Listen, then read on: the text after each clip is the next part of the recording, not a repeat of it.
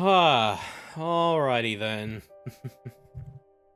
Hello, hello. Making sure we're all set to go here a little bit. Hope everyone is having a decent Monday. The beginning of a new week yet again. um, just kind of chilling, playing a Grand Blue Relink over the weekend. Because yeah, Endless Ragnarok came out. Pretty much just doing like a fresh replay of like the start of that game, just seeing many like not really many because I am probably just speed running through some bits here and there because I do want to stream like the new stuff Endless Ragnarok added. But I wanted to replay the game first because I want to try out the new characters a little bit. So it's gonna take a bit. Well, I'll try to see if I can get that set up this weekend a little bit. If I just speed run binge all the stuff to get there, and yeah, we'll see. We'll see. But yeah, for now, it's time for another session of laggy read. So let me go ahead and get the PNG tuber on screen. Let me do the freaking. Oh, I'm very sad. Hi, hello.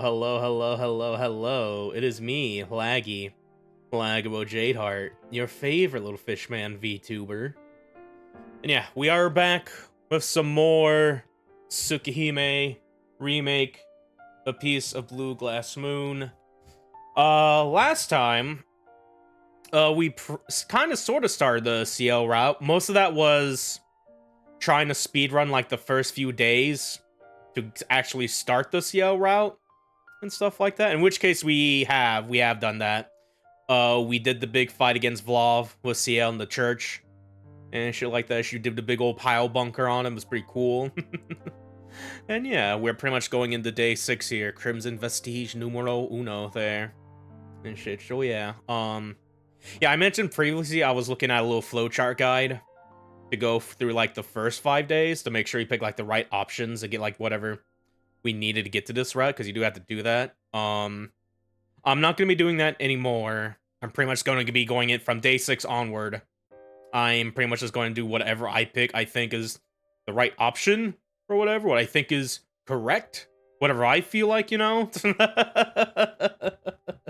So yeah, I am keeping in mind though that if I see an opportunity where we could get like Ciel points, Noel points, even Arcoade points, I will maybe choose that if I get into it that or whatever and stuff like that. So I'll keep that in mind. For what it's worth, what I might probably do is at the end of this session, I might replay the beginning, like restart from day 6 here up to where we finish off. Just like get the more like, because again, what I'm probably thinking of doing is like we do like the CL ending and then we do the true ending immediately after in one session.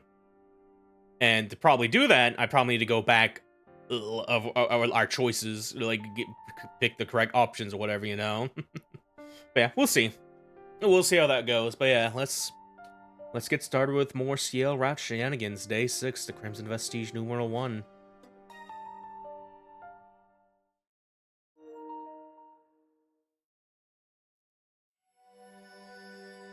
Yeah, they brought back the white border again. That went away during the last day when white came back.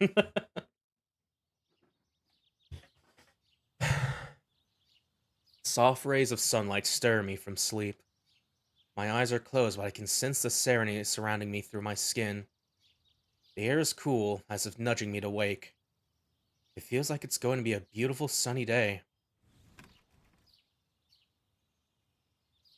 ここは I'm lying in bed, my glasses neatly placed next to my pillow. I'm not surrounded by extreme cold, I don't feel any debris pressing down my back. I found myself in a room in a tonal mansion. By force of habit, I put on my glasses before looking around. I take a deep breath, filling my lungs with fresh air. I hear the hands of a clock ticking, offering a rhythm to the chirping of the birds outside. The sunlight streaming in through the window is so pure I can almost hear the rays sparkle. そうか俺は I've returned to my normal life. My thoughts are still a mess and my joints still ache. At least things are back to the way they should be. After witnessing the gruesome vision of hell that was that supernatural encounter, this morning feels like happiness itself. For an insignificant human like me, there's no great reward then. おはようございます。四季様。 Hey, oomph. The sudden greeting startles me into an upright position. I look over to find Hisui standing at attention in front of the door. 翡翠。申し訳ありません。四季様がなかなかお気づきになられませんので。いや、こっちこそごめん。 Muddy. That caught me off guard. My heart is still pounding. あれ、まだ7時前だけど。はい。四季様のお目覚めには少しばかり早い時間です。だよね。じゃあ翡翠は何をしに来たんだ？四季様を起こしに参りました。秋葉様からここ2日間の事情を説明してもらいますので、テコを使ってでも連れてくるように。 Yeah, one of the good 2 days we've had so far, by the way, like fucking. Yeah, we went under like the mall, which is like Flaw's big old zombie lair or whatever and shit. All that shit happened there. なんだって。 Akia, these past 2 days, explanation. Though I hear the words as if they lost all meaning. I spend about 10 seconds pondering them, resisting the temptation to abandon rational thought entirely. No matter how hard I try, there's no excuse I can find for the past 2 days. I skipped school, I broke curfew, I basically went AWOL on Akia. She was already pretty mad when I didn't make it home before dark. I dread to imagine the fury I'll face this time. Shit, I'm a dead man walking. I can't think of anything to say to Akia that could possibly get me out of this. あのさ、翡翠。控えめに言って、秋葉のやつ怒ってる。さあ、どうでしょ I う。 wonder. それは四季様が直にお確かめください。 Hisui sounds totally unconcerned with my plight. If I had known things would turn out like this, I'd have done everything to get back. いや、ちょっと待った。それ以前に、なんで部屋で眠ってるんだ？いいえ、四季様はお帰りになられた後、疲れているからと自室でお休みになられたのですが。俺が？自分の足でここまで？はい。昨夜の10時過ぎにご帰宅なされた折、出迎えた姉さんが死ぬほど疲れている、起きるまで起こさないでほしいと言っていると伝言を受けたまわったと。 I don't remember any of that, but I can't imagine Hisui is lying to me. Maybe Ciel dropped me off at the front gates and I walked the rest of the way here. After that brutal battle, I probably wasn't totally aware of my surroundings. いや、というか。 My memories remain fully intact. Arcwade, Vlav, Ciel, I remember them all. I'll erase your memories of this day. That's what Ciel told me, but looks like she let me off the hook. Even so, that doesn't change the fact that Ciel and Noelle must be long gone, now that Vlav has been taken care of. 四季様。ああ、いや、そうだった。思い出した。すぐに行くから、秋葉にはできるだけ落ち着くように言っておいてくれると嬉しいかな。申し訳ありません。善処いたしますが、成果はほぼないものとお考えください。 I see. Things are so bad that now Hisui and Kohaku's support will work in my favor. At any rate, I should get up. I won't get anything done by staying in bed. Oh fuck. Why did I tilt the room at an angle? A mild dizziness washes over me as soon as I stand up. My body hurts all over. No doubt due to the wounds I suffered last night. I got all kinds of cuts and bruises, my muscles ache from overexertion. My skin spasms with every moment, and a low burning pain courses through my body. Of course, if there's anything I should be surprised about, it's the fact that I lived to see another morning. It's a wonder I survived, considering all the reckless stuff I did. 四季様。ごめん、ちょっと立ちくらみ。着替えたら行くから、翡翠は先に行っててくれ。大丈夫、すっぽかしたりしないから。はい。それではお待ちしております。 Hisui bows deeply and leaves the room. It's Sunday, so there's no school today. I take off the uniform that I've been wearing since yesterday and change into regular clothes. I'm not excited for what's about to come, but I brought this on myself. All I can do is to brace myself as best I can for my audience with Her Royal Highness Akiya.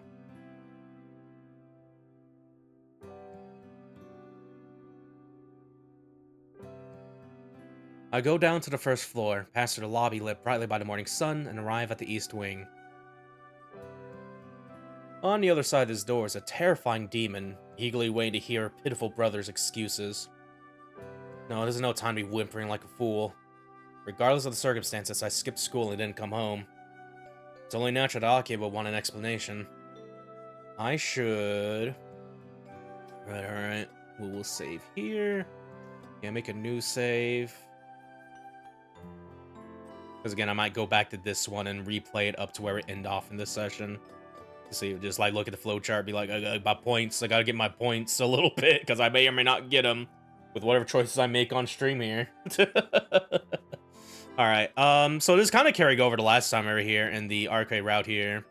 It was like, what do we do with Akiya? It's like, tell her the truth, think of some excuse, and apologize properly. We did try to tell the truth last time. It went as flimsily as you expected with the vampire spiel or whatever. So I'm gonna go and apologize properly. そうだな。それが一番いいと思う。I can't tell her about Arcade or Vlov. They just sound like a bunch of nonsense, and I shouldn't get Akiya involved in this mess anyway. So the truth is a no-go, but at the very least I owe her an earnest apology. よし、行くぞ。I take a deep breath and open the door to the parlor.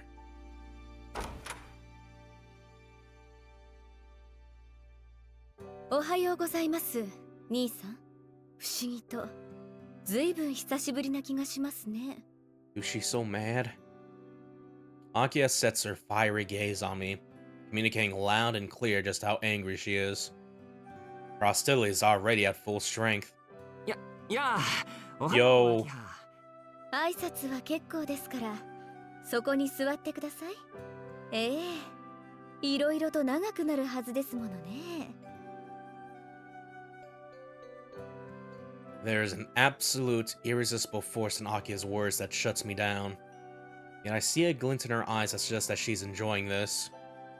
They're glowing as if this is her long-awaited opportunity to lock up a criminal she's been chasing for years. 兄さん。おう、座りますとも。All thoughts of escape have been dispersed by Akiya's glower. I endure the pain surging through my body and sit down on the sofa. 座りましたよ。言わずともわかります。妙な態度でこちらの規制をそがないでください。卑怯です。なんで卑怯なんだ？卑怯でしょ。そんな顔をされたら気が緩む。Akiya stopped herself mid-sentence with a cough, and sharpens her glare further yet. 兄さん、早速ですが、一昨日と昨日のお話を聞かせていただけませんか？ Akiya composed herself, Elgi taking her teacup into her hand. Although she phrased it as a question, it was unmistakably a command. But as her older brother, I just can't let her know about what happened. I'd rather she hate me than have her worry about me. それなんだけど、アキヤ。はい。何でしょう。率直に言って、事情は説明できないんだ。Alright, we're going off strong. She didn't like that answer. The shattering of porcelain fills the room as Akiya's teacup falls from her hand onto the table. No, it'd be more accurate to say that she deliberately dropped it. アキハ様。ああ、ごめんなさい、スイ。片付けてもらえる？ Without another word, Hisui begins cleaning up the spilled tea and the shards of the exorbitantly expensive-looking teacup. I look on awkwardly while Akiya's stare continues to pierce through me.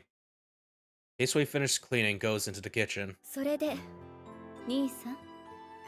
何？この2日間の出来事を詳しく話していただけますか？ Akiya is not giving up. She's still trying to get me to talk. There's no way I can tell her what happened. Not only for my sake, but for hers too. dog with fire. Akia can never know the truth. アキハには余計な心配をさせて悪かったと思ってる。連絡を入れなかったことも謝る。だけど話せないことは話せない。私に悪いと思っているのに話せないんですね。弁明もしないのですか？いや、それは There's a lot of stuff I'd love to clarify, but 言い訳のしようがないので。でもこの2日間悪いことはしていない。そう信じたい。 I can only describe these past 2 days as an endless flurry of death and carnage. But I want to believe that I made the right choice. I gotta help Arkwade, of course, but I don't regret any of the choices I made in the past 2 days. Even if we weren't fast enough to save everyone, there'll be no more talk of blood-drained murder victims on the nightly news. ごめんな、アキハ。迷惑をかけるけど、これ以上は聞かないでくれ。Akia stares deep into my eyes. An uncomfortable silence fills the space between us. そうですね。考えてみれば兄さんにも事情があるのでしょうし、私がそれに深く干渉することはできませんものね。悪い。そう言ってもらえると助かる。わかりました。この件に関してこれ以上の追及は勘弁して差し上げます。連絡をいただけなかった点については私にも落ち度がありますから。落ち度なんてそんなのアキハにないだろう。携帯電話を取り上げたのは私です。あれがあればズボラな兄さんでも連絡ぐらいはしたのではありませんか？ Looks like she doesn't know. Does she know? That my phone was secretly returned to me quite some time ago. ですがそれも今回だけです。今後はこのようなことは控えてください。兄さんは遠野家の唯一の男性なんですから、もう少しご自分の立場を理解していただかないと困ります。良くない外聞が広まってしまったら遠野家の今後の人付き合いにも影響がありますし。う。いやー、それこそ問題ないだろう。俺が何しようと興味も持たないってあっちの方々は。だいたい遠野の跡取りはアキハなんだから、家のことを思うなら俺をよそに出すなり、遠野の家にふさわしい婿養子でも見つければいいのに。I met with silence once more. I wonder what might have caused it this time. どうした？気分でも悪いのか、アキ？結構です。私を気遣う余裕があるのでしたらご自分の体調を気にしてください。慢性的な貧血持ちなんですから。She's right. I do collapse frequently due to my anemia. ともかくあまりお一人で屋敷を出ないでください。そうでなくとも近頃の町は物騒なんです。兄さんみたいにぼーっとしている人は通り魔に襲ってくださいと言っているようなものなんですから。それなら大丈夫。あんな事件二度と起きないよ。 Our town had been beset by a serial killer. Called a modern-day vampire to news, the killer lurked in the darkness, striking terror into the hearts of men. No suspects have been found. But all that is in the past now. は？吸血鬼はいないってことだよ。その犯人はもう捕まったんだ。そうなんですか？それは良い知らせですが。兄さんよくそんなことを知っていますね。ああ、たまたま逮捕現場に居合わせたというか。 Saying those words makes me smile wryly. It's technically the truth, one more of an incredible series of coincidences. So much happened during those 2 days I spent with Arcuade. Thinking back on it, it still feels like a dream. But at any rate, the monster that made its nest in this town is gone. I can't deny being somewhat proud of my involvement. 兄さんどうしたんです？急に嬉しそうな顔をして。別に何でもない。ただ終わったんだなってようやく実感できた。The weight lifted from my chest as I say those words, but a smile on my face.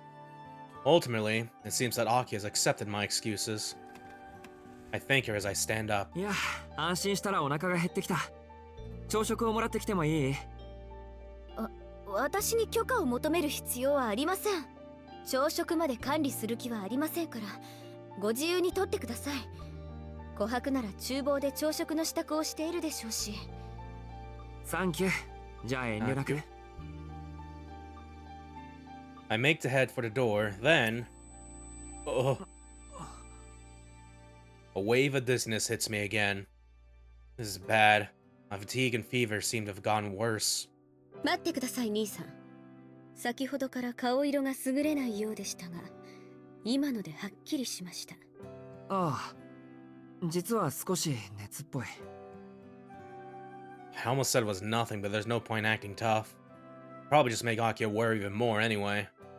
そう謝る必要はありません。お体が優れないのは兄さんのせいではないでしょう。琥珀は朝食の支度をしていますから。Oh boy. 荒木先生を呼びましょうか。翡翠、連絡をお願い。今朝は楼閣の方にいるはずよ。かしこまりました。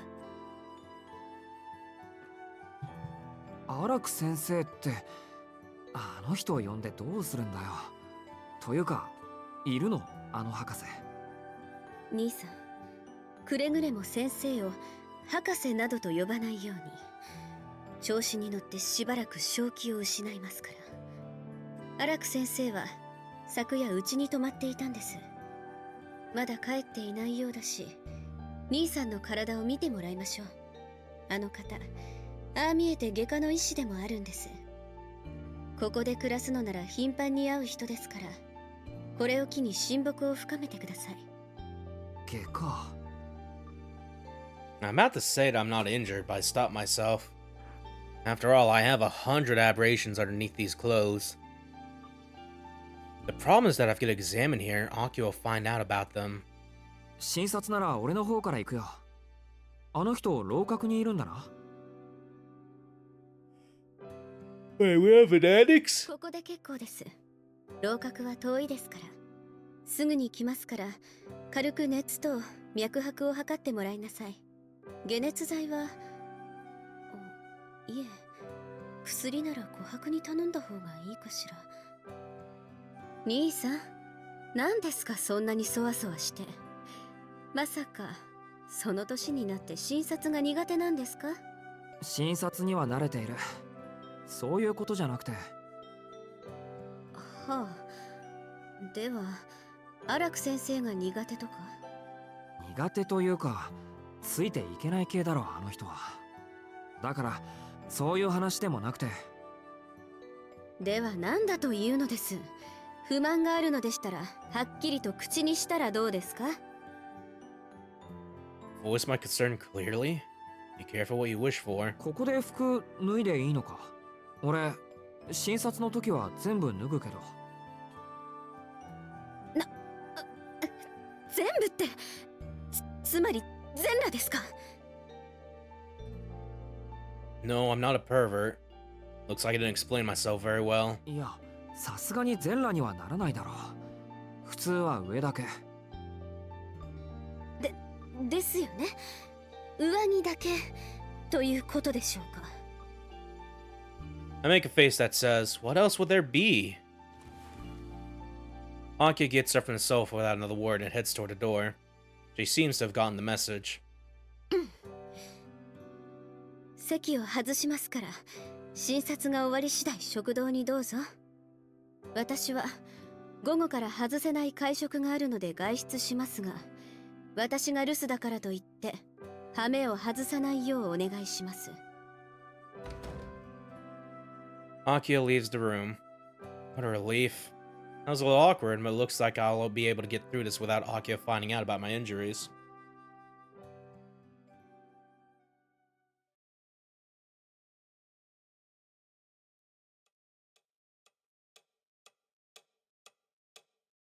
I wait by myself in the parlor. After about 10 minutes, I see a rock approaching through the window facing the courtyard. She cheerfully cuts across the grass. Someone seems to be in a good mood. But if she's coming from the courtyard, does that mean the annex is outside the mansion proper? Uh, Oh, hi, chan! told me she would like bust through like the fucking wall there, like fucking. 朝から体をいじってほしいとかチキちゃんったら超インラーン私シチューみたいにたぎった思春期少年病の餌食になっちゃうのかしら I rock into the parlor straight from the terrace instead of going through the mansion. すみません。別に悪いところはないし、めまいも収まったんで。Could you please leave? チキちゃんたら堅物ちゃん身持ち硬いとか今時流行んないでもそんなところが一流のサバイバー Still time to drink water. 情弱しすべしな世の中だし目の前のごちそうをホイホイ絡ませてたら玉がいくつあっても足りないってことかしらいやーさすが雑食動物本能のように否認してる She chatters away as she approaches the sofa where I'm seated. She walked with all the subtlety of a runaway model, swaying her chest and hips in exaggerated fashion. Yet oddly, her footsteps make no sound, almost like a ninja. I still don't know her too well, so I can't really say. But she seems particularly enthusiastic today. Or maybe I'm just hoping that this isn't her norm. それじゃあ患部を出してねすぐ出してねちょっとサバサバするわね上着だけ脱ぐ脈拍と心音だけ見てくれってことそれはダメ嘘は良くないわよしきちゃん全身悪いところだらけじゃない膝足首肘腰回りもちゃんとケアしとかないとね Hearing this makes me sit straight up without thinking. It seems I need to make a serious reassessment of Professor Rock. I still have my clothes on, so that means she was able to detect all that just by touching me? それはわかりますプロだもんしきちゃんが生まれる前から言い過ぎかしきちゃんがこんな小さい時から人体見てるのよぶっちゃけ顔色見ただけで内臓のダメージまで分かったわよそういうわけなんでおとなしくパンツになってね湿布は邪魔くさいだろうからできるだけ軟膏で済ませてあげるあとは点滴ね栄養剤とにかくいろいろ足りてないでしょはい。いや、パンツになるって。はい。パンツはパンツじゃん要はパンツだけになれって話トウシちゃんそれで退出してるんでしょいいじゃんパンイチ私好きだななんなら全裸でもいいわよお酒飲んでませんよね。飲んでないわよ私いつも真剣だもんと言いたいところだけど実はハイなのすごくハイ昨日の夜から脳内麻薬分泌しまくり私生 Endorphin 活 go が up. 充実してきたっていうのここのところルーチンワークばっかりだったからさやっぱり生活には波乱が必要よねそのあたりしきちゃんには大感謝だから今朝は特別にきっちり見てあげましょうっていつの間にか脱げてる Professor Rock has already gotten my shirt off somehow. Just how experienced is she? There's no point in resisting. It'd only delay the inevitable. I settle on not getting stripped completely naked and do my best to dodge Professor Rock's magical fingers. The whole thing takes about 10 minutes. She applied an ointment to the areas where the inflammation was particularly bad and wrapped tape around my joints. It's not the most elaborate treatment, but I feel much better already. If only she could keep her mouth shut, she'd be a great doctor. でも器用に怪我したものね肩甲骨のあたりとかちょっと普通じゃない感じ何喧嘩の相手は一人や二人じゃなかったのというか刃物持ち出してない相手いや、そんなことはないですけど。すみません、荒木博士。このことは、秋葉には黙っていてもらえますか。博士って言ったよし黙る博士と言ってくれた式ちゃ No, ん no, の it お願い works. なら Like, 何でもだいたい3割ぐらいまで聞いちゃう。 I'm glad she's agreed to keep quiet, but 30% seems rather low. でも本当に昨日は何をしていたのかしら。式ちゃん右手側だけ怪我してないし、もしかして誰かと一緒だった？その人が隣にいたから片側だけスキンガードされてたとか？別にそんなことはありません。一人でした、ずっと。まあいいけど、もし他に怪我しちゃった人がいたら教えてね。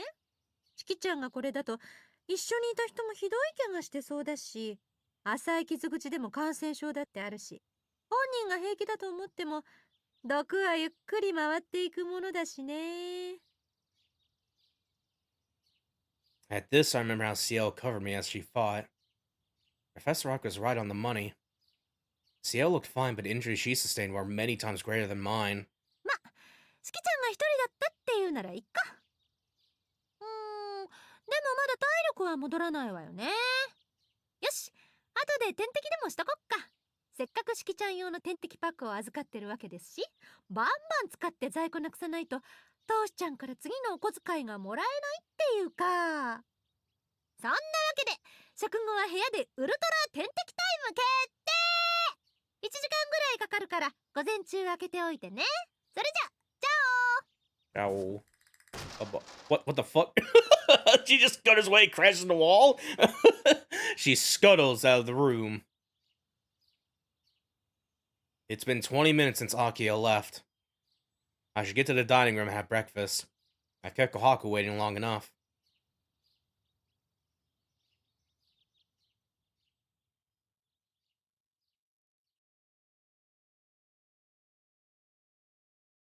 Now that I've had breakfast, it's time to get the IV from Professor Rock. I lie down during the process and accidentally doze off. Professor Rock left the mansion once the IV drip was finished. The clock now reads noon. I feel a lot better now thanks to her. If nothing else, I shouldn't have any problems walking. I won't be able to go all that far, but where should I spend the afternoon? Walk around the garden, look around the mansion, or go to Ciel's apartment. Well, we are on the Ciel route, so that would be ideal.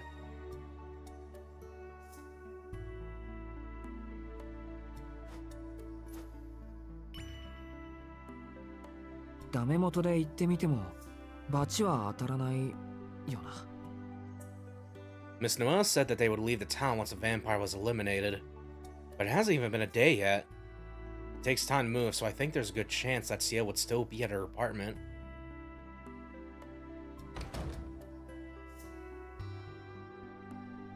I tell Hisu I'm going out for a bit, and she dutifully sees me off to the gates. 式様、お帰りは何時頃でしょうか？すぐに帰ってくる。知り合いの家にお礼を言いに行くだけだから。かしこまりました。それでは行ってらっしゃいませ。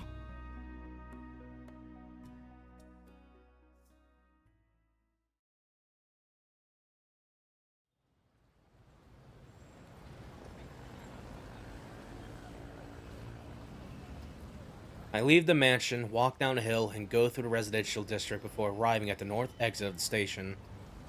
Not even a full day has passed since last night's events. The area is surrounded by do not enter signs and an abundance of security personnel. It feels really excessive, with one guard stationed every 5 meters or so. Even a cow who would have trouble sneaking in. I can't get any closer to the site, but I have no more business with the pile of rubble. Ciel's apartment is on the opposite side of the station, in a residential area full of buildings from bygone eras.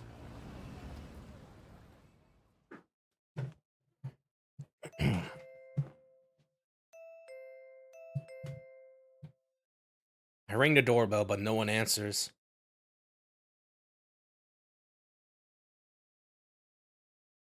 It was pointless to come here.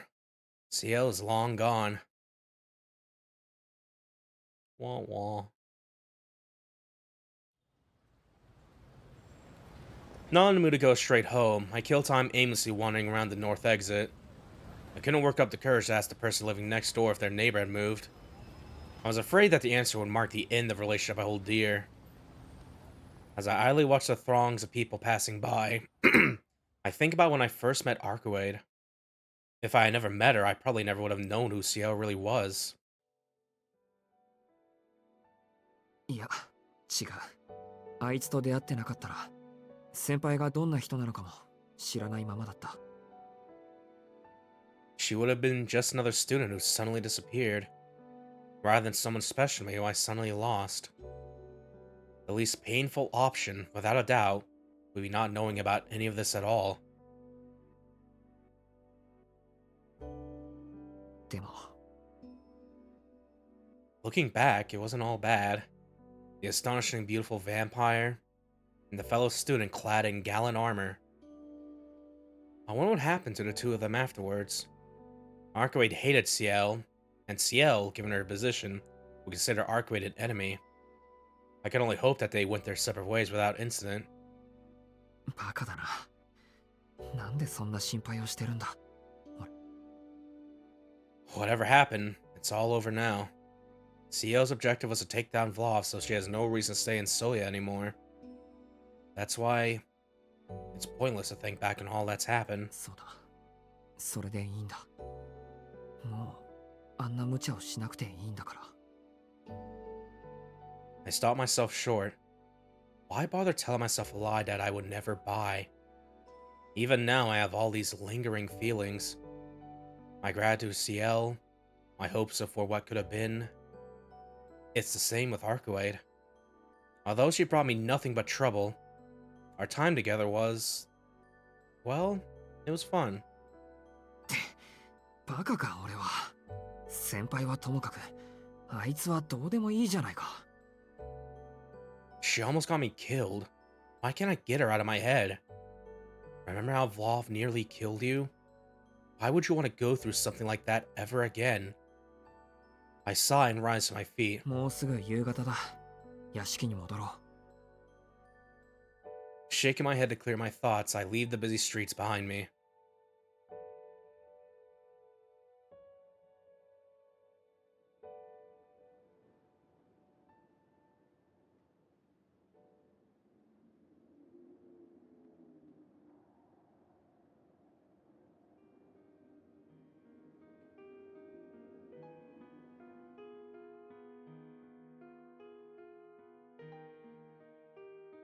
My afternoon wasn't all that eventful in the end. After absentmindedly wasting time in my room, it didn't take long for dinner time to come around. なんだろう。体中だるいな。なんか。 I try to shake off the fatigue weighing down on me like a cold. It must be the after effects of all the excitement of the past few days. Now that things are calm again, I don't know what to do with myself. I'm sure another night's rest will put my mind in order.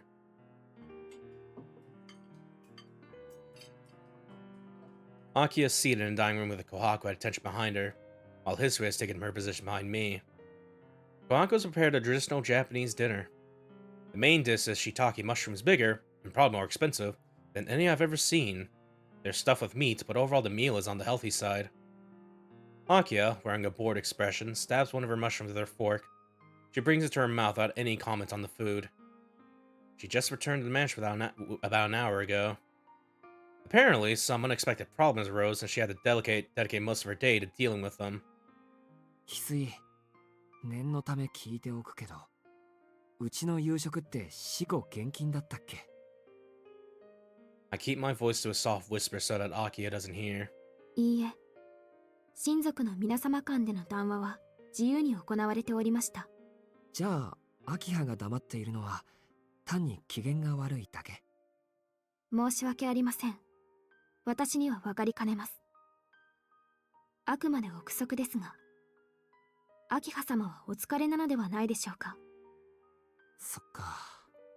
そりゃそうだよな。いつも不機嫌だけど、今は特にご機嫌斜めだし。ほんと、ご苦労様だこと。I nod in sympathy. She doing like the rock eyebrow raise there? I should probably give her some space to relax since her Sunday was ruined by extenuating circumstances. And I know better than to try to throw out a random topic. Yep, it's best to let sleeping Akias lie. 聞こえていましたよ、兄さん。別に午後の視察で疲れているわけではありません。食事は静粛にが当家のマナーですから。 She glares at me sharply. I'm not surprised that she saw me talk to Hisui, but the fact that she actually overheard what we talked about is terrifying. Just how good is her hearing? もっともそれも過去の話ですが、どうしても話がある、今日一日の出来事を語り合いたいというのであれば、その限りではありません。 Non-acknowledgement, I resume eating. Since I had a small breakfast and lunch, I've worked up a reasonable appetite for dinner. My compliments to Chef Kohaku. These mushrooms are one of the most delicious things I have ever tasted. I tell Kohaku as much, which she takes in stride. ありがとうございます。 The winky. ですが、この勝利は当然なのです。今夜の食材は産地直送。恐れ多くも天皇陛下にもご献上されている一品ですもの。 I was right. These are expensive shiitake mushrooms indeed. それで、私の仕事ぶりをいたわってくれた兄さんは、午後の休みをどのように過ごされたのです？俺のことか。午後は散歩に出て、部屋に戻ってからはずっとベッドで横になってた。それは、また貧血ですか？いや、考え事をしていたら夜になっていただけだ。体の調子は悪くないよ。つまり、無意に時間を浪費したということですね。はあ、そんなくだらないことを堂々と口にしないでください。私は何とも思いませんが、他の人が聞けば笑い物になるだけですから。I have no way of rebooting her merciless words. But I'm curious about something she said. 確かに自堕落に思われる発言だった。というか自堕落だった。反省している。けど、秋葉は何とも思わないってどうして？ Could it be that despite her strict demeanor, she's actually pretty lenient with her close relatives? どうしても何も。私は党の士気に何も期待はしていませんから。兄さんがそういう人であることは、初めから承知の上です。I see. There is certainly wisdom in that. You can't be disappointed if you're not hoping for anything. I'm truly at a loss for words. いやー、ごちそうさまでした。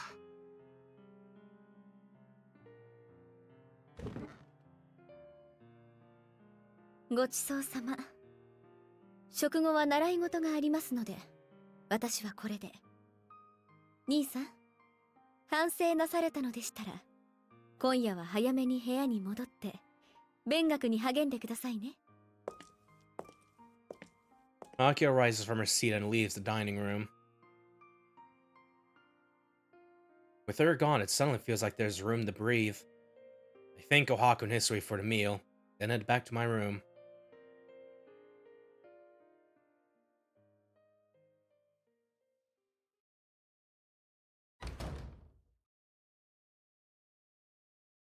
I pass the time doing nothing in particular. I take a bath, study a little, then lie in bed.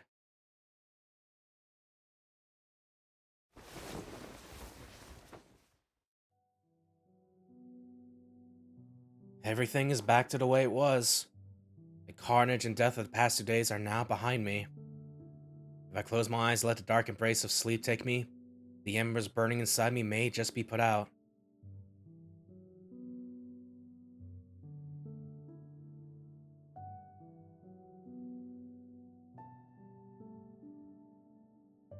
But something floats to the surface of my mind. My eyelids are shut, my brain is turned off, and still this vision comes back to me vividly. I see her, in the midst of a raging blizzard, a cascade of sparks framing her figure. Of all the moments I will never forget, I wonder why this one stands out above the rest. It is a snapshot burned into my mind. Tears well uninvited beneath my eyelids as I recall this single moment. It feels like I've witnessed something I shouldn't have. like a prayer or oath spoken in utter desperation.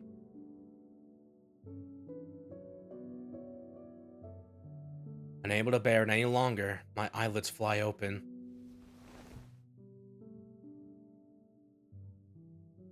I dry the corners of my eyes and look up at the ceiling I have yet to grow used to.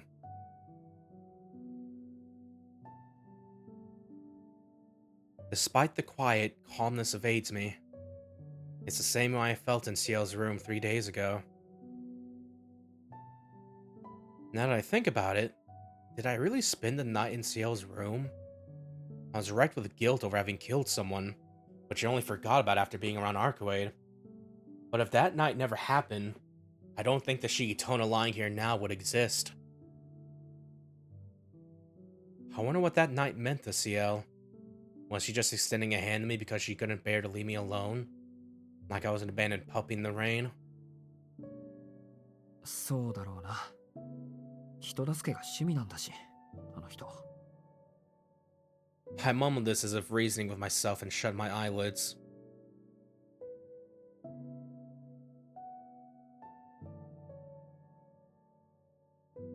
I passed the time in a daze, hoping to distance myself from those memories and wash away the impressions that left on me. As long as I can manage this, the things that happened will all fade into the past. My conscience drifts toward the abyss. Thus does my peaceful day off come to an end.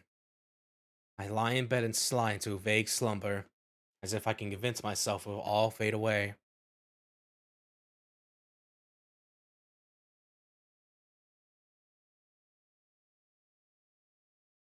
I awake. It feels like someone called out to me. My body is heavy, weighed down by the desire to go back to sleep. But my mind, alert and aware, does not allow it. Maybe a little reading will do me some good. I'll probably get sleepy in no time sifting through some boring old records. I get out of bed and move to the adjoining room. I pick up a book from the bookshelf and open it to a random page.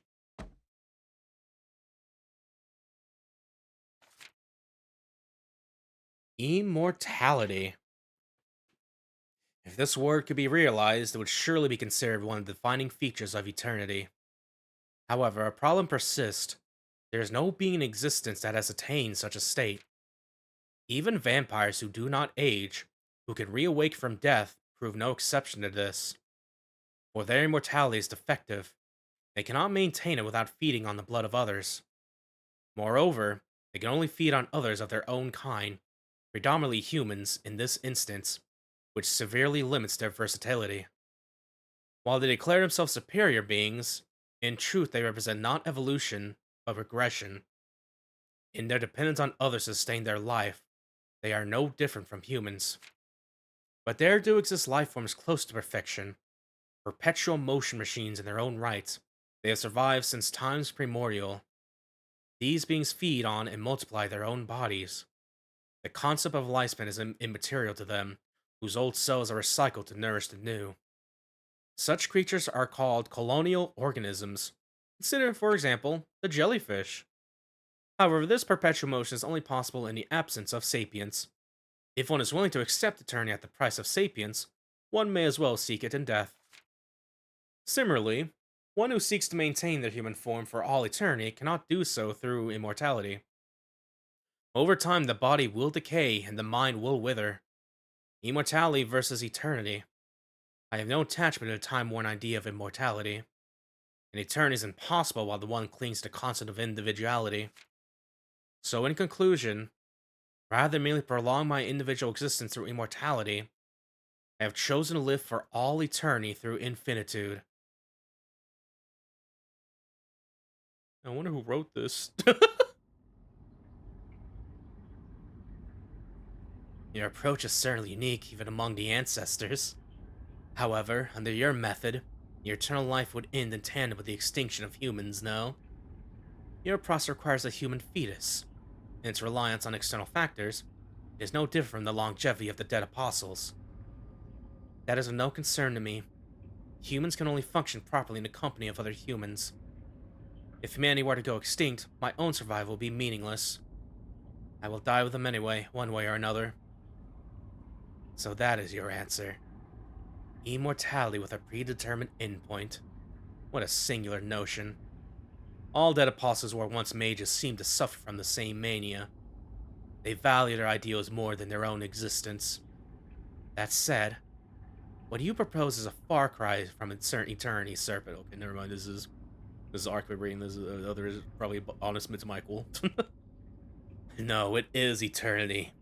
Let extinction be total when it comes. Once none are left to observe it, the universe will fall into everlasting stasis. The fleeting time between now and the end of human life. That is my eternity. I cannot bring that in myself. Thus, my only choice is to live to see it. Well, that aside, I have found one thing to amuse myself with in the meantime. Is that why you went through the trouble of calling me here? You have done well to find the sea. I had not thought my old workshop Immortality might still be operational. You should be proud. Your work withstood 800 years of technological advances after all. I can devote myself to my experiments here without anyone interfering. They say that no one, not even the will of the planet itself, can find the wandering sea. Is that true? Until the new year, at least. Very well. I should be glad to accept the final request of a compatriot, especially one only a year left in this world. Okay, no, this is Rowan, someone else it sounds like here. I actually wouldn't call him a compatriot at this point, a little bit. I am also rather interested in your exploits in the northern seas. I'm certainly they'll prove edifying. Well, we can save that for after we resolve the issue at hand. It turned out to be rather a disappointment. Now then, allow me to enlighten you about the principle within you. About the sliver of mystics that spills over into reality. With that relic of the age of gods, there's someone I would have you captured.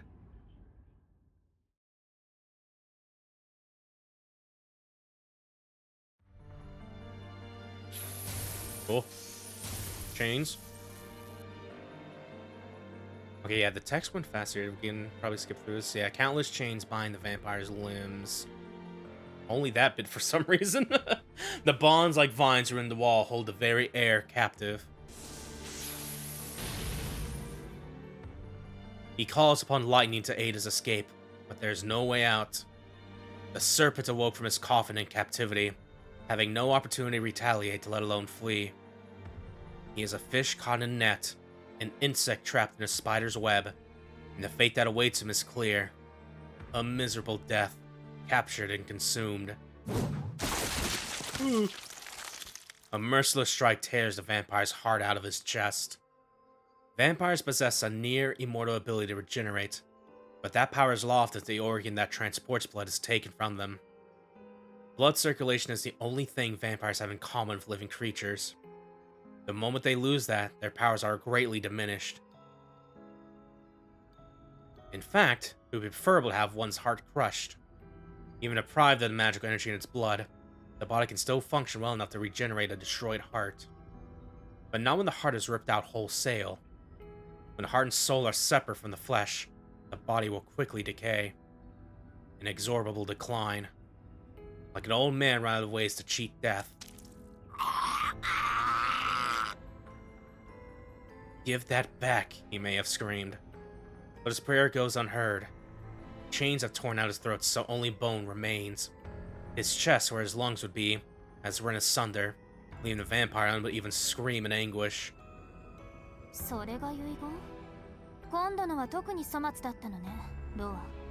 Is this before the thing, or is this happening like right now? Like, like I'm assuming this is happening like in the like years before, since they are acquainted back then or whatever.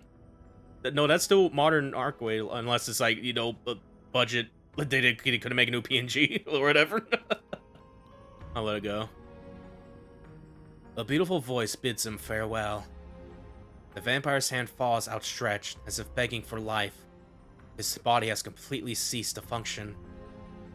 His name is Roa. It is an extremely one-sided end for the vampire who spent over 10 years making the grounds beneath. No, okay, no, this is right now. All right, Roa dead already beneath Soya. Hey, there's Mario. Mario's like, whoa, whoa, whoa, hold on. He was like the final boss of your route. What are you doing? You can't do this so soon. Like, by the time Mario Gallobastino arrives on the scene, the tragedy has already been committed. Inside this clandestine chamber, where not even moonlight shines, are the stone coffin of the vampire in his body that is now carrion. And standing over it all is a woman in white, a vampire princess holding the dead vampire's heart in her left hand. あら、誰かと思えば見知った匂い。あなた、もしかしてラウレンティスの子？今はそっちとは関係ねえよ。マリオと呼んでくれ。くそ、目を離した隙にこれかよ。ロアの野郎は完全に死んじまったな。これで次は何年後だ？さあ、あいつの事情なんて知らないわ。今まで通り行くのならまた17年ぐらい？17年。17年だと。It's time to drink water. You trying to drink water? It's time to drink water. Chagrin, Mario glares at the corpse. The expression on his face is close to pure hatred. それじゃ間に合わねえんだよ。どうしてくれる？なんだってそんなにやる気に溢れてやがるんだよ、てめえ。いつもの無気力さはどこに行った？ジジイの話じゃ淡々と使徒の末端から潰していくって話だが。いつもの私？いつもの私って言った？そっか、そうね。今までの私なら確かにもうちょっと時間をかけたかも。でもただの気まぐれかよ。なんだそれ。なんか悪いもんでも食べたのか？それとも故障が近いのか？精密機械が気分でパターン変えてんじゃねえよ、くそ。 Mario's foul mouth is nothing out of the ordinary, but his tone betrays his crumbling composure. If he had kept a cool head, his typically observant eye might have noticed a change in the woman sooner. つまりあれか、大公社どもが頑張りすぎた。てめえが27歳とやり合っていればこんな結果にはならなかったわけか。ええ、もし私だけでブローブと戦っていたら今頃は眠っていたでしょうね。新参者ではあったけど、そうである以上は強敵だったんだろうし。はあ、やけに素直じゃねえか。強敵、強敵ね。てめえの口からそんな単語が出るとは夢にも思わなかったぜ。そう？弱くても厄介な相手だったんだから強敵と言うべきじゃないの？だから厄介な相手なんて感想を持たなかったんだよ。Mario clicks his tongue in distaste. As she endures his murderous gaze, the vampire prince is moved by understanding. まあいい。終わったことをうだうだ言っても時間の無駄だ。人生残り少ねえんだし、前向きにいかねえとな。今代の死とロアはこれで消滅。次の発生まで10年以上の時間がかかる。この町での事件はめでたく解決。ロアが死んだことで死者も共倒れ。あとはポコポコ出てくる身元不明の遺体を裁くだけの簡単なお仕事だ。あなた、大公社たちを連れてすぐに帰らないの？帰りたいのは山々だがな。片足突っ込んだ手前、最後まで面倒見るしかねえだろう。けどな、お姫様、あんたはいいのかよ。That is okay. いいって何が？ We haven't seen her done that head tilt before. A little bit like, oh. ロアの野郎に横取りされたあんたの容量の話だ。その体、いい加減限界なんだろう。吸血衝動を抑えるにはロアを真の意味で殺すしかない。今回が最後のチャンスだったんじゃないか。なんだって問答無用で始末しちまったんだ。せめて生かした状態で血を吸えば何割かは取り戻せただろうに。 Mario's voice carries none of its usual venom. He only speaks of such recourse out of earnest concern for her well-being. Make the pure vampire princess drink blood. He knows what an absurd suggestion it is. Her lips move. Mario can already hear the beauty reply, "Not on my life." ああ、その手があったか。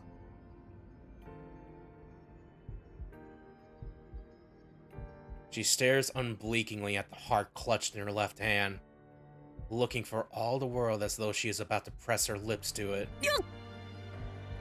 My astonishment tears the words from his mouth.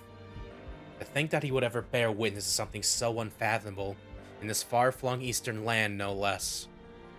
でもやっぱりやらない。こんな生き物を私のものにしたいと思えないし。Her white fingers swiftly and elegant crush the heart. Blood spurts from it, insolently staining her porcelain cheek. A final protest from a serpent denied even as death throes. Yeah, man?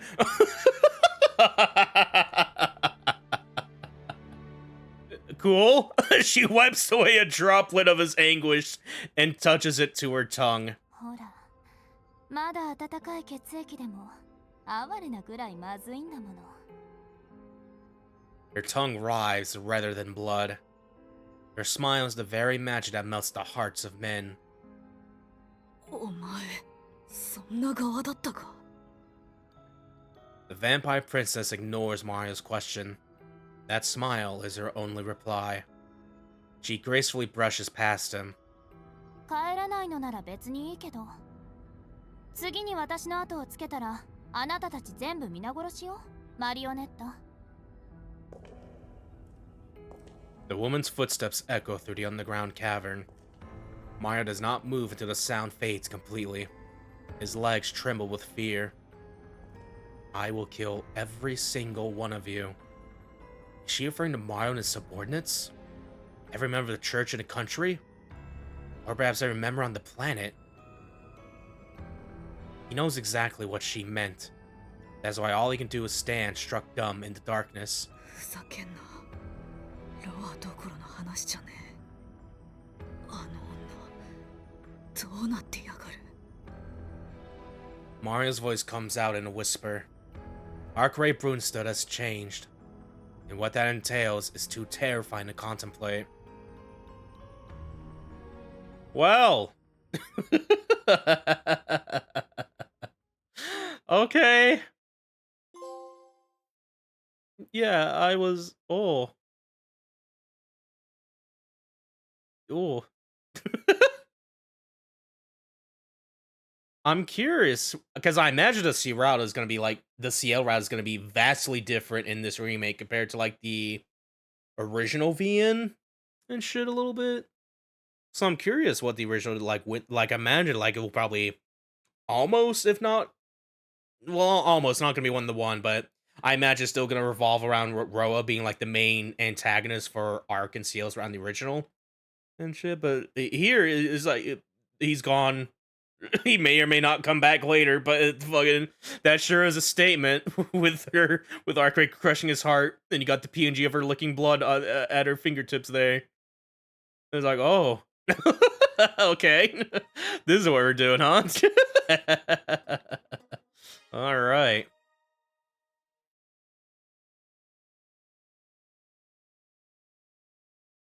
And that's it for... Why is that one number 1? Where'd I put the 2? We're going to Metamorphosis.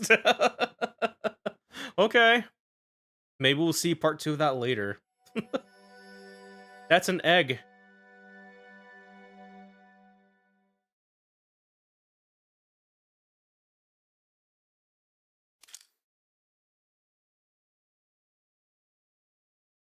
For the first time in ages, I wake up feeling rested and refreshed. I open my eyes and my mind whirs awake.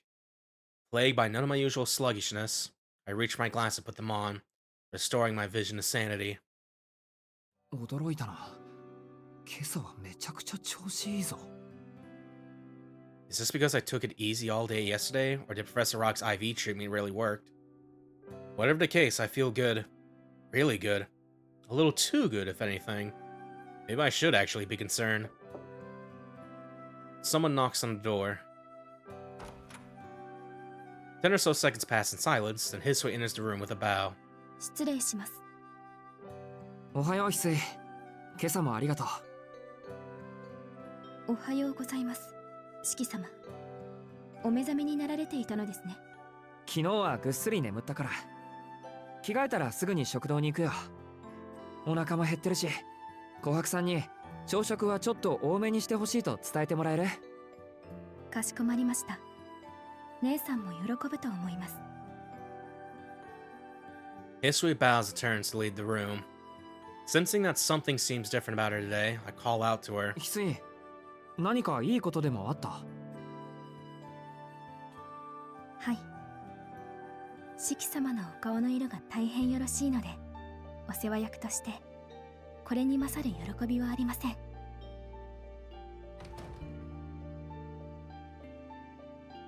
With that, Hisui leaves the room. As far as Hisui is concerned, saying things like that is probably just part of the job, but it still catches me off guard. うん、それはどうも。 Mumbling to myself, I scratched the back of my burning neck with one hand. いや、ゆだってる場合じゃない。せっかく体調がいいんだ。テキパキ着替えないと。 I take a deep breath, hop out of bed, and get ready for the day. Today is Monday. The start of a new week is here, and I'm eager to get going.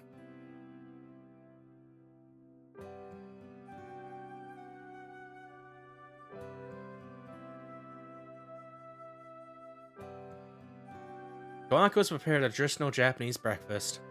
White rice with miso soup, boiled spinach and squid with daikon, and for the main dish, stewed shrimp and turnips. All light fare that's easy on the stomach. はい、どうぞ召し上がってくださいな。足りないようでしたら一品足しますので、遠慮なく言ってくださいね。おお。 They aren't necessarily the fanciest dishes, but each one is suffused with an appetizing glow.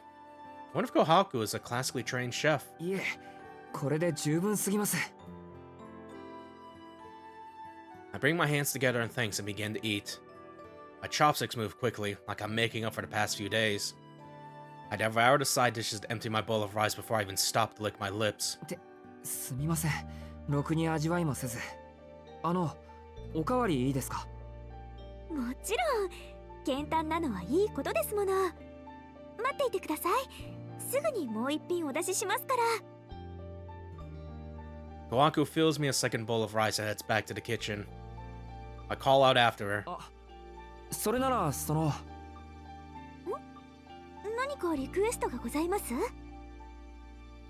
I almost blurt out my request, but think better of it and close my mouth. いえ、なんでもないです。琥珀さんにお任せします。はい、お任せください。いざともなれば、秋葉様の分をちょっとだけ少なめにするのもやむなしです。それはそれで後が怖いような。 Kohaku disappears into the kitchen, evidently in good mood. She seems pleased that I asked for seconds. でも。 Sorry, Kohaku. But for some reason, your breakfast isn't quite satisfying today. While I am hungry and think your cooking is great, with each bite, my appetite wanes. It's just not what I feel like right now. I don't want elegant seasonings or subtle flavors. I want something heavy and greasy. Something raw, like awful. Something crude, messy, unrefined. Something pulsing with vitality. Shiki, why you gotta say that? Think that.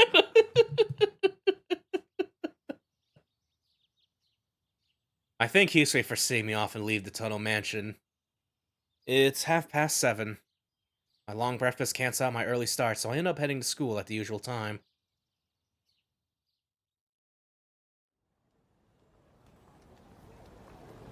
The first day of the week, the air around the station is bustling with people on their way to work or school. Things here don't seem to have changed one bit. The only blemish on normality is a department store entrance sealed off with a warning sign. あのデパート。 I bet Ciel must know have quietly cleaned it up by now.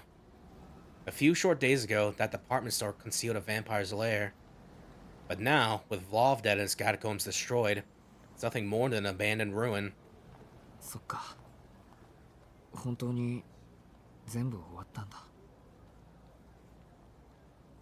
Ciel said that her goal was to eliminate Vlov, and that she'd leave town once that was accomplished, and yet also like... Yeah, that also means Roa is... Yeah, because the original goal is Roa. I was like, what do we do now? Here, I guess Arcade a little bit? Like, fucking... which means I won't see her ever again. Never again will we have lunch together in the classroom. Never again will we talk the day away together with Arihiko. Truth be told, there's still so much I want to do with her. The thought that she won't be at school makes me want to turn around and go home. This mundane, day-to-day existence is exactly what Ciel fought to protect. The despair at having to return to it would be disrespectful to her.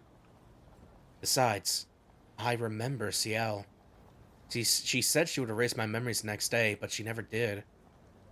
Maybe she was being considerate of my feelings, or maybe she just wanted to save herself the hassle.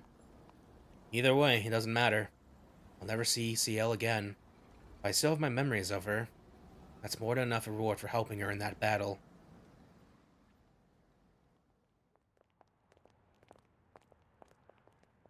The school gates are busiest in the 15 minutes before homeroom. The walkway to school is swarming with students. Naturally, there's no unbelievable beautiful woman sitting on the guardrail waiting for someone today. ほんと自分のことを吸血鬼だって繰り返してたけど、最後まで吸血鬼らしくなかったよな。I can feel a broad grin spread across my face. Whenever I think of Arcade, I can't help but smile. She was pure chaos from beginning to end. Whether she was laughing or fuming, she always wore her heart on her sleeve. She may have been terrifying at times, but she was a good person beneath it all. Although she caused me a lot of headaches, looking back, I feel lucky to have shared those brief few days with her. In any case, that's all in the past now. Soya is free of vampires. Arquin and Ciel are gone. All that's left behind is the same ordinary life I've always... Oh, hello. おや、おはようございます、遠野くん。お Ciel is standing before me, looking every bit her usual self. 先輩なんでここに。なんでと言われましても、私ここの学生ですし。この時間に登校しないと遅刻してしまいますよ。いや、それはそうですけど、だってほら。What happened to I'm leaving town once the vampire's been taken care of? おお、そんな話もありましたね。あんな状況だったのにしっかり覚えているなんて、なかなかの記憶力と言わざるを得ません。先輩として鼻が高いです。と言いつつ、さりげなくメガネのズレを直す私なのでした。Ciel really does push her glasses up, wearing a self-satisfied grin all the while. She's clearly toying with me. あんな状況だから覚えてるんです。先輩が言ったことなんて一つも忘れてませんからね、俺。I like this fucking theme of Vizier, by the way, like fucking... For a moment I forget where I am. Although I'm not even sure why I'm so upset. It's shocking to see her, but it also makes me indescribably happy. The combination of emotions must have addled my brain. とにかくどうしてここにいるんですか。全部終わったんだから先輩はいちゃいけないはずでしょ。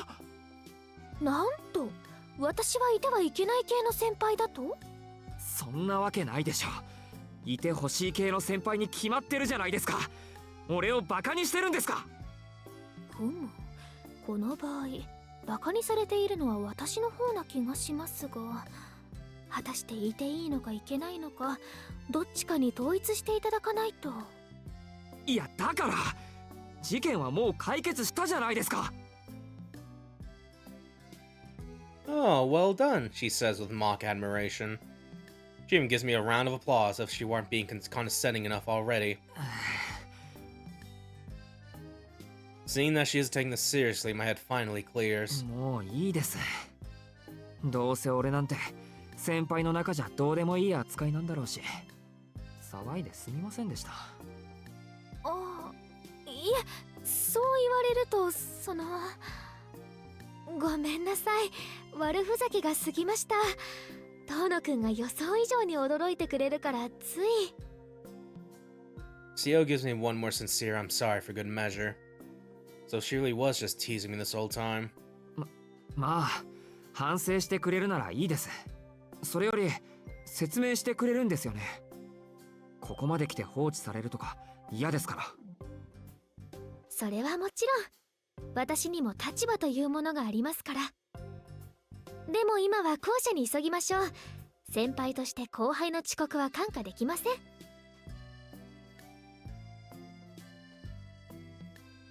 Ciel sets off towards the school. I realize that there's no one else at the school gates anymore. Must have lost track of time pressing Ciel for answers. Now there are only 3 minutes till homeroom. We're far from done here, but she's right.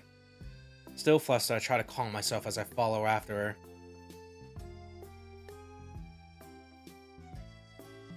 One minute till homeroom. The hallway is devoid of students. It's silent, but for the sound of our footsteps as we run to class. That Anne. 来た来た Hello, Miss 四季君 Noel. おはよ Miss Noel waiting on the landing, smiling. うノエル先生 It's Ciel's turn to be surprised. I've already had one big shock today, so I'm not particularly taken aback. If Ciel's still here, it only makes sense that Miss Noel would be too. Actually, that's a little strange. Why would Ciel be so surprised? あれから体の具合はどう怪我してない体温とか先生に測らせてくれるかなノエル先生 Miss Noel wraps her arm around mine and presses her body tightly against me. She's close. So close I could feel her breath tickling the back of my ear. Wait, is she biting it? 何をしてるんですかノエル先生見ての通りスキンシップよいいじゃない朝から個人的なアプローチ仕掛けても Please stop. ほら昔っから役割分担してるでしょ Like a rock's more ginky than you, but somehow you're more weirder than her.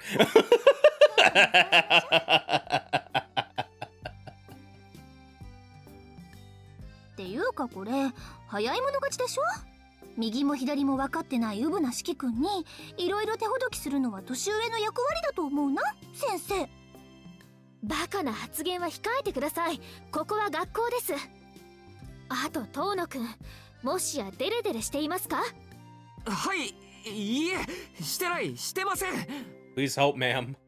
あらあの時は心も体もぴったりくっついて二人でドキドキしちゃったのにまこんな場所じゃ乗れないのも当然かやっぱり内緒話は二人っきりがいいってことかな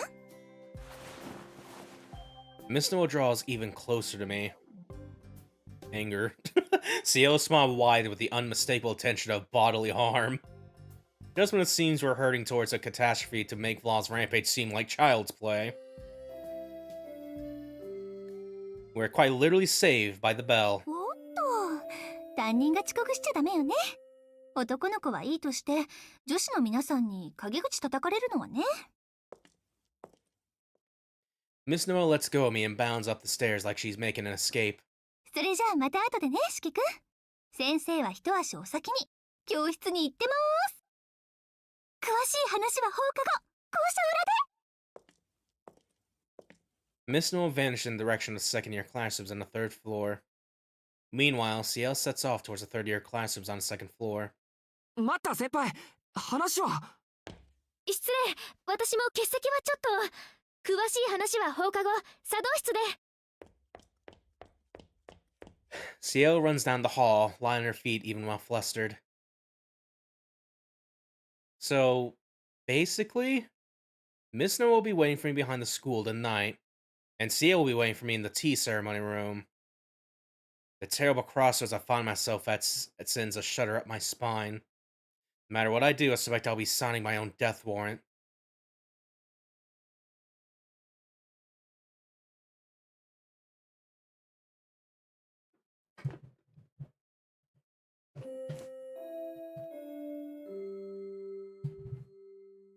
Morning class is in and lunchtime comes. Miss Noel didn't look my way once during homeroom or class. In fact, she ignored me completely, as though telling me telepathically to save it for after school. Oh, 何日かぶりですかね、遠野くん。大方季節の変わり目で風邪でもひいた。おや、遠野の様子が Ariko cocks his head quizzically. We've known each other for a long time. He must have sensed what I'm racking my brain over with a single glance. Where should I go after school today? いつも通りじゃんか。むしろ顔色いいじゃんか。体調不良で休んでたんじゃないのかよ。シエル先輩からそう聞いてたんですけど。ああそっか木曜は有彦がうちに電話してくれたんだっけ。いやー、その説はどうもいろいろと余分なことまでありがとう。気にすんな、一つ貸しな。ところで君の妹さんね、声だけですげえ美人だとわかるのはどうかと思うよ。もし黒髪ロングでおとなしくて儚さゆえに守りがいのあるタイプだったら何としても紹介してくれ。何、お前そういうステレオタイプの年下好きなの？もち、姉貴しかいない男子高校生にとって妹ってのはそれだけで最後のファンタズムですからね。そうか、そういうことなら今度うちに招待するからぜひ話し相手になってやってくれ。守りがいあり Just す setting the ぎる sky な。 up, dude. お前の好みストライクだぞ。I watch him passively as he breaks into a grin. Children can't stay innocent forever. Someday they have to wake from that dream and face the real world. Anyway. 有彦、これから昼食か？ああ、当のはどうする？学食と購買どっちにするよ。そうだな。I feel like gorging myself today. I will get a high-calorie lunch at the cafeteria, get some curry bread from the school store. Hang on, doesn't someone owe me lunch? Yeah, hold on. Let's do a little save. Yeah, go and save. Maybe not. Maybe save over here.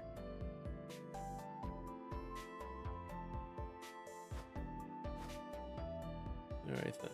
Yeah, I think it was Arahiko that owes us lunch or someone here a little bit. To bring that up again, just fucking.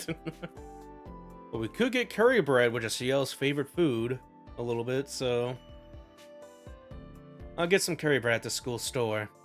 Well, my appetizer is today. I could probably eat 4. 今日は購買で済ませる。有彦も何かあるならついでに買ってくるけど。何？カレーパン？そう。 Curry pan. じゃあ俺も2つ。卵入りと明太子入りのやつ。Ooh. I make a note of Arahiko's order and get up from my seat. Curry bread with an egg in it is one thing, but mentaiko. If Ciel heard this, she'd probably say, "Oh." なんだる不純。これはもう成敗するほかありませんね。Indignant at the very idea of mixing curry with mentaiko. While opening her mouth for a bite, of course.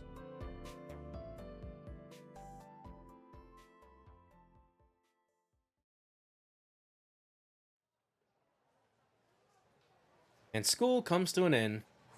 Ciel and Miss Noel. Those are my two choices. I don't have any more time to mull it over. Well, one answer is really fucking obvious here. I imagine this is like where you get a point for either Ciel or Noel here. And shit. But yeah, we are on the Ciel route. So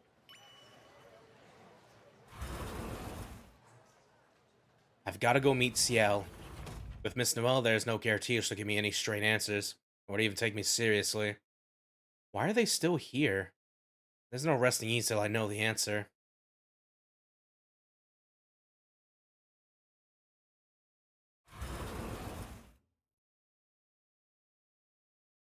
Ciel is the only one in the tea ceremony room.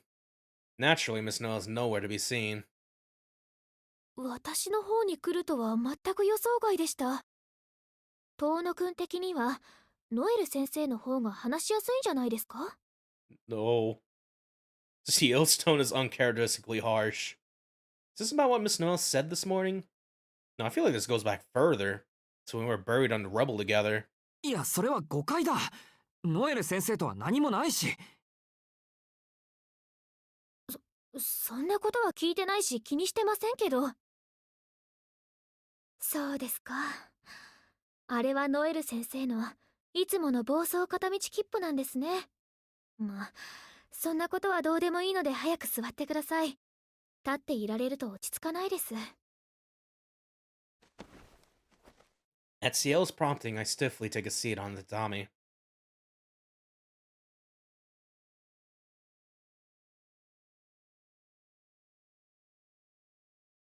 I came here expecting some explanation from Ciel, but I'm met with silence instead. She must not care much for Miss Noel. No, that's not it. She seems to be thinking about something else. 先輩悩みというか疑問です。そうですね。座っても全然落ち着かないのは疑問があるからです。いい機会なのではっきりさせましょう。Ciel leans forward slightly, peering up at me intently. 自分から呼んでおいて今更ですけど、なぜノエル先生ではなく私に構うんですか？ It's your route? なぜって先輩のことが好きだからですけど。 Wasn't that obvious? Why don't you ask me that now? それは先輩として尊敬しているとかそういう意味でですか？それもありますけど、女の子として好きです。チャンスがあれば It's time to 先 drink 輩と water. 交際したいぐらい。 Just want to drink water? It's time to You're drink drinking water while Shika's doing his confession right now? Like...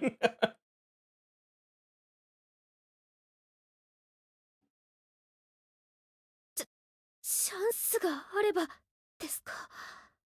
それははい、完全否定はしませんけど。Ciel lets out a loud cough and turns away awkwardly. あはん、すみません、余分な話でした。時間もありませんし本題に入りましょう。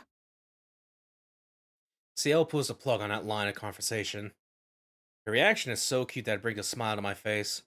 She can do just about anything, but she still can't talk about it herself without getting awkward. To be honest, I like to push things a little further, but I need to be prudent. I like her, but I don't want that to come at the cost of making her uncomfortable.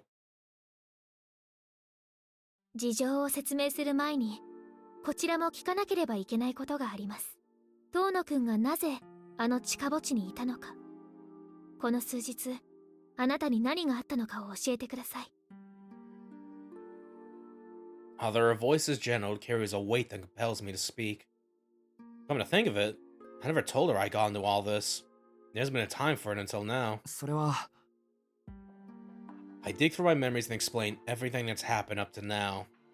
Ciel listens quietly to my story. I tell her about my chance meeting with Arkwade, about the vampires that have infiltrated this town, about the tragedy at the hotel, and Arkwade getting hurt protecting me, and about how I defied Arkwade's plans and went to the department store alone. それであの地下墓地に居合わせたんですね。はあ、それにしても一人でやってくるなんて。反省してます。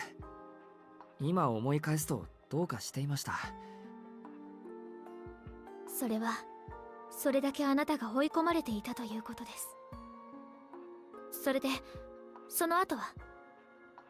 アルクエイドのところに戻ってブローブを一緒に倒してくれって提案したんですけど。 She flat out rejected the idea, saying she didn't want to, saying it was pointless. Thinking back on how cold-hearted she was in that moment still makes me angry. なるほど、断られたんですね。吸血鬼らしい考えです。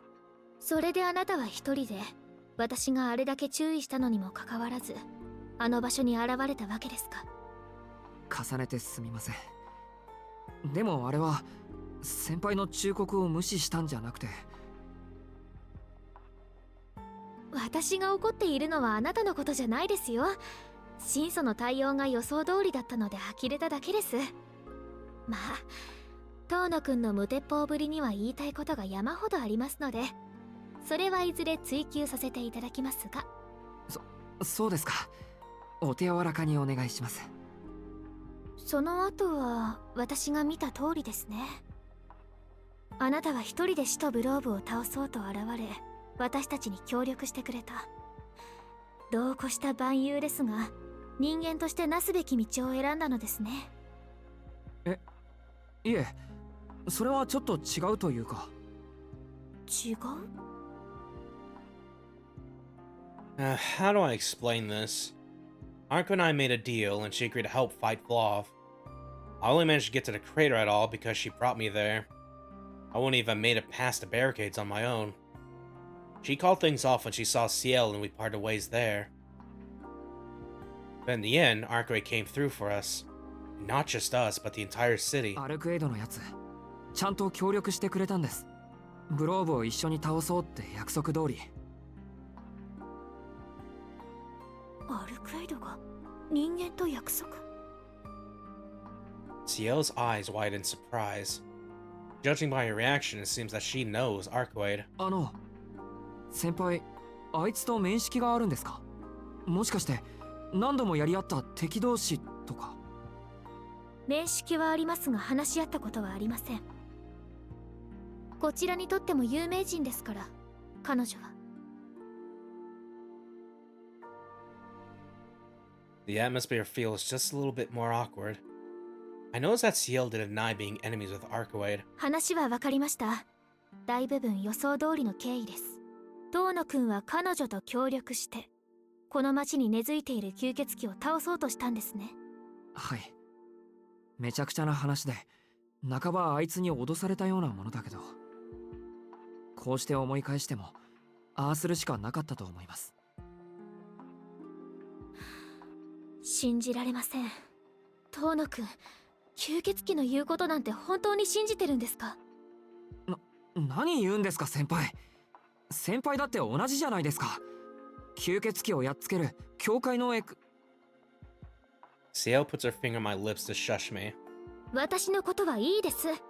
それより問題なのは遠野くんの方でしょ？問題って俺に？はあ、自覚ないんですね。Ciel's shoulders slump as she sighs hopelessly. アルクエド・ブリュンスタットは吸血鬼です。グローブと種別は違いますが、彼女も人間社会にいるだけで危うい異物です。神祖にとって人間は畑を荒らす害虫と変わらない。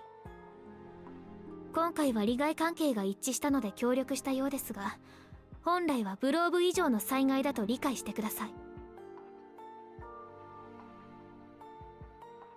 I find myself unable to fully agree with Ciel. She's right to some extent. There's no ignoring that Arkwade is inhuman.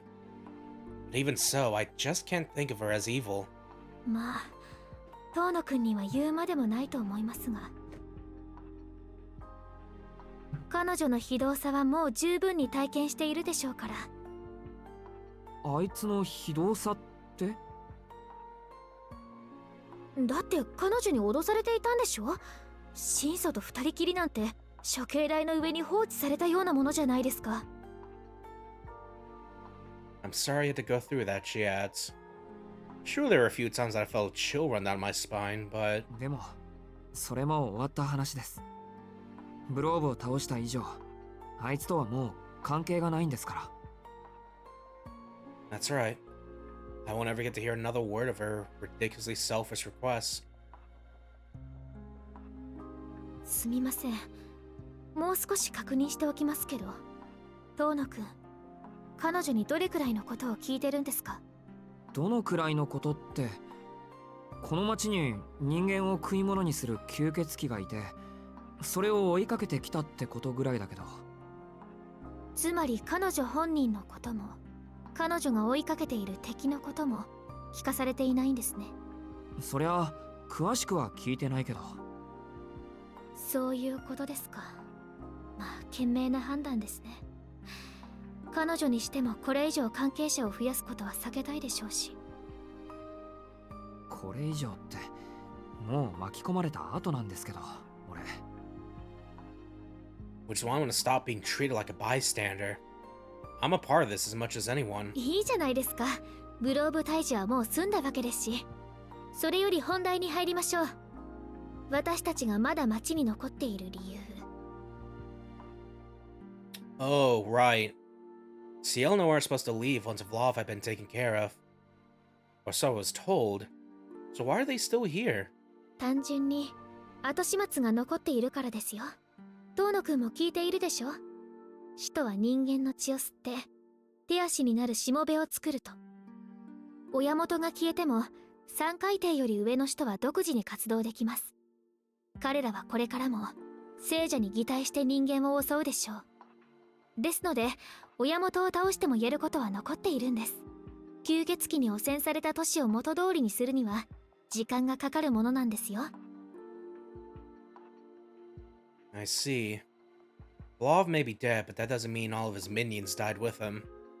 So Ciel stayed to patrol the town and get rid of any remaining vampires. そういうことです。これは地道な仕事ですから、1日2日で終わることではありません。そもそも私はここの学生ですし、仕事が終わってもよっぽどのことがない限り町を離れませんよ。離れないって本当に？はい、離れる理由がない限りは。まあ卒業式が来ちゃったらさすがに出て行かざるを得ませんが。My temperature spikes from the joy bursting in my chest. She's staying at school. Now that I know that, I couldn't care less about everything else. The vampire thing is still an issue, but right now, I'm just happy that I get to keep seeing Ciel. けど仕事はちょっと山積みです。あの地下墓地について調べないといけませんし、もうなくなってしまいましたが、いくらなんでもあれは大規模すぎです。1年や2年で作れるものではありません。She shrugs her shoulders at the say, good grief. She's right. The size of the underground complex was unreal. Even now, I have a hard time believing a place like that existed beneath our city. And then there's that central chamber. What on earth was it originally built for? と、そういえば先輩、なんであの広場で眠ってたんですか？もしかして油断して捕まってたとか？油断なんてしてません。あれは演技です。あの寝台は特別な生贄を送るものだったんです。だからわざと捕まって親元がやってくる夜まで眠ったふりをしていたのに。俺が邪魔しちゃったんですね。I shrivel up and give a timid apology. まったくです。本当に驚いたんですからね。お願いですから二度とあんな真似はしないように。助けられそうな他人より助からなくてはいけない自分の命を考えてください。いいですね、遠野くん。I hang my head, accepting the well-deserved scolding. What even came over me back there anyway? Normally, I'm not one to act impulsively, but I guess the craziness of the situation must have gotten to me. でもひどい話ですよね。なんだって遠野くんに使徒の寝床なんて教えたんでしょうか、彼女は。いえ、それだけじゃなくブローブと直接戦わせるなんて遠野くんを殺す気だったとしか思えません。はい？ My head comes up at that. Ciel seems to have misunderstood what happened with Arcade, and she's visibly getting worked up over it. What's with the shift? 私と遠野くんで倒せたから良かったものの、そう殺せるほどの概念武装があるんだったら自分で戦えって言うんです。結果遠野くんをあんな危険な目に遭わせるなんて、あの場で彼女を懲らしめようと思ったぐらい頭にきました。大体遠野くんも遠野くんです。いくら吸血鬼を倒せる武器をもらったからって生身で戦うなんて何考えてるんですか？いえ、そんなことはないんですけど。How do I explain my way out of this one? I can't just casually say that I owed Arcade for killing her, even if I did have the guts to admit to committing murder. そこ聞いてますか、遠野くん。こんな時もぽやっとしてないでください。はい、聞いてますとも。それより先輩、吸血鬼を倒せる武器って何？ I attempt a last-minute course correction. 何って、遠野くんが持っていたナイフですけど。Phew, it looks like my desperate question worked. 俺のナイフが吸血鬼を倒せる武器なんですか？そうですけど。そっか、彼女が教えるはずがありませんよね。自分にとっても不利なことなんですから。ですね、吸血種は傷を受けても自動的に復元される生き物なんです。復元の強弱はあれ、これは吸血鬼。人たちが持つ種族的特性なので例外はありません。ですので、ありきたりの外的要因、通常の凶器では吸血鬼を殺しきれません。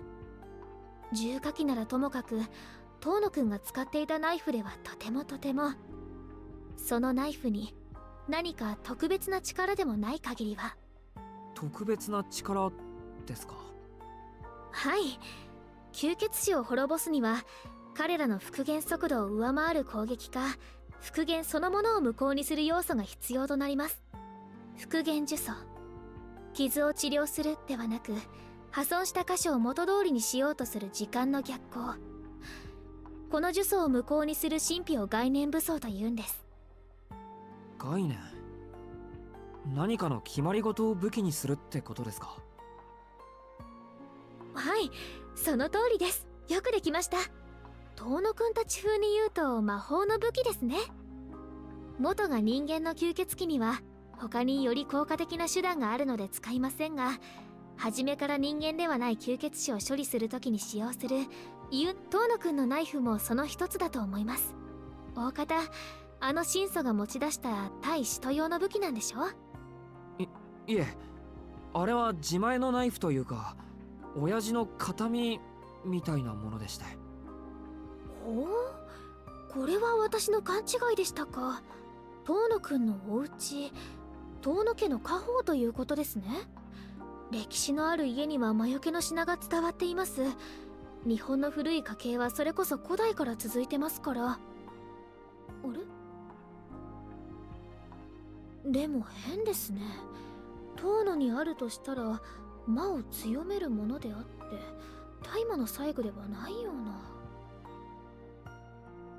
Ciel continues mumbling to herself. She does seem to have a clue about my eyes. Bringing up the lines of death now would only complicate matters further, so I'll keep that to myself. Besides, something else has caught my attention. 先輩、うちのことを知ってるんですか？ええ、まあ遠野家が古いお家であることぐらいは。私これでも教会の人間ですから、それぐらいの事前調査はこなしています。案外多いんですよ。それが特別な力を持つ道具だと知らないで保管しているお金持ちって。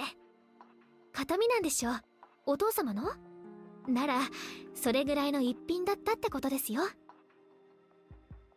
I'm simply not along with Ciel's explanation. But I hope she's right. I thought it was a crappy excuse for inheritance when I first got it. But if it's some kind of special artifact, maybe the old man cared for me more than I thought.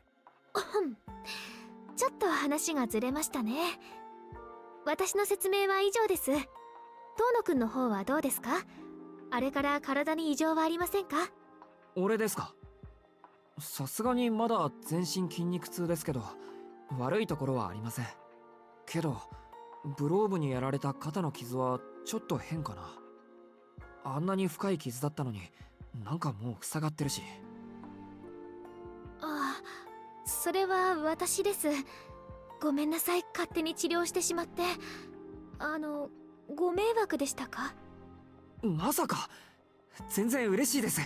次もお願いします。はい、次なんてないだろうけど、そう言ってもらえると助かります。No, I'm the one who's glad. Not only does she heal me, she's actually concerned about how I've been.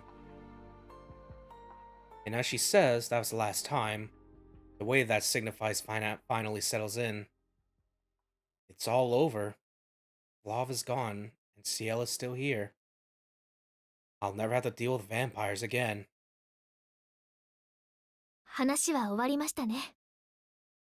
後のことは私たちに任せて、遠野くんは普通の学園生活に戻ってください。はい。あれは悪い夢だったと思っておきます。先輩がいてくれることが分かっただけでほっとしたし。あ、でも。When this is all over, I'll erase your memories. Does that mean she's going to wipe my memories now? 先輩、はい、何ですか、遠野くん。先輩たちは吸血鬼の秘密を守るんですよね。じゃあやっぱりこの後俺の記憶を消すんですか？おや、消してほしいんですか、遠野くんは。わけないじゃないですか。お願いします。消さないでください。I don't ever want to forget Ciel. I'll do anything to keep my memories. Placing both hands on the floor, I prepare to go into a deep bow in a vain attempt to change your mind. but just as I'm about to start begging, 消しませんよ。というか消せません。一日消したぐらいじゃもうどうしようもないですし。遠野くんが信頼できる人なのはここでの会話だけで十分に伝わりました。リスクのある記憶消去は行いません。それにお願いするのは私の方です。どうかブローブのことは口外しないで、私とノエル先生のことも見逃してください。それとこれが一番大事なことですが、もう絶対に危ないことはしないでくださいね。Ciel bows her head. That single act contains more sincerity than any of my desperate pleas. それはもう吸血鬼とは関わるなってことですか？はい。だって遠野くん怖いの嫌なんでしょ？それはそうですけど、でももし I don't think I could bring myself to run away if I found one of Law's remaining minions attacking someone. いえ、努力します。自分からは関わりません。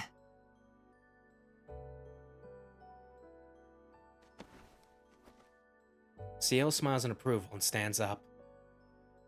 Guess this means that we really are done. Ciel slides the door open, prompting me to leave the room as if freeing me from a nightmare. うん。それじゃあまた明日、先輩。はい。また明日学校で。安心してください。遠野くんの平和は私がきっちり守りますから。Ciel puffs out her chest with pride. Her smile only confirms my feelings. Seeing her smile brings me more joy than I've ever known, even beyond the fact that I've fallen for her. I still have questions, I still want to know more, but for now, this is more than enough.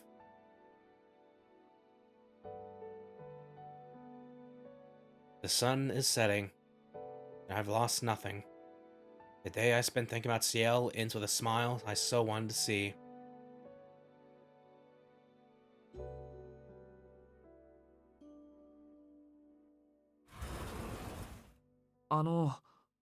ところで、もし俺が先輩の秘密を誰かに話したらどうなるんでしょう？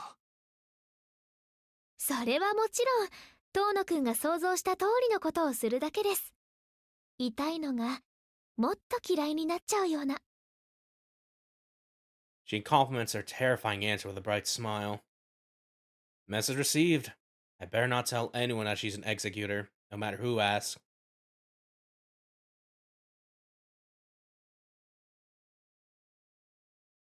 I make my way home. There's nothing else to do at school and nowhere else around town to go. Might as well go back to the mansion on time for once and put Aki at ease. .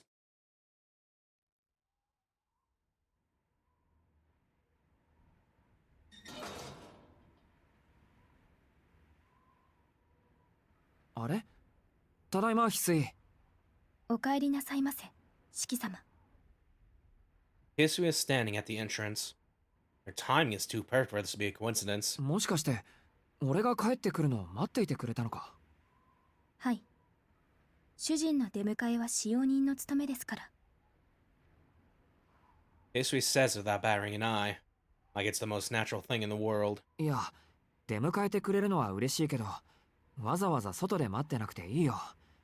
俺は勝手に帰ってくるから、気づいた時だけ声をかけてくれればいい。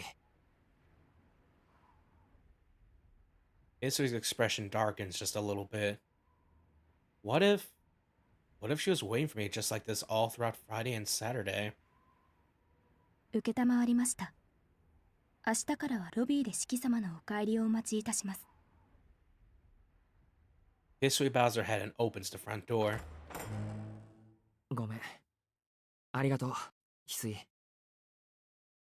feel bad all over again for my actions during the past few days. With gratitude in my heart, I walk into the mansion, just as the sun is on the point of setting. お荷物をお預かりいたします。四季様は今でおくつろぎください。いや、このまま部屋に戻るよ。着替えてから今に降りる。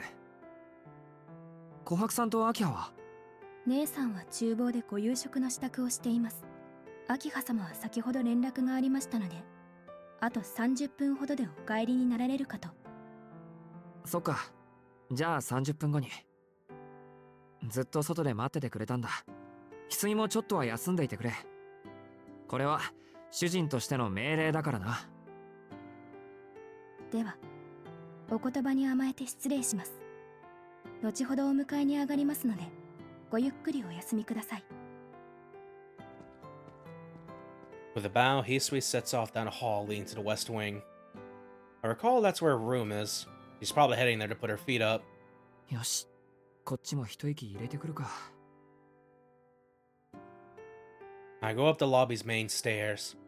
I take in the sight of the glorious chandelier out of the corner of my eye as I head to my room at the end of the second floor of the west wing.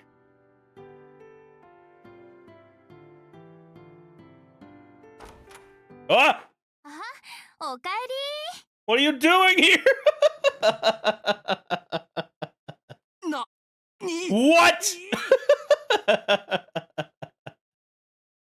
Sitting on my bed, swinging her legs, is a surprise even greater than running into Ciel this morning. おお、お、何？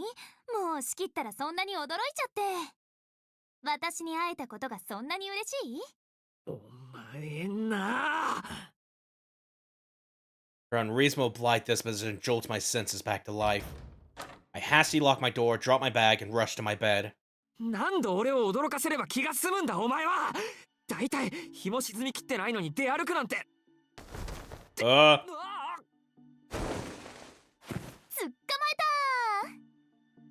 うん、やっぱりイメージより実物の方が何倍もドキドキするね。話せって。本当何考えてんだお前。 She doesn't even give me a chance to object. As soon as I draw within reach, Akari grabs my arm and pulls me down onto my bed. 何って式のことを考えてたよ。だからここにいるんだけど、これっておかしい？人間的じゃない？いやおかしいかってそもそも。 The fact that Arkway is thinking of me is definitely pretty strange. それより離れろ。人に見られたら言い訳のしようがないぞこれ。って背中に手を回すな。近いってば。 Not only does she refuse to let go, she has me face to face with her, locked in a tight embrace. I use both hands to push Arkway off and jump out of bed. もう乱暴なのは相変わらずね。The big cat on my bed pouts, then stands up with a huff. 一日ぶり、元気だった式？ This is no dream.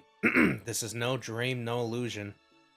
Arkway stands before me in the flesh, her power to captivate pure and plain in the golden sun. お前な。 I'm overcome by the urge to yell at her, but the words don't come. I know it's crazy, but I'm ecstatic to see her again. いや騙されないぞ。もういろいろコリゴリだ。何しに来たんだよアルクエイド。ブローブは倒したんだ。もう俺に用はないだろう。うん。気分がいいから血を吸いに来ちゃった。 She came here to suck my blood. What is she saying? なんちゃって冗談よ冗談。ちょっと式の驚く顔が見たかっただけ。 Beaming happily, Arkway surveys my room with a deep interest. She looks like a model, strutting about gracefully as if the place belonged to her. 待ってくれ。本当に頭が追いつかない。本気で俺をからかいに来ただけなのか。 I never knew vampires had so much time on their hands. うん。半分は式目当て。出歩いてたら式の匂いがしたから用事を放り捨ててこっちに来ちゃった。 I'm sure whatever errand she was on was turned into a dumpster fire too. Anyone ever got stood up by this temperamental princess as my sympathy. But anyway. あのな、敵を倒したら帰るんじゃなかったのかよ。いや、そもそも今すぐ帰ってくれ。うちから秋葉に見つかる前に。あら、あとの半分、真面目な方の話に興味はないの？敵を倒したら帰るはずの私がどうして残っているのか、おかしいと思わない？それは。 I guess it wouldn't be like Arkway to stay in town on a whim. She acts all carefree and impulsive, but she's a rational being at her core. The fact that she hasn't left must mean that there are vampires she still needs to take care of. じゃあお前もブローブの残党狩りを？ええ、残った下級使徒の始末よ。ブローブとは関係のない話だけどね。ブローブとは関係がない。I'm about to ask her what she means when... 四季様、物音が聞こえたのですが、何かございましたか？ History is at the door. Did she hear us talking? まずい。ブローブよりまずい。 This is even worse than Vlov. いいから今は帰ってくれ。誰にも見つからないで、あの夜みたいにビョーンとひとっ飛びで。何？この家の人？いい機会だし、挨拶していこうかな。バカ！殺されるからな、それ。 Probably me. Probably by Akia. 四季様、失礼とは存じますが、よくない。ちょっと待って、今着替え中。頼む。とにかく帰ってくれ、アルクエイド。後で埋め合わせするから。なら今夜10 It's time to 時、 drink water. 南口の公園で待ち合わせしてく It's れ time る？ to drink water.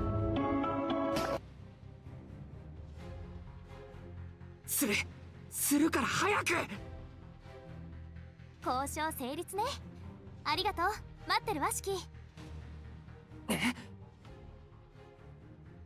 Suddenly amenable, Arkway moves to the window. でも気をつけて。この屋敷、良くないわよ。水気が濁ってる。She must have come through the window on her way in, too. Leave me with this mysterious warning. The vampire flies away like a pure white dove.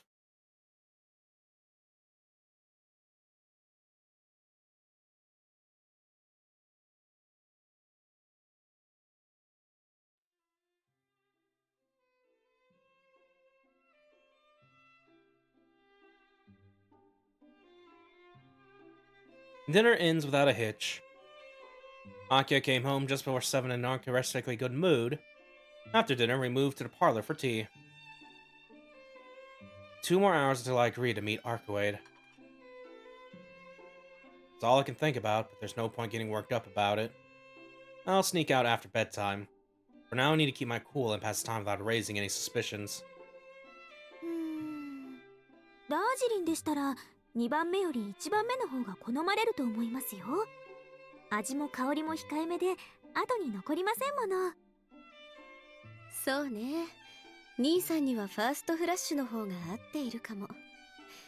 私はセカンドフラッシュの方が好みだけど。たまには兄さんに合わせましょうか。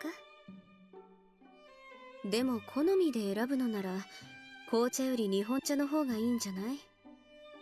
日本茶好きは兄さんと琥珀で、私と翡翠が紅茶糖かしら？いえいえ、翡翠ちゃんはお茶にはこだわりませんよ。神経質そうに見えますけど、こう見えて割と姉さん、見た目通り好き嫌いのない鉄壁のメイドさんですから。ほら、お掃除とかお裁縫とかできないことってないんですよ、四季さん。Kawaku abruptly changed the subject to Hisui, despite her not even being a part of the conversation. 紅茶の話をしてたように思うけど、なんで翡翠の話に？だって四季さんは翡翠ちゃんと一緒ですから。翡翠ちゃんの神経質なところは知っているでしょ？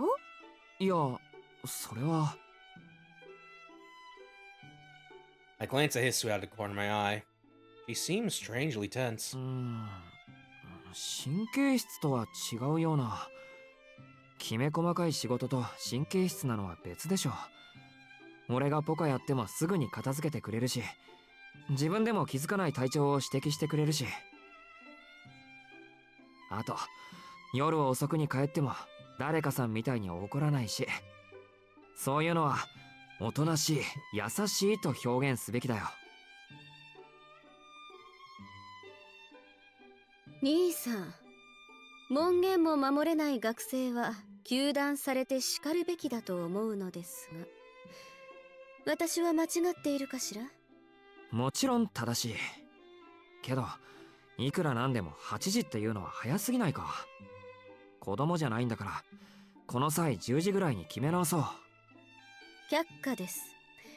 兄さんにはそんな時間まで外にいる理由はないでしょ。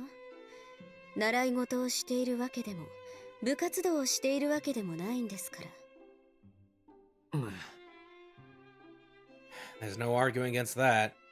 The only reason for someone like me would have to stay out, with my few responsibilities, would be to goof off. もっとも門限を守ればいいという話ではありませんけど、これまでの自堕落ぶりを反省して早く帰ってきてくれたのは喜ばしいですが、例えばこの後何かご予定が入っているとか。 I almost shift my gaze, but I regain control just in time to avoid looking suspicious. Akia's intuition is incredible. She timed her question perfectly, too. It would have cut right through the old me. I'd be 100 pieces on the floor right now. After all I've been through, battling a vampire, being reunited with Ciel, getting ambushed by Arcoid, I won't be caught off guard so easily. この後は風呂に入るだけだけど、なんだ、先に入るのか？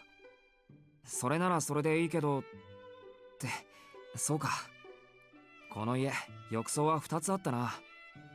秋葉は東館の方だったっけ？そうですが、何か？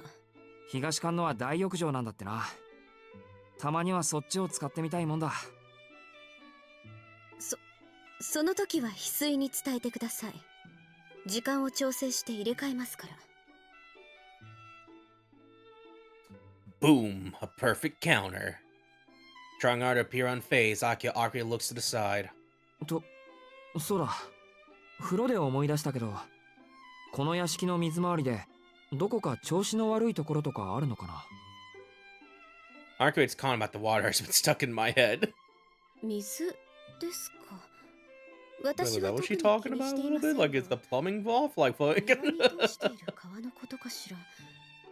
琥珀はどう？私も今のところ気になる故障はありませんけど。ああ、もしかして地下の古い水路のことかもしれません。もう何年もメンテナンスされていませんし、強い雨の日は悪い水が溜まる可能性もありますね。 That seems to be all they know. Could these aqueducts be what Arcoid was referring to? そう。お父様は屋敷の作りに手を入れたがらなかったから、そういうこともあるのでしょうね。いい機会だし、今の案件が落ち着いたら業者を入れて様子を見ましょうか。 That wraps up the aqueduct discussion, and we go back to talking about nothing.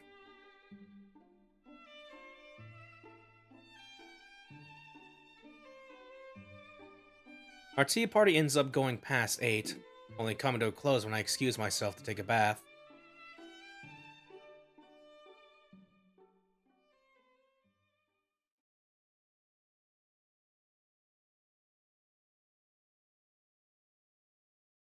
それではおやすみなさいませ、四季様。」ああ、おやすみ、翡翠。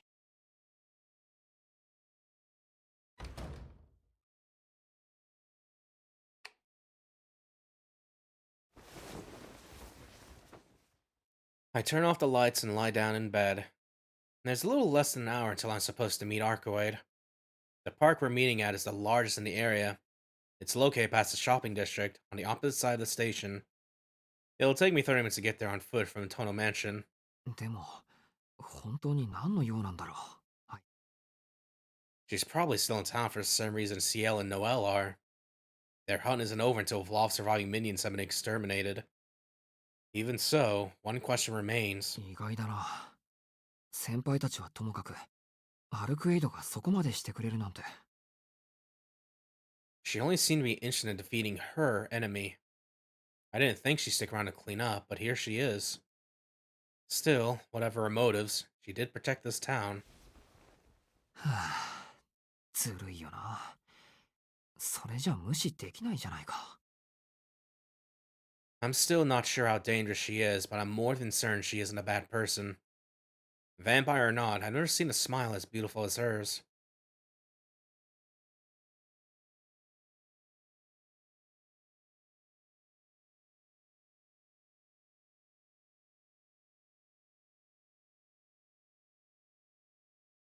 The lights inside the mansion start to turn off as 10 o'clock approaches.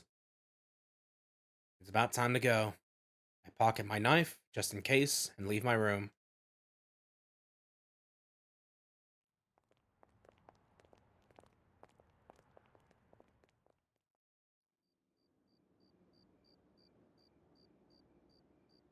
There's no sign of anyone at the park.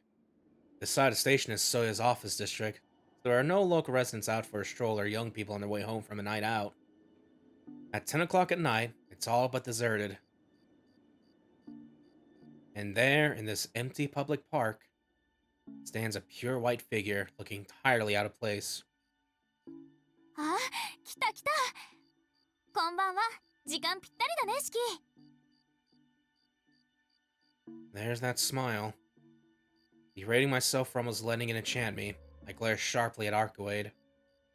She ambushed me in my own room and only barely escaped undetected. What would I do if the little respect I command at home vanished to nothing? ねえ、聞いて聞いて。さっきまでそこのベンチに2人組の男女がいたんだけど、おかしな話をしていたの。なんでも誕生日が近いから何か欲しいものがないかって。待った。その前に言っておくことがある。というか、俺は怒っている。お前がきっちり反省するまで話はしないから。怒ってるってなんで？やっぱりな。分かってないと思った。まあそこはいいよ。お前に一般常識なんて求めてないから。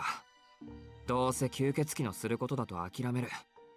でも付き合わされるこっちはたまらないんで、厳重注意だけはしておきます。It's like I'm training a wild animal. その言い方なんか嫌。私あなたを困らせるようなことはしてないんだけど。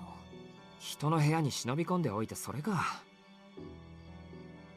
人間の世界じゃ無断で遊びに来ることも、2階の部屋に窓からやってくることも、そもそも家の敷地に入ることも犯罪なの。まったく見つからなかったからよかったものの、もし誰かに見られていたらどうするつもりだったんだよ。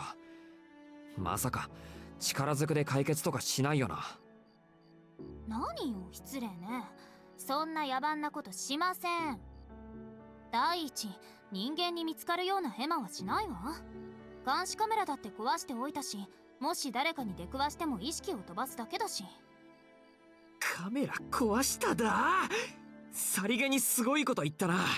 それを力ずくって言うんだ、このバカ女。バカ女って、あなた私をバカにしてるの？バカをバカって言ってんだから、それ以外何があるって言うんだ、バカ。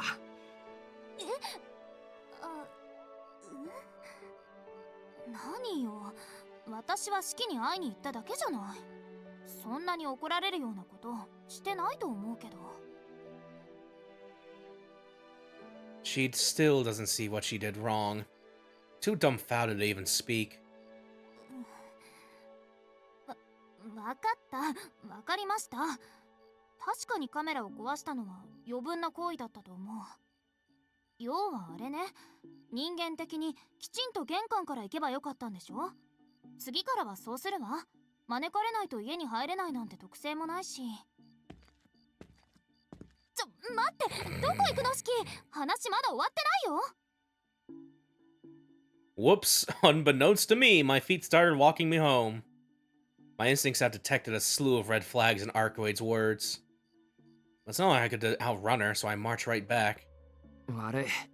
考え事をしていたら足が勝手に動いた。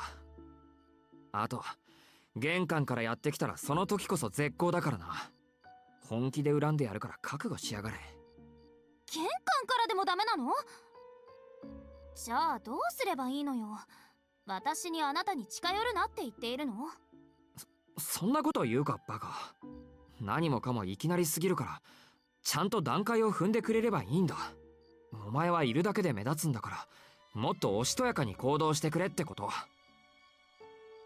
If I want to invite someone to a mansion, I have to introduce them to Akia first. Once she's gotten to know them, they could come over any time.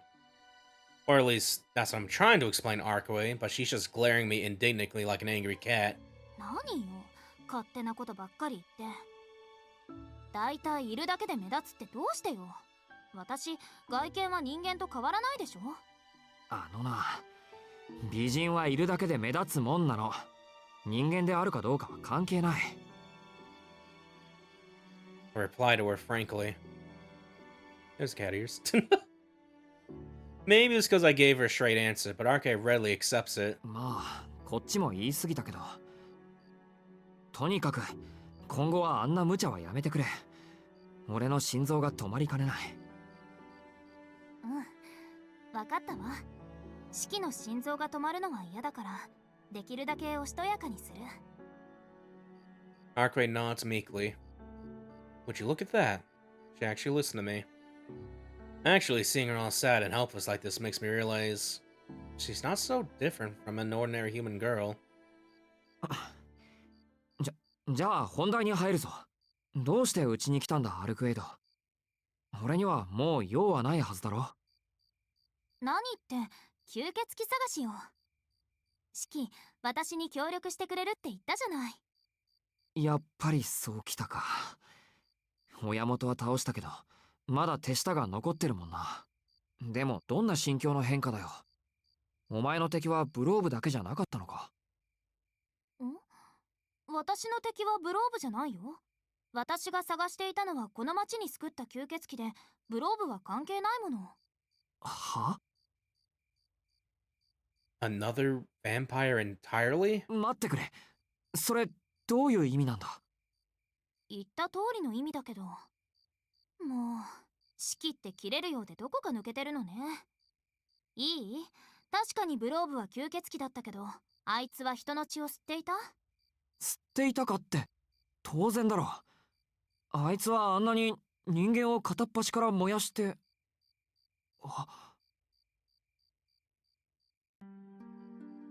So that's it. How did I not notice something so obvious? The bodies left behind by the serial killer had been drained of blood, but they were otherwise unscathed. But Vlav was different. He burned his victims. He drank their blood too, but drained them was never his modus operandi. Come to think of it, the victims at the hotel weren't connected to serial murders. They're treated as casualties of a fire. Which means Vlav must not have any connection to serial murders to begin with. 待ってくれ。じゃあ吸血殺人事件は何なんだ？一体どこの誰があんな真似をしていたんだ？だからあの事件はブローブと別の吸血鬼の仕業なのよ。この町に隠れていたのはロアという名前の使徒よ。Yeah, she's up front mentioning Rowan now. 年月をかけて都市を侵食するタイプで、その特色は転生すること。一つの都市を汚染した後、その命を終えて次の都市を食い物にする吸血鬼。Really up front with it. Like, we had to get like a few later days to get this. Is she gonna mention that she killed him, or is like fucking gonna lead him on with like? If she lies, I know she's gonna pop up literally right over there. Like what? She doesn't even bother to hide her disdain. The intensity in her voice sends a chill up my spine. 転生って死んだら生まれ変わるって意味の転生？ Buddhists call this concept samsara, I believe. When someone dies, they are reborn into another life, and thus their soul lives on forever. そう。殺されても次の命に生まれ変わる人間を利用した不老不死の亜種。転生は聖堂教会の教義にはないから、ロアはいないものとして扱われてきたわ。私はそのロアを殺すためにこの町にやってきた。ブローブが来た理由はちょっとあやふやになってきたわね。名誉目当てで私を追いかけてきた祖かと思ったけど、ブローブにはそれだけの理性、使徒社会における協調性はなかったみたいだし。ま、そのあたりはもういっか。ブローブは死んだんだし。とにかくブローブとロアは別物よ。ブローブは正真正銘、この町の使徒家とは無関係の第三者ってこと。私、標的がブローブだなんて言わなかったでしょ。ブローブにとっての標的は私だったけど、私にとっての標的はブローブじゃなくて、この町で通り魔と言われている吸血鬼だけよ。シキ、まさかとは思うけど、ものすごく単純な勘違いしてたとか？うん。勘違いしてた。Realizing my mistake, I awkwardly look away from Arcuade. She said her goal was to kill the vampire, which I just assumed was Vlav. それじゃあの夜ブローブと殺し合ったのは無意味なことだったのか？無意味じゃないわ。ブローブがあなたたちにとって脅威だったのは事実だし、シキは私の代わりに戦ってくれたんじゃない。だからそんな顔しないで。もっと自信を持って。あの時の式は綺麗だった。私あんなに目が離せなかったのは初めてだった。まあだからこそあいつが視界に映るのが我慢ならなかったんだけど、目障りにも程があったわ。 Well, I'm actually a little moved. I didn't expect to be cheered up by Arcoid. She's right though. None of that was pointless. Whoever Vlav was, he was a calamity that had to be stopped. By doing that, even I, whose sole talent is killing, managed to make myself useful. いや、でも待て。じゃあ吸血鬼事件は何も解決してないってことか。ロアってやつはまだ生きているんだから。それも問題なし。もう危険はないから安心して。ここからは後処理みたいなものだし。後処理ってことは。Is she saying what I think she's saying? ええ、ロア本体はとっくに始末したわ。Alright, well, yeah. 言ったでしょ、式のおかげだって。グローブに使う分の力が余ってたし、すぐに見つけてやっつけちゃった。What, did anyone see that flash of red? Arcwade reports matter-of-factly that the incident has been resolved. それは町の人間として助かるけど。A sense of terror washes over me. My heart pounds against my rib cage. でもロアを殺してもそのしもべはまだ活動している。前に話したでしょ、親元としもべの関係。死者はみんな死体に戻っただろうけど、使徒にまでなったのが数体残ってるみたいなの。それでね、シキ。Arcwade calls my name sweetly. I see what this is. I know what she wants now. The reason Arcwade called me out here is... ロアを倒すのに力を使っちゃったから疲れちゃって。誰かが私と一緒に使徒の後始末をしてくれたら助かるんだけどな。I knew it. I'm grateful to Arcwade for all she's done. And I can't let the vampires still lurking about have free reign. I don't know if I can agree to this, no matter how pressing my sense of obligation. My fight with Law flashes through my mind. The terror I felt still lingers in my bones, enough to send a chill up my spine. I've gone back to my everyday life. Don't get involved with the vampires anymore. I promise, Ciel. そっか。じゃあとっておきを言ってあげる。Uh-oh. お願いだからブローブを倒してくれ。これって誰の言葉だったかしら。Can't exactly argue that. Arcwade might have lost her composure when she saw Ciel, but she still pulled through and helped us in the end. If she hadn't held Vlav's blizzard at bay, the entire city would have been frozen over. Now it's my turn to keep the end of the bargain. わかった。手を貸す。貸せばいいんだろ。いいよ。俺も吸血鬼の排除には賛成だし。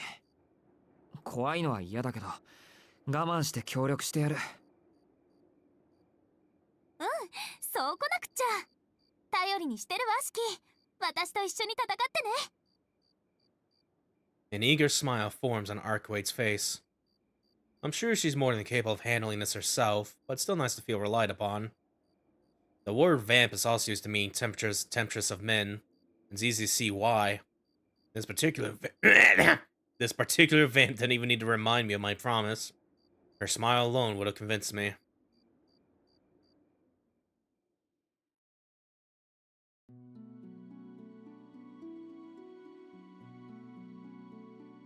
ロアを失ったしもべたちの取る行動は2つ。身の危険を察して巣に引きこもるか、支配者から解放されたことで自由に夜を闊歩するか。今夜は前者、引きこもっている方に狙いをつけましょう。With our plan of action decided, Arcwade leads me to the residential district. From what I've heard, the vampires roaming around freely would pose the greater threat, but the executors, Ciel and Noel, are likely to be on their case already. まず危険なのは自由になってはしゃいでいる人だろうけど、この町にはあいつがいるから、そんなの昨日のうちに見つかって狩られてるわ。次に危険度が高いのは住処で休眠している集団ね。親元を倒すぐらいの外敵が現れた以上、群れていた方が安全と考える知能があるから。で、危険度難易度ともに高いのが自由になった時点で群れから離れてじっと町に潜むやつ。それだけの判断力と適応力があるなら4回転を超えているだろうし、時間さえあれば新しい派閥を作りかねない。新しい派閥、あの地下の広場みたいなものか。地下の広場？そんなのあったのね。うん、ロアのコミュニティほどじゃないだろうけど、月に1人の割合で人知れず犠牲者を出すぐらいの。でも代行者がいる限り、そんな真似をしたらすぐに見つかって処理されるわ。だから代行者がいる以上、上級の人はなかなか尻尾を出さないの。あいつらは飛車狩りには便利だけど、同時に上級の人を警戒させる厄介者なのよ。I see. From the vampire's perspective, Ciel Noir are like the police. Their presence alone is enough to deter random acts of violence or organized criminal activity. At the end of the day, however, they only address the symptoms. To truly clean the streets is a much more painstaking task. それじゃあ今から行くところは吸血鬼が集まっている隠れ家なのか。ええ、確証は取れていないけど、それは式がいればはっきりするわ。それより式、ロアの棺がどこにあったのか聞かないの？ What a peculiar thing to bring up. 別にいいよ。もう型がついたんなら興味はないし、俺には関係のない話だし。そうなんだ。式の学校の地下にあったんだよって驚かそうと思ったのにな。Arkwright pouts disappointedly. いや待て、そりゃ驚くよ。吸血鬼のボスのねぐらがうちの学校の地下だったって。ええ、上手に隠されてたけど、そこはほら繊細かつ緻密な操作。 I just simply found 見 it. つけちゃった。なぜ疑問符が差し込まれる。 Arkwright's explanation is all kinds of suspicious. That aside, Roa's lair was underneath my school? Although Arkwright says she's taking care of it, it's impossible not to be shaken. 式？どうしたの？怖い顔をして。いや、親玉の住処が学校の地下にあったのなら、うちの生徒たちが犠牲になっていたかもしれない。 That would be crazy. それはないと思うけど、本体が眠る棺は最後の隠れ家だから、その周辺で食事なんて取らないわ。下手に血の匂いを残したら代行者にたどられてしまうでしょ。そっか、自分の家の玄関で事件を起こすようなものだもんな。そうそう、元凶の膝元では異常は起きない。これ人でも人間でも共通の隠蔽法でしょ。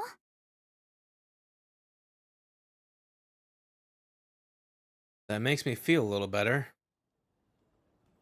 Arkwright takes the lead with an easy stride. She's so relaxed it's hard to believe she's on her way to a vampire hideout. As for me, I feel nervous but not scared. Has my victory against Vlad just made me complacent? Or have I actually gone a little braver?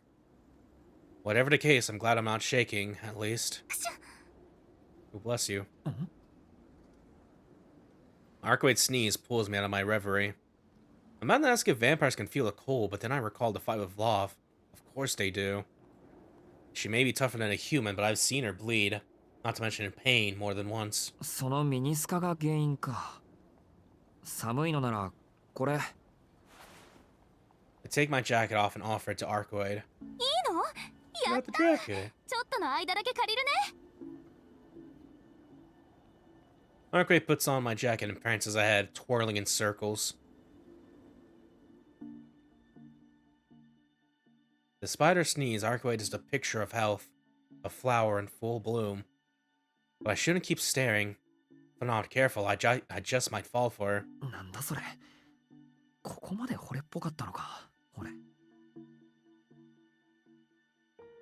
Shaking my head, I tear my eyes away from Arkwright. The quiet residential area is just on the other side of the train tracks. I can't afford to be getting distracted with the vampire hideout so close.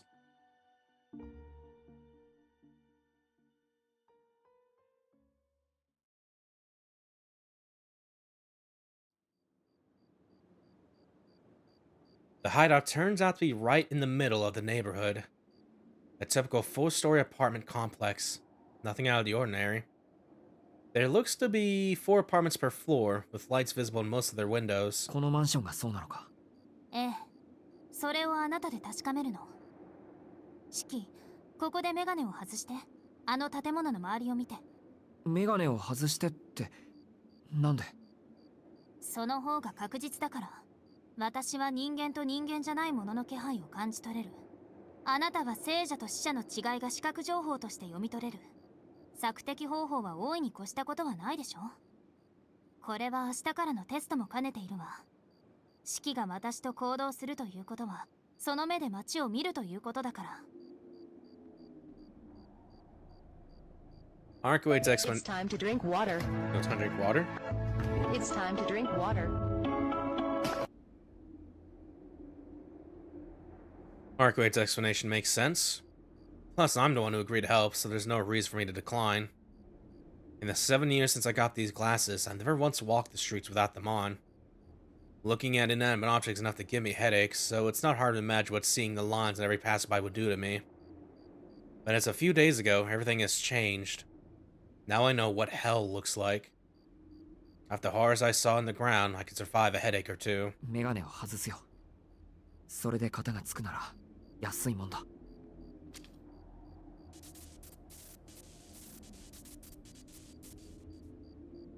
I look at the lines. The strain it puts in my brain instantly makes me nauseous. This place seems wrong.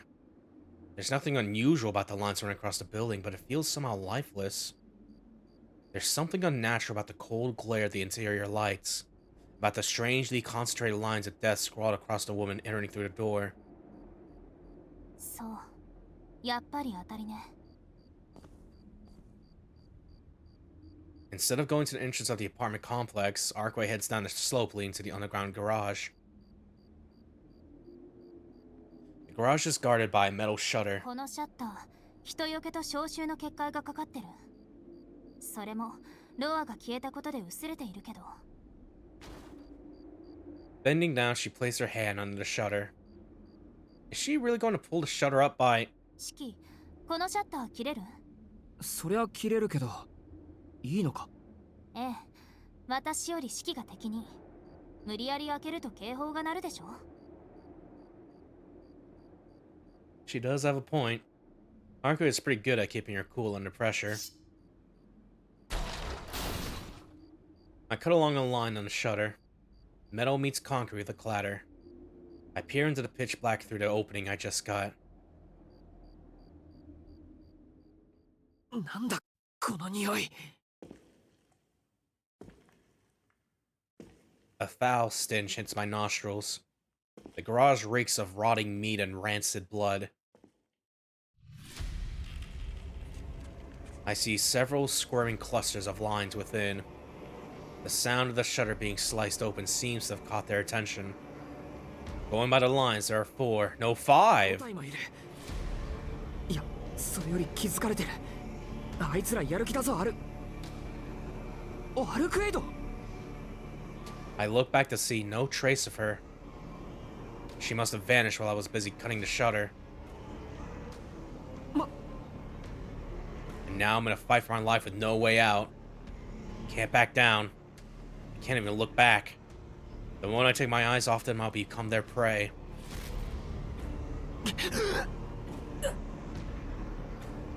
Red cracks splinter my vision. Like a shattered mirror, like a puzzle with its pieces scattered. The lines of death squirm into my eyeballs and etch themselves on my brain. Ugh. I'm an idiot. I was so confident in myself I didn't even bother making the slightest resemblance of a plan. I'm going to die for it right here, right now. That half-rotten corpse is going to squash my head like a block of tofu.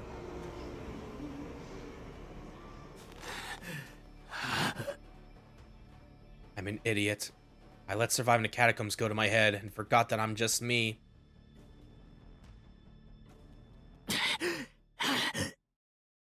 So now, with my patchwork humanity stripped away, all that's left is my true self, naked and bare.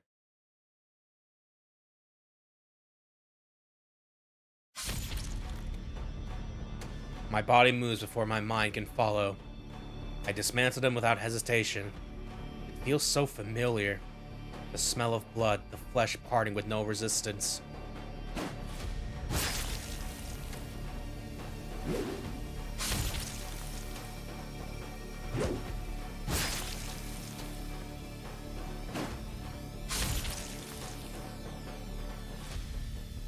In the midst of this carnage,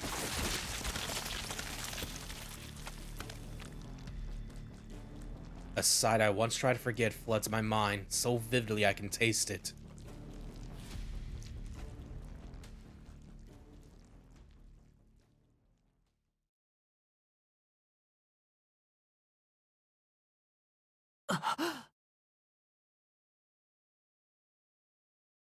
I resume breathing. A sharp headache snaps me out of the dizziness. 1 minute has passed. 5 bodies worth of dismembered parts are littered around me like garbage. 見ちゃった。すごいんだ。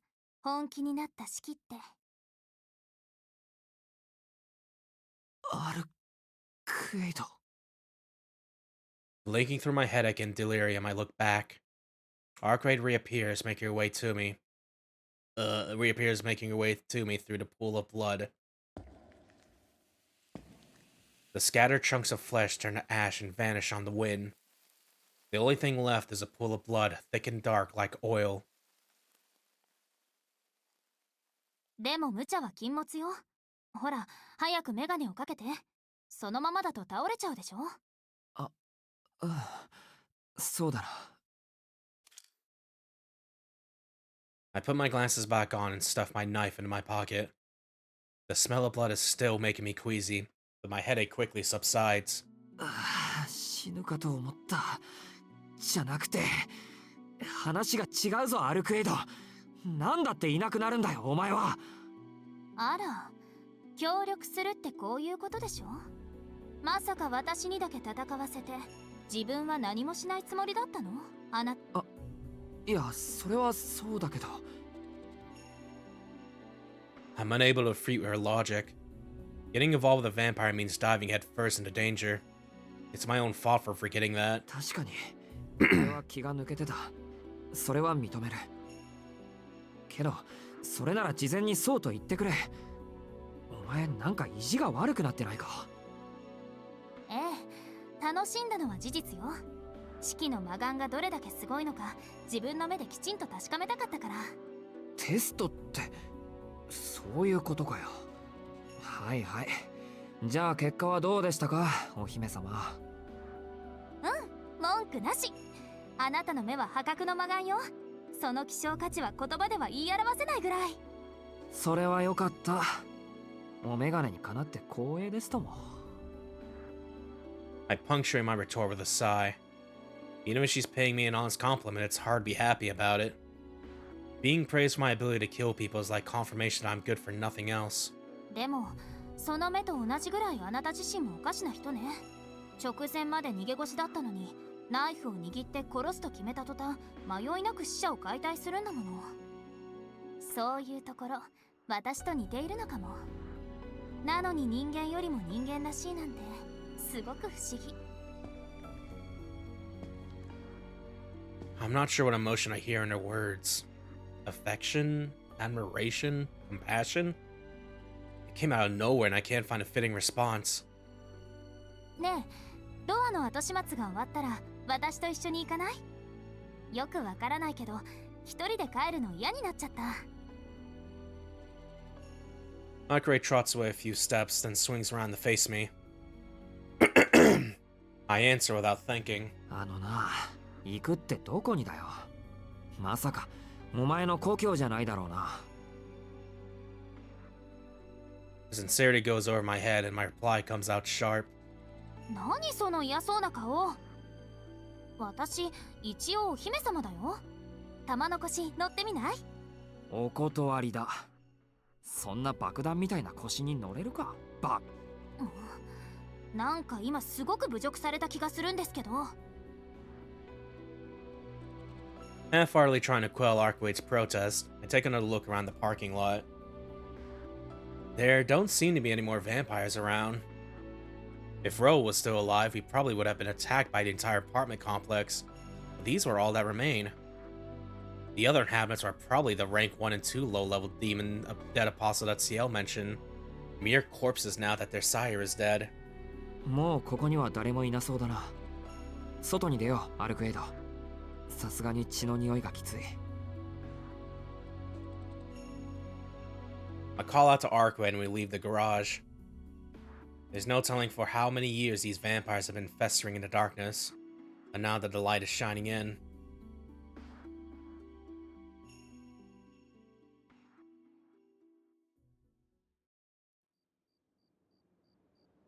Outside, I fill my lungs with fresh air. Though this job is done, I don't feel much sense of accomplishment.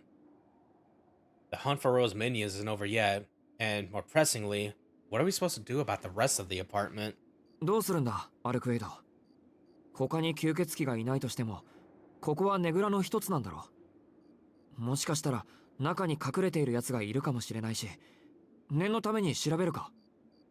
もちろん、しっかり後始末はするわ。じゃあ、式はちょっと離れてて。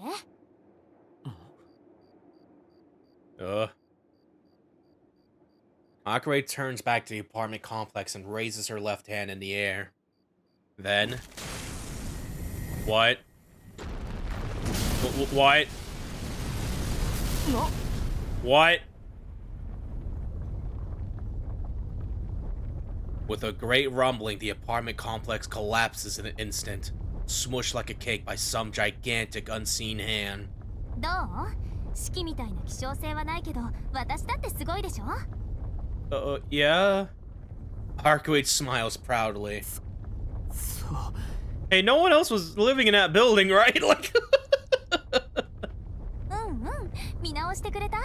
とそうか、バカだったな、お前。 I grab Arcuate's hand and start running. The magnitude of her power doesn't surprise me. After all, she's strong enough to protect a whole town from a lost snowstorm. Just please have some common sense. なんで逃げるの？もう危険はなくなったのに。あんな騒ぎを起こしたら人が集まってくるだろう。ちょっとは考えろ、バカ女。それはそうよね。私ったらうっかりさん？すごいな。分かっててやったのか。Things have taken an unnecessary turn for the worse. Find the flow of people coming out to investigate the source of the noise. We run to the empty park.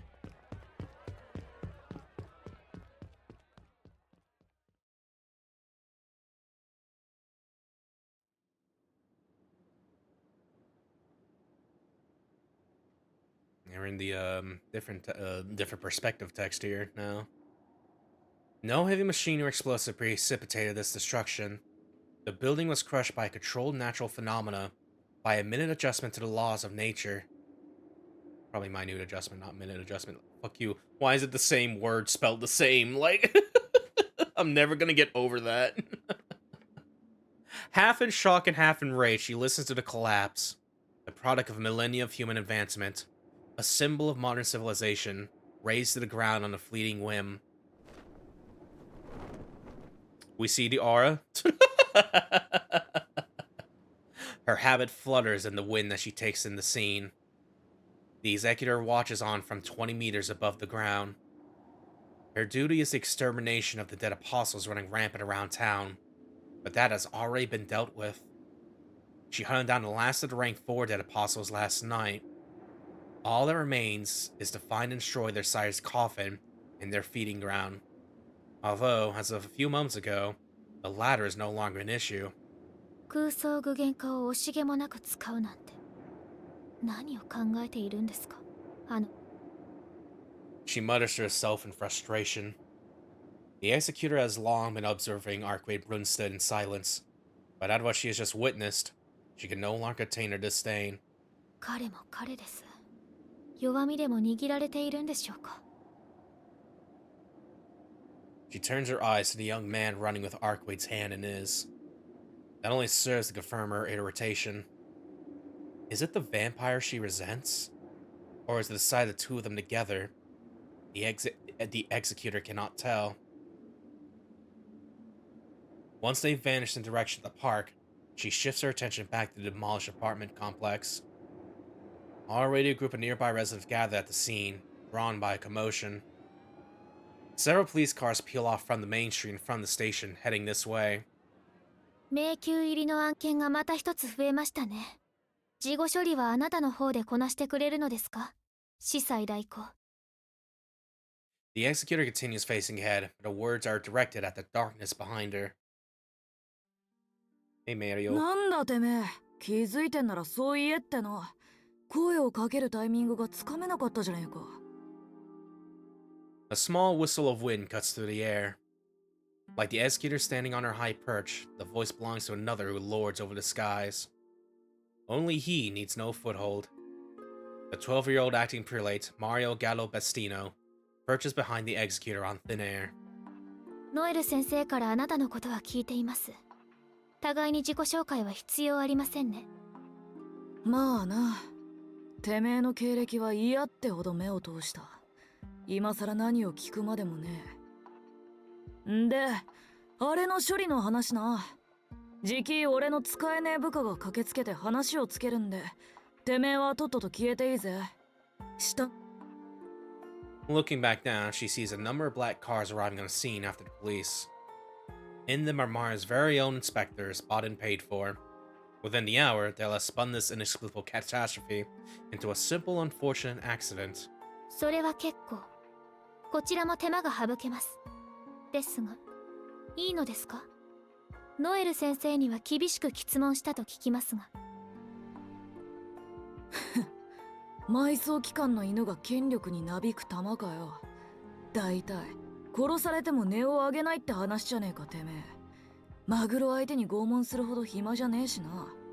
てめえらの単独行動には目をつぶってやるよ。それとも任意同行するか？おい。構いませんよ。司祭代行の言葉は尊重します。ただし、それが正式な手続きによるものならですが。Mario does not answer, but his lips curl in amusement. 話が早くて助かるぜ。さすが歴戦の強者だな、大公者。というわけで、てめえとの情報交換はなしだ。それとも借りを作っておくか？必要ありません。こちらはこちらの責務を。あなたはあなたの職務を果たしてください、マリオ。へえ、俺はてっきりここで殺し合いになると思ったんだがね。邪魔者は事前に潰すのがてめえらの流儀だ。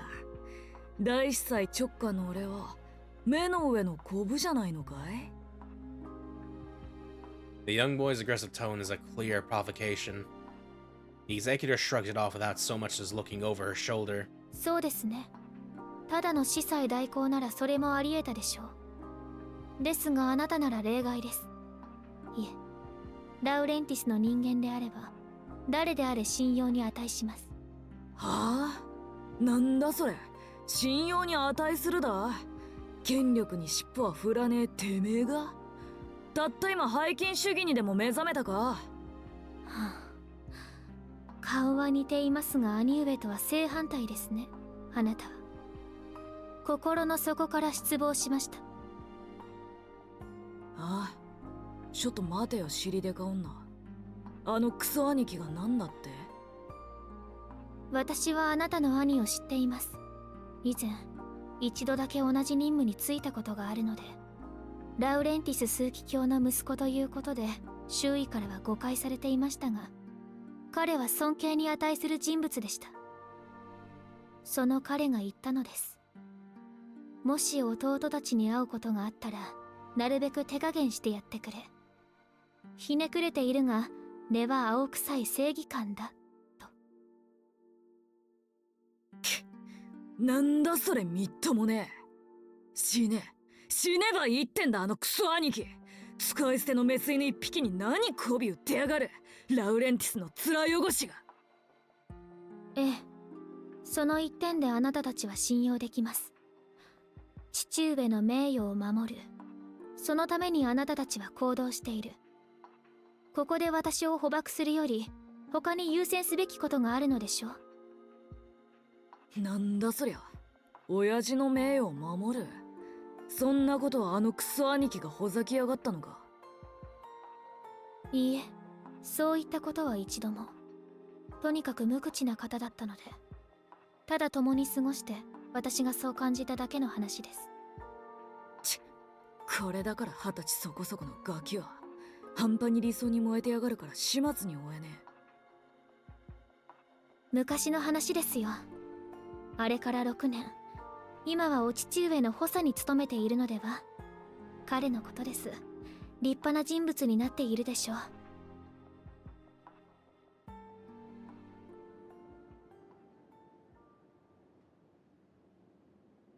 As the executor reminisces about the past, her audience looks on with cold eyes. The acting prelate grinds his teeth. いい、しらけた。もうてめえとは交渉なんざしてやらねえ。勝手に一人で土地狂ってろ。どうせロア狙いだろ。こっちも同じだが、用があるのは奴の攻防だけだ。本体はてめえに任せてやるよ。The wind whistles as Mario takes his leave. His previous standoffish bluster is nowhere to be seen. The executor must have gone under his skin. 待ちなさい、司祭代行。一件だけあなたに頼みたいことがありました。それを条件に、ここから見逃してあげましょう。ああ Mario's fingers stop. He makes a turn around to tell the executor off, only to realize that her threat was not an idle one. Just one solitary string holds him aloft. The executor has stood surrounded by over 700 spear threads for minutes now, until a moment ago when she incinerated all but one in total silence. 魔術栄唱はなかったな。指先から魔力を流しただけで燃やしやがったか。嘘みてえな生成量だ。波の魔術師の何百倍だ。とっくに化け物だな、大公社シエル。まあそうでもなけりゃイデアブラッドを2つも3つも保持していねえか。Idea bloods, huh? おしゃべりは結構。最後の一本も燃やしますか。待て、やめろ。転落死なんて間抜けな死に方は冗談でも勘弁だ。ってもう燃えてる燃えてる。相変わらず容赦ねえなてめえ。もう仕方ねえ。聞くだけは聞いてやるよ。要件を言ってみな。私の同僚の処遇についてです。すでにあなたは彼女に会っています。なら私からの提案は理解できると思いますが。 The executor's tone has grown cold. She speaks in a calm voice that imparts only fact, but her implication is plain. Executor Noelle is at her limit, both mentally and in terms of ability. She has nothing else to offer. ああ、そういうこと。人事異動は俺の領分だ。片手までいいなら請け負ってやるけどよ。いいのか？俺に預けるってことは好き勝手に使い潰すってことだぜ。構いません。できれば近日中に手続きを。彼女はブローブ・アルハンゲリに血を吸われてもいます。問題ないレベルですが、万が一ということもあります。万が一ね。ま、プラシーボ効果ってのもあるしな。俺から見てもありゃガタガタだ。早いとこ全身診察してやるとするか。それでてめえがこっちの邪魔をしなくなるってんなら安い買い物だ。With that, their business is concluded. The boy departs, this time without interruption. Only the executor remains, her habit fluttering in the wind. She looks down upon the scene of destruction once more and breathes a small sigh.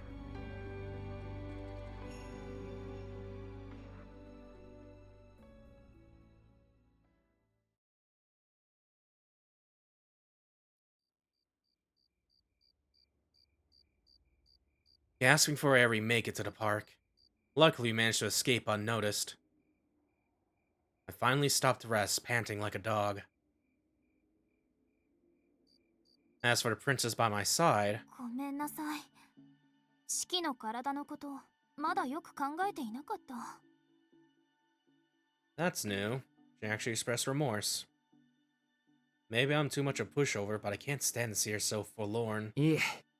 結果的には誰にも見つからなかったし、俺もちょっと言い過ぎた。アルクエイドがぶっ飛んでるのは今に始まったことじゃないしな。だからそんなに気にしないでくれ。そう？式が起こってないなら私も嬉しいけど。ああ、怒ってない怒ってない。でもやりすぎなのは本当だぞ。次から大事を起こすときはせめて一声かけてからにしてくれ。任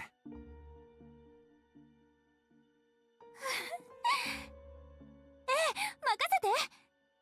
協力無比のコンビだものね。That's new. Terrifying? Did she mean to say terrific? What? My conscience flickers as my anemia seizes its chance. My knees buckle. It feels like the contents of my head are spilling out. 式？ As Arkai rushes toward me, I raise a hand to tell her I'm okay. 少し疲れたみたいだ。ベンチに座れば落ち着くよ。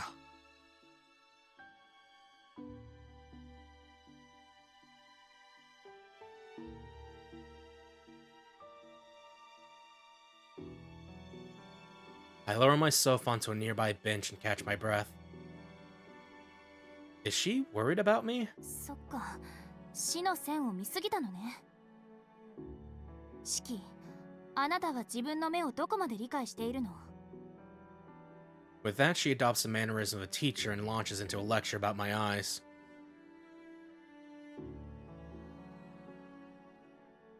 Yeah, according to Archwade, my eyes don't exactly see death, but rather decipher death. The lines are simply where death is exposed. The origin of those lines, the point, is death itself. Seeing the lines require going far beyond the limits of human perception and cognition. So overusing this ability will cause the brain to crash for the eyes. Due to the strain, it must be used in moderation. なんだそりゃ。自分で俺を振り回しておいて。Archwade's selfishness is almost comical. She knows full well that my mystic eyes are the only thing I can offer. How could she order me to help her and then warn me not to overuse them? Her logic doesn't add up. She continues rambling about things I barely understand. Miss Archwade is quite the lecturer. I nod and nod as I listen. I've actually pretty much recovered already, but I opt not to cut her off and just stare at her instead. She looked so frail just a moment ago, and now she's practically glowing with energy. ちょっと聞いてるの？私、式は危ないって話をしているのよ。笑うところじゃないでしょ。She's seriously angry at me. But it's not like I meant to laugh, and she's the one who got carried away with all her newfound zeal. なんだよ、偉そうに。ブローブにやられた時は、そっちも危なかったくせに。あの時はあの時でしょ。何よ、式は私が苦しんでいた方がいいの？ No way, I don't ever want to see her like that again. ああ、バランス的に、お前は苦しんでるぐらいでちょうどいい。まあ。We're not talking about balance here.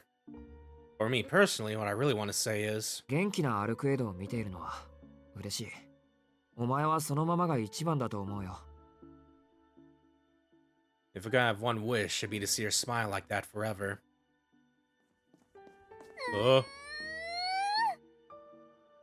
Wait, why is she charging at me? 待て、イノシシかお前。I scramble to get up, knowing there's no way I'll be able to dodge her. But as I stand, Arcade skids to a halt in front of me and grasps my hands in hers. 私も同じ。やっぱり一緒だね、私たち。I gulp as I take in the purity of her smile. Thinking to reciprocate, I open my mouth to reply. But... what was that? A head-splitting pain shoots my brain at the worst possible moment. Yeah, that's kinda new. I only save myself from collapsing by grabbing onto the bench.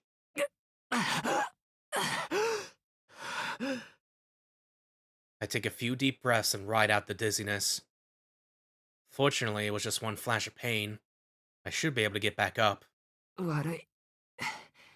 体力、まだ戻ってなかった。アルクエイドの言う通り、魔眼の使いすぎってやつだな。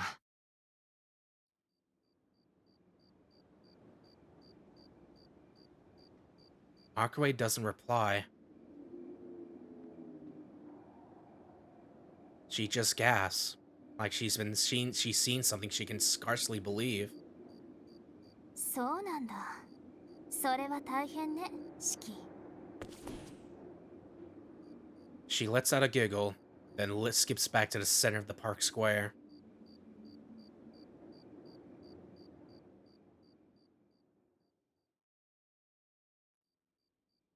The night grows later.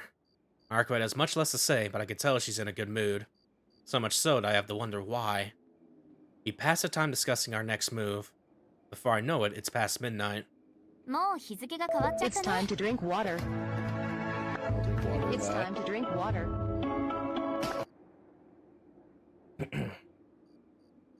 今夜はここでお別れにしましょう。明日もよろしくね、シキ。まあ一日で終わることじゃないしな。待ち合わせ場所はここで、時間は今日と同じでいいか？ええ。一日も待つのは退屈だけど、シキにはまだシキの生活があるものね。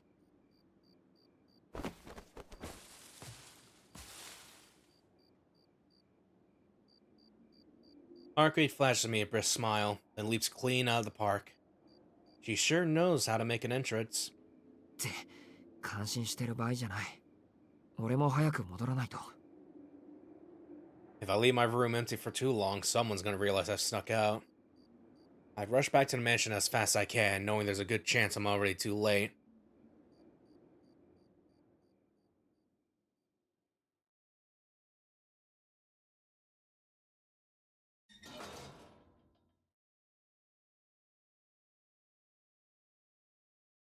Yeah, that text was going fast. It's well past midnight by now. The lights in the mansion are all out. I was always do that for the first sentence. Now it's back to normal. I bypass the main entrance and slip in through the service door at the west wing.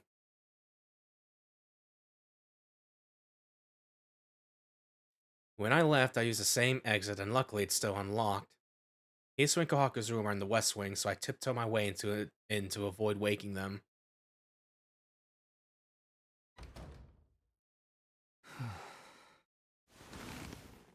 A sigh of relief escapes my lips as I sit down on my bed.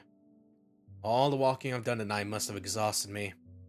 Feels like the mattress is sucking me in. Again, I'm working with Arcuade. Fate just keeps dragging me back into her blast radius. 仕方ないよな。放っておけないんだから。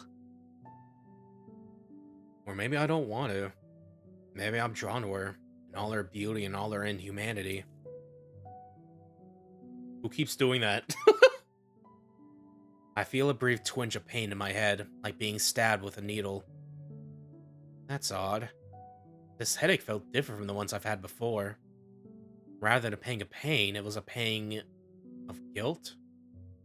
Like I'm rebuking myself for being so foolish as to think of her as beautiful. Slowly, I close my eyes. Sleep takes me over, a giant hand pulling my body and my consciousness into a deep darkness. As I fall helplessly into darkness, I try to recall why that would be foolish, but my thoughts disintegrate before I can.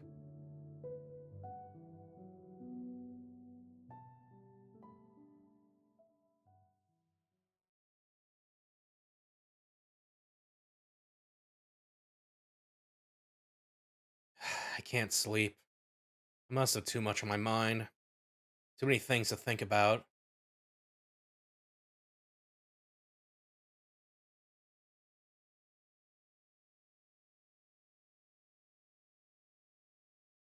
Closing my eyes throws my thoughts into sharper relief.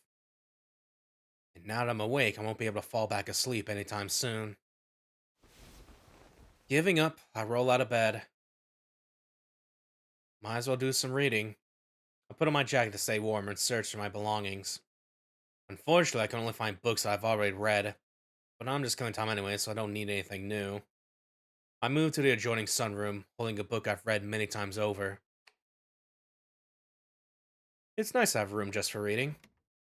Sinking in the chair, I flip through the pages.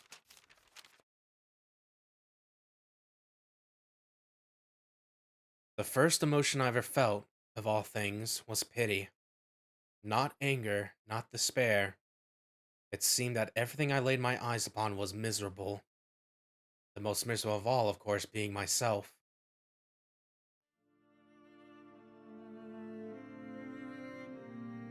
He was born at the end of the 15th century. The child of a wealthy family, he received the best education money could buy and grew up healthy in both mind and body. A benevolent soul, he reviled corruption, avoiding any and all vices. Those around him regarded him as a child prodigy and believed without a doubt that he would bring them great prosperity. However, he defied his parents' wishes for him to inherit their lands, instead setting his eyes on the doors to the house of God. In this age, the corruption of the church was at its height. The greed of the powerful had infected its roots, and the fruit had nearly fallen from the tree. His parents were disappointed, but nonetheless gave him their blessing to follow his aspirations, in the hope, perhaps, that he could excise the corruption that had spread throughout the land.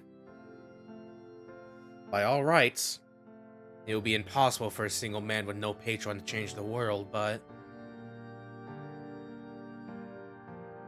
he passed through many cities, befriended many people, watched many new developments come to fruition.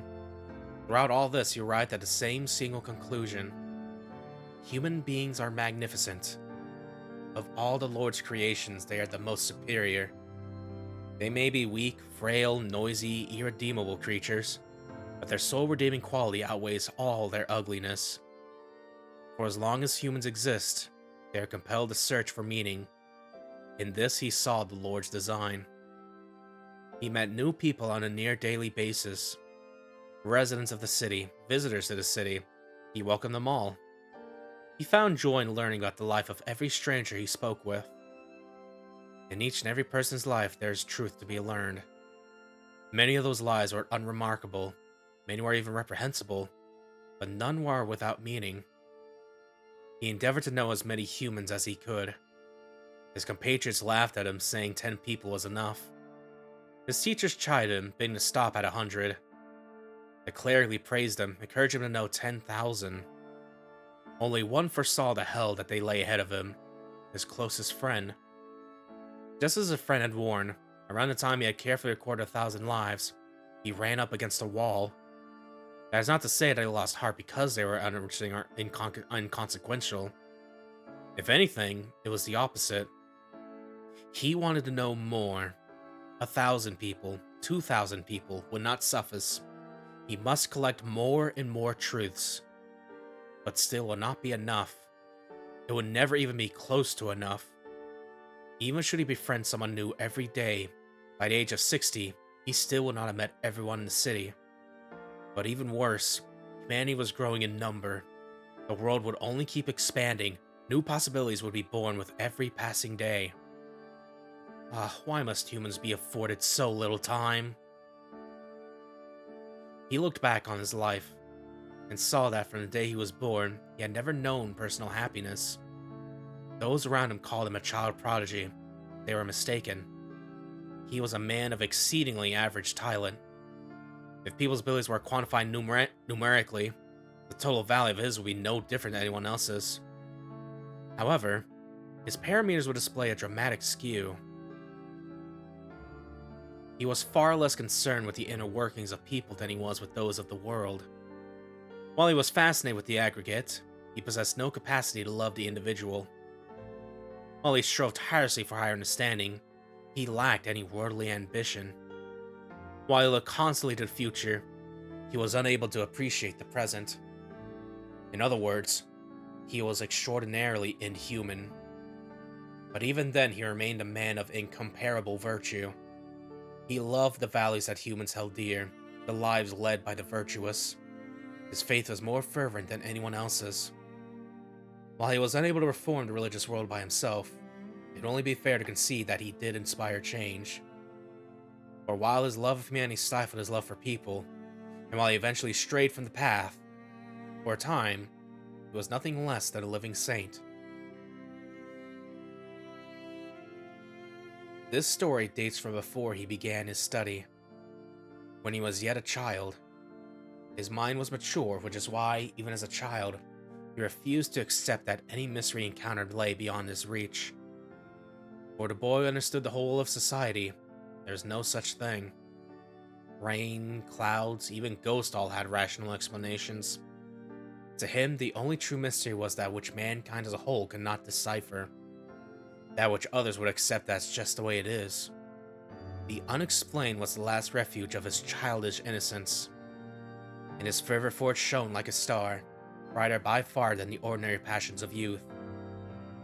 Consequently, 私は今でも覚えている。父の目を盗んで一夜だけの旅に出たあの時間。高く高く、何の支えもなく私を見つめていた。the white disk gleaming in the sky, the clouds that obscured it. What is that? What is its purpose? How does it exist? Anticipation, intrigue, fear. These were the feelings that walled up inside him when faced with something he could not reach. They took root in his breast like a shining star. That was his beginning and his impetus. Oh, how grave his sin. Oh, how deep his foolishness. For he prayed to the Lord above to one day understand all the universe. In the years to come, he would learn the truth.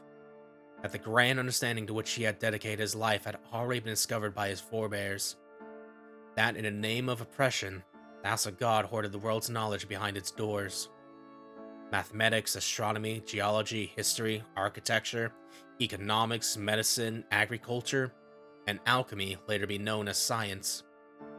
In this era, the house of God was but an intellectual graveyard, securing all of man's advances under lock and key, even as it shrouded itself as the world's greatest educational institution.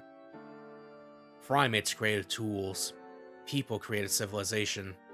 Scholars studied stars and devised ways to observe them. They surmised the vastness of the universe long before they ever crafted wings to lift them off the ground. They had long known the nature of the rock he saw in the sky that night. Not even the innermost workings of the earth were barred to them. Every possible question had already been answered. Every mystery had already been solved. As a nameless philosopher once said, man will spend his next 1,000 years proving what he has already surmised. All the world will be rendered comprehensible.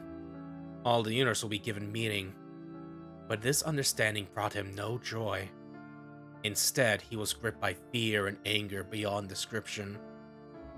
It was only because I had already given up that I was able to accept it. But what now? What am I to do with this knowledge? There will come a day when humans will know everything. Yet this body of mine will expire long before it comes to pass. Compared to the vastness of the world, one human life is cruelly short. He dedicated his life to knowing everything, but would die knowing nothing. He searched for the meaning of human life and learned that it had none. Any person should understand what a pitiable conclusion that is. In that moment, he first knew the terror of death. I fear death. I fear atrophy. I fear a world without an end. Even after acquiring so much knowledge, I still know nothing. It is not my own annihilation that frightens me. What truly terrifies me is losing my purpose. I must devise a new approach. Eternity does not yet exist on this earth. This world is still growing, still changing. All I can do is wait until it is complete. He stepped off the path. He turned his back on the stairway to heaven. What he wished for, what he sought, was simple. He wanted to know everything. And to do that, he needed unlimited time. How ironic. The man who feared the unlimited growth of humans pursued unlimited time as his solution.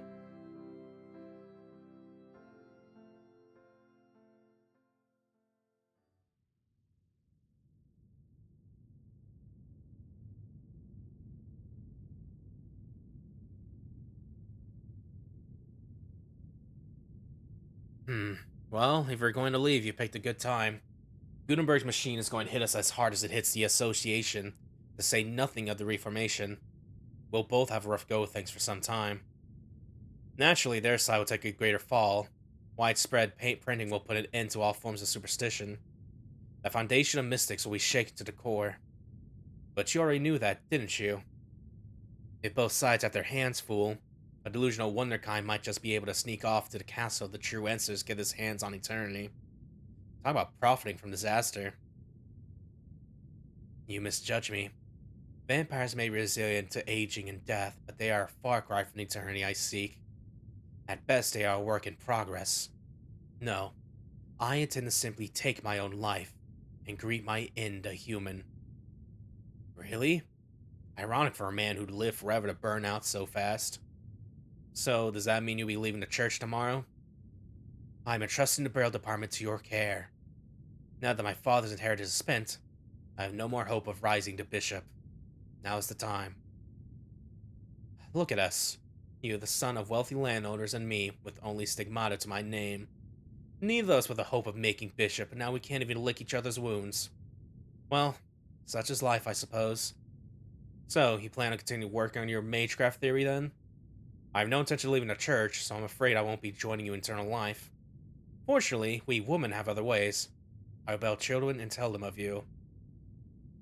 Intriguing. What will you tell them, Narbarek?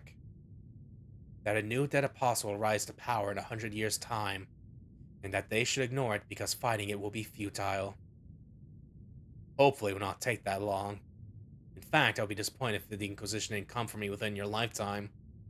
I intend to make a vampire of the highest caliber. 10 years ought to be enough. Don't be absurd. You'll be starting over as a zombie. Even a once-in-a-decade talent like you will still need to essentially climb the ranks. Their world is not as kind as ours. It's the closest thing on this earth to hell. Perhaps so, if I took the orthodox route. If I were to begin at the highest echelons, however, the rules of their world would not need apply. How cryptic. What are you proposing, then? Why, it's simple. As you know, a dead apostle's power depends on the true ancestor who drank their blood. Therefore,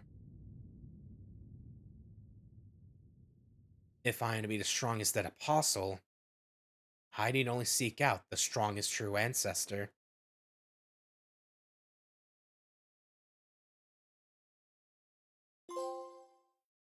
Yeah, that was some pretty, I imagine, good Roa lore there. Why she could just got this book here? Like, all right then. Probably have time to do one more or two more days here, so let's go and jump into day 8 here. Oh, the Return of Metamorphosis. Wait, what? No, yeah, Crimson Vestige 1. That's still like, what happened to part 2 of that? Continuing off. Oh, the egg hatched into a bird. Look at that baby bird.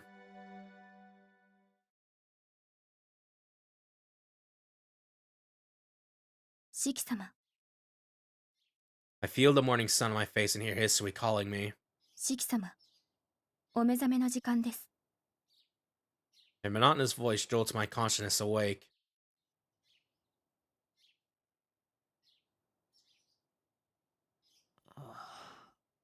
Ohayo, Hisui.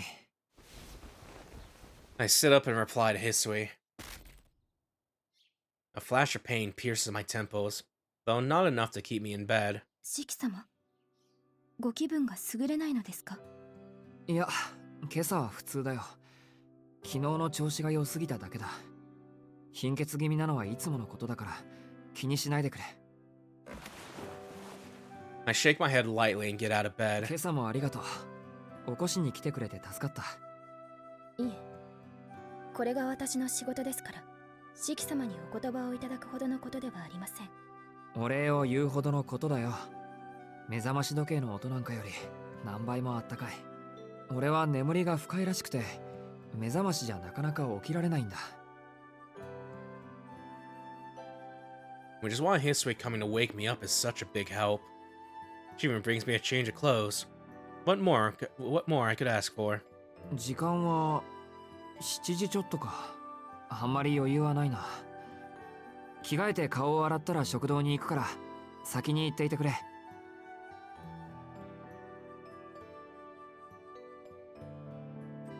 Isui's looking at me like she has something to say. Is she nervous? She seems to be shaking a little. Ugh. Looking at her fragile, gloomy eyes makes me. 関係のない話なのですが、就寝時間の後、私と姉さんは2時間おきに屋敷の見回りをいたします。午後9時は姉さんが、11時は私が、午前1時には姉さんが屋敷中の戸締まりをチェックしているのです。そうだったんだ。それ大変じゃないか。夜と朝だけでいいだろうに。決まりですから、どうかお気になさらないでください。その時の話ですが、仮に私が施錠を忘れた箇所があっても、午前1時には姉さんが見つけて施錠し直してしまうので。Now I get what Hisui is trying to say. She's talking about the servers' door in the west wing. 翡翠、俺が出て行ったことに気がついてたのか？いえ、決して咎めているのではなく。Hisui hangs her head apologetically. あ、いや違うんだ。怒ってないよ。でもそっか。翡翠は知ってたのか？はい。鍵が開いていましたので、もしやと思い、勝手ながら四季様のお部屋の様子を拝見させていただきました。Hisui voiced windows. This must be tough for her, having to condemn her master's illicit activities. ありがとう。おかげで昨日は助かった。翡翠は全然悪くないよ。もともと夜中に出歩く俺に問題があるんだから。ああ、でも。I can't ask her to keep it quiet from Akia. It would only make things harder for Hisui. She may tend to my needs, but her actual employer is Akia, the head of the Tunnel family. Being dishonest with her will hurt our standing in the future. アキハには俺から説明するよ。翡翠は何も知らないふりをしてくれればいい。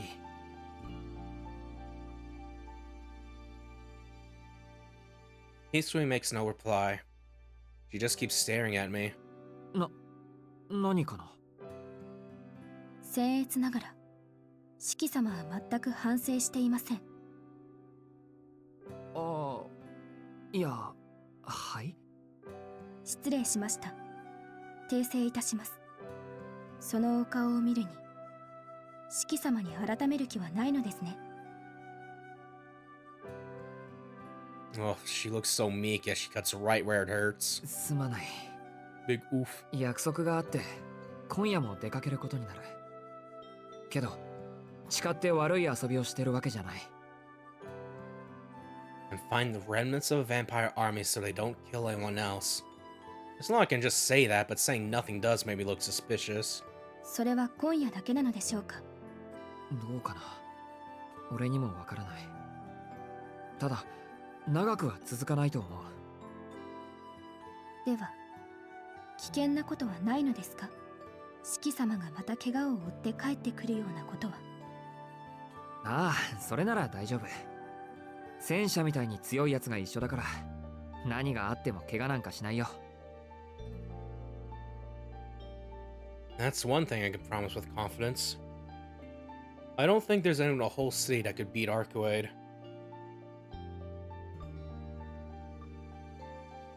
お話は分かりました。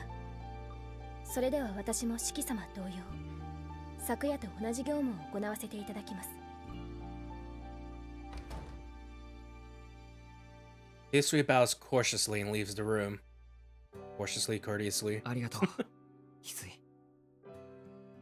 She's giving me the greatest concession she has the power to make. What she's saying is that she'll look the other way while she's on patrol, so as long as I'm back by one, I'll get in undetected.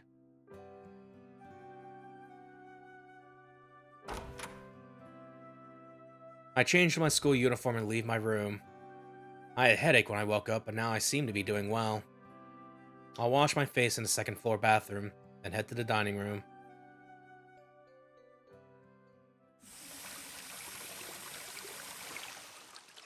Now that we're... Cheeky, are you gonna put your glasses on? Like, it just... Now that we're well in the fall, the tap water runs cold. I usually just splash some water on my face, but today I let the water collect in the basin and dug my whole face in.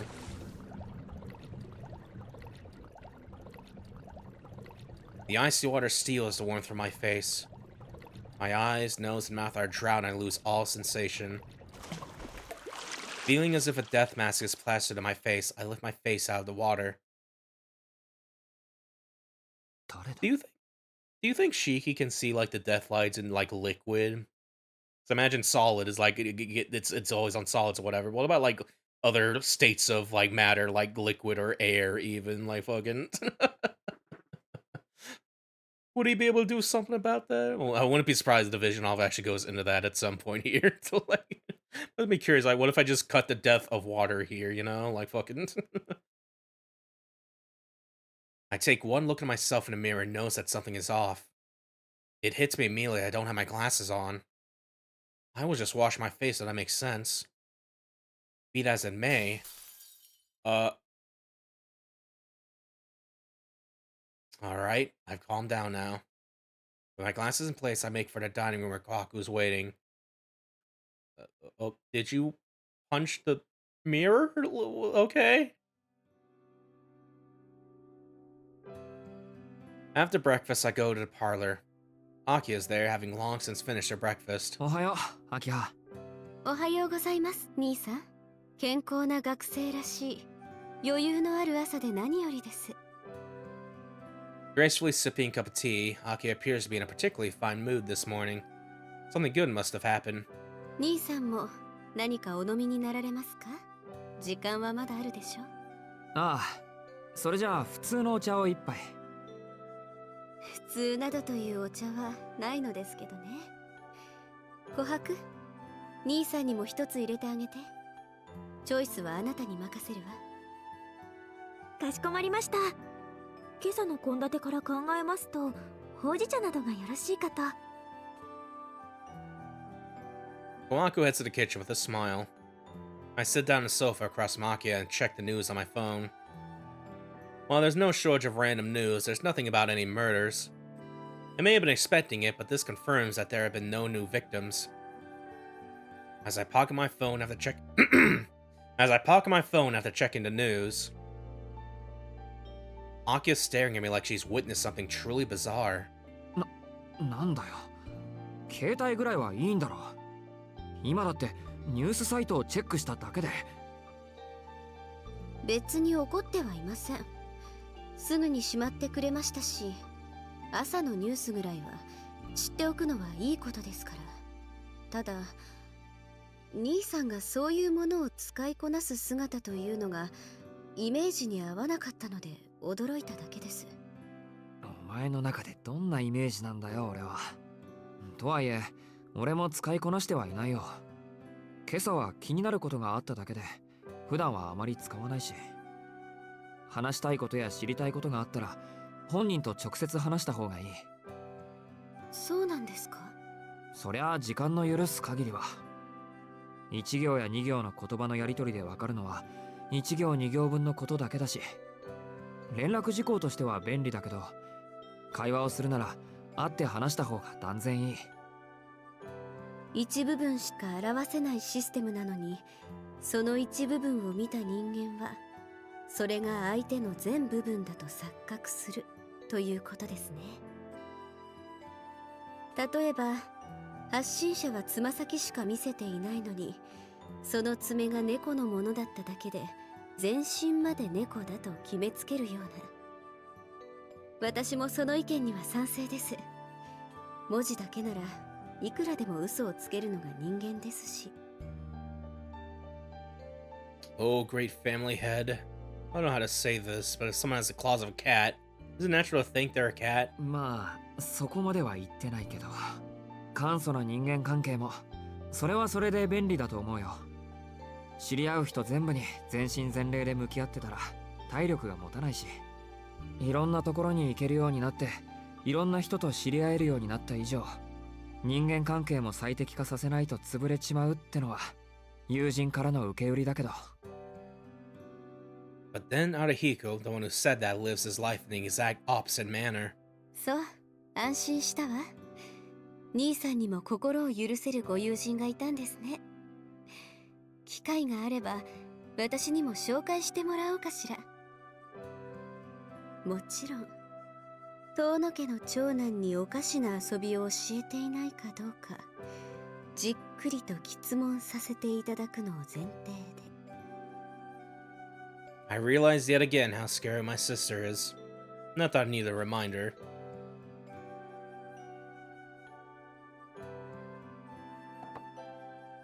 Gohaku brought my hojicha rather, while I was chatting with Akiya. Its flavor is subtle, but it makes for a refreshing drink. The hot tea washes away my post-breakfast sluggishness. Akiya rises from the sofa with a sound. Must be time for her to go to school. お先に失礼しますね、兄さん。私は夕方まで帰れませんが、兄さんのご予定は？え？ Her casual question makes me perk my head up. It's time to drink water. You want to drink water? It's time to drink water.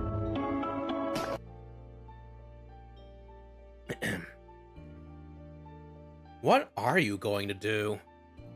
For some reason, these unremarkable words pierce me through the heart.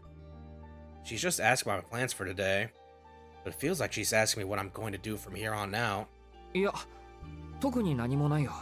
学校に行って終わったら帰ってくるだけだ。そんなことなら午後の予定はキャンセルしておけばよかった。Akiya mutters discontentedly. アキハ？いえ、何でもありません。それではごきげんよう。兄さんも遅刻などしないでくださいね。Akiya leaves the parlor with Gohaku.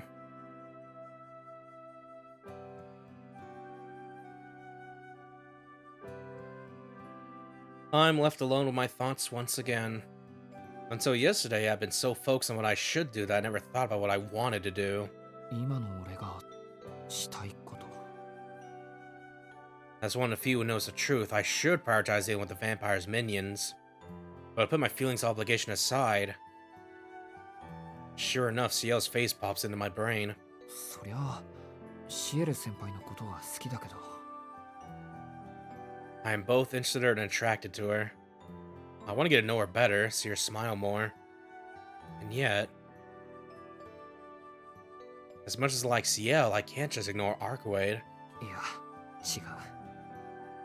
放っておけないのは吸血鬼のことだからだ。町から吸血鬼がいなくなれば。Then, Arcuade and I will be done working together. There won't be any more loose ends, and things will go back to the way they were before. そうだ。俺がしたいことなんてそれしかないじゃないか。Satisfied with the conclusion I've reached, I get up from the sofa. It's 7:30. I better get going or I won't make it on time. それはそれとして、ハルクエイドとのことは黙っているしかないんだよな。The two of them are like oil and water. I feel a little guilty keeping a secret, but I have to make sure Ciel doesn't find out until it's all over.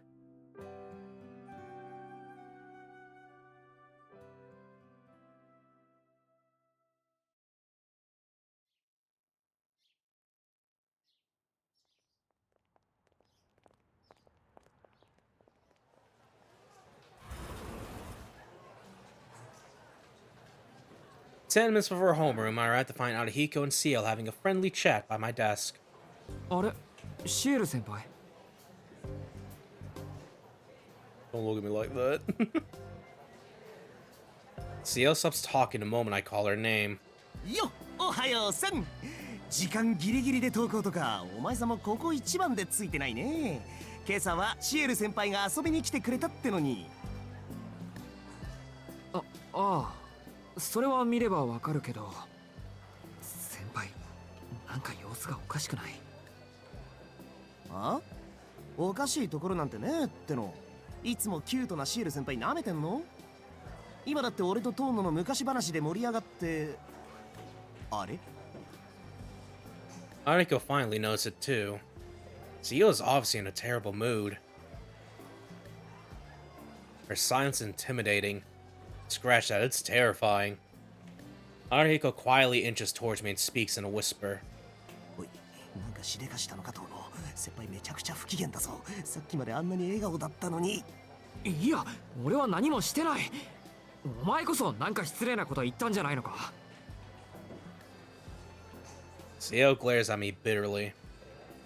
No way, she couldn't she the little, that's not how you say that. She couldn't have found out about me in Arcade, could she? おはよう先輩。俺の席にいるってことは、今朝は俺に話でも？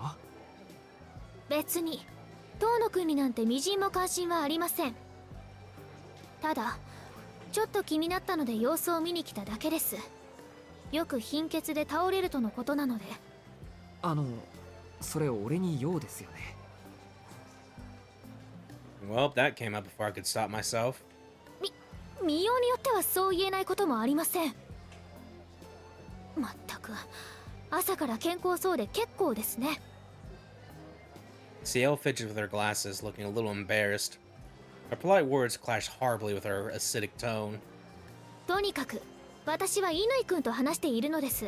遠野くんに用はありませんから、教室の隅かロッカーの中にでも入って自己反省をしていてください。Ciel's expression tightens as she coolly delivers her killing blow. Ariko and I look at each other as if on cue.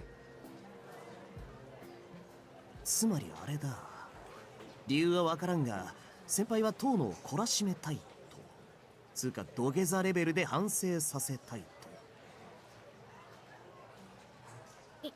いえ、そこまでの話じゃないんですけど。いや、そこまでの話と見た。こいつは人並みの情がないんでよく地雷踏むからな。よし、そういうことなら力になりましょう。遠野、しりとりしようぜ。なんでしりとり？正気かてめえ。Ciel and I shout in unison. Our eyes meet for a second, but we awkwardly look away. どうしてしりとりなんでしょう？説明を求めます。いやー、先輩、遠野の泣かせ方知ってる？遠野くんの泣かせ方？知りませんが、興味が湧いてきました。もちろん。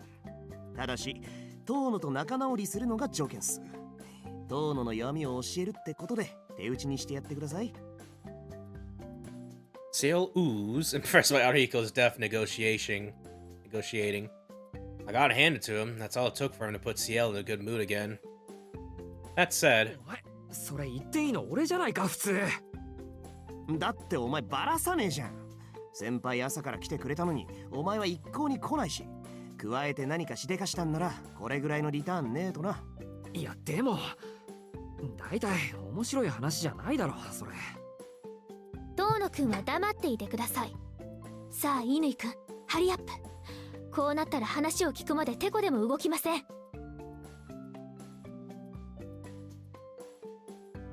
3 minutes till homeroom. Just thinking about Ciel and Miss Noel running into each other here is making my stomach hurt. There's no other way out.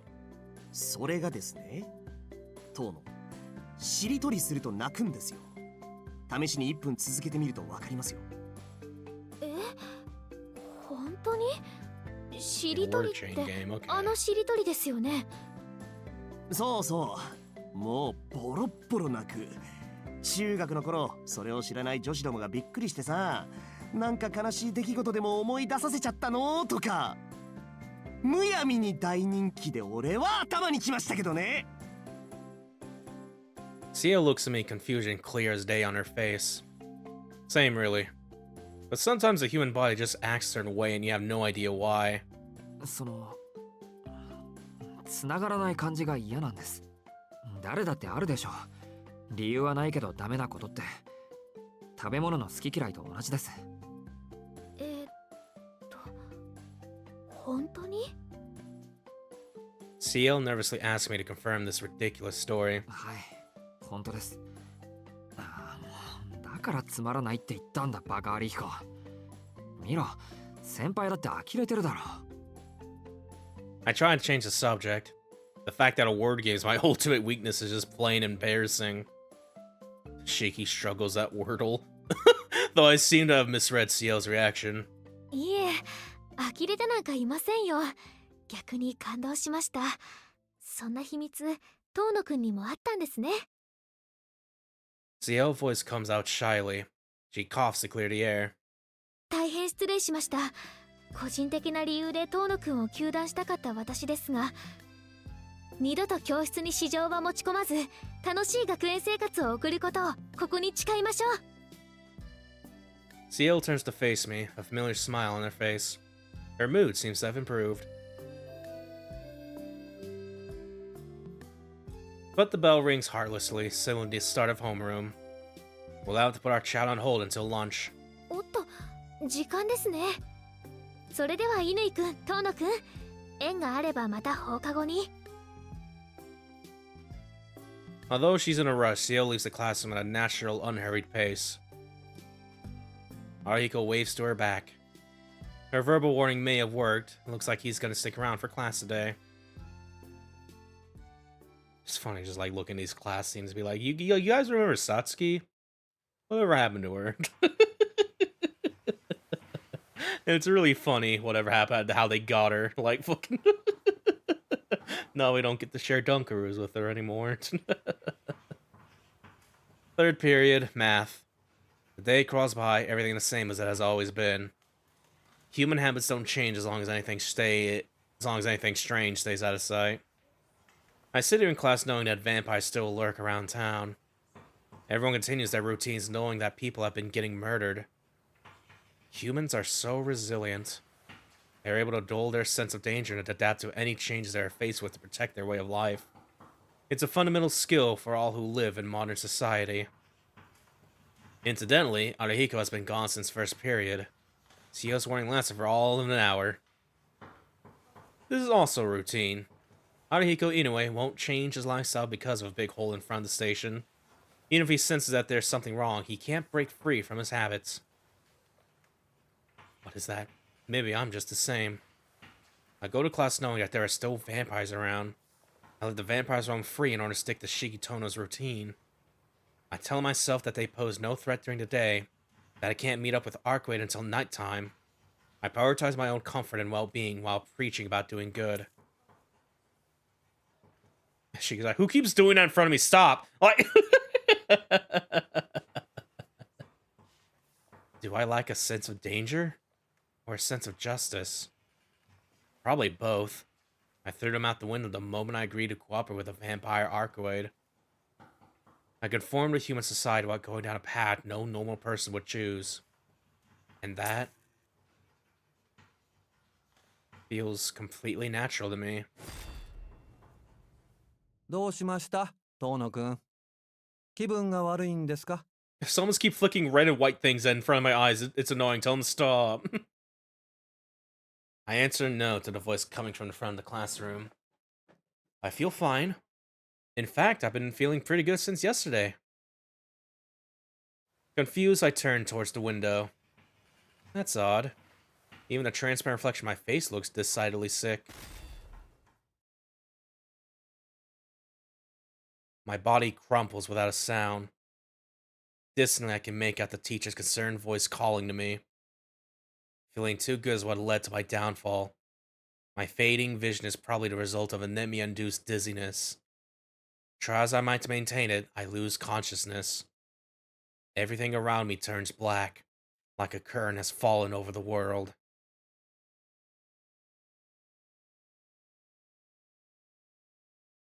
Well, I dream suddenly.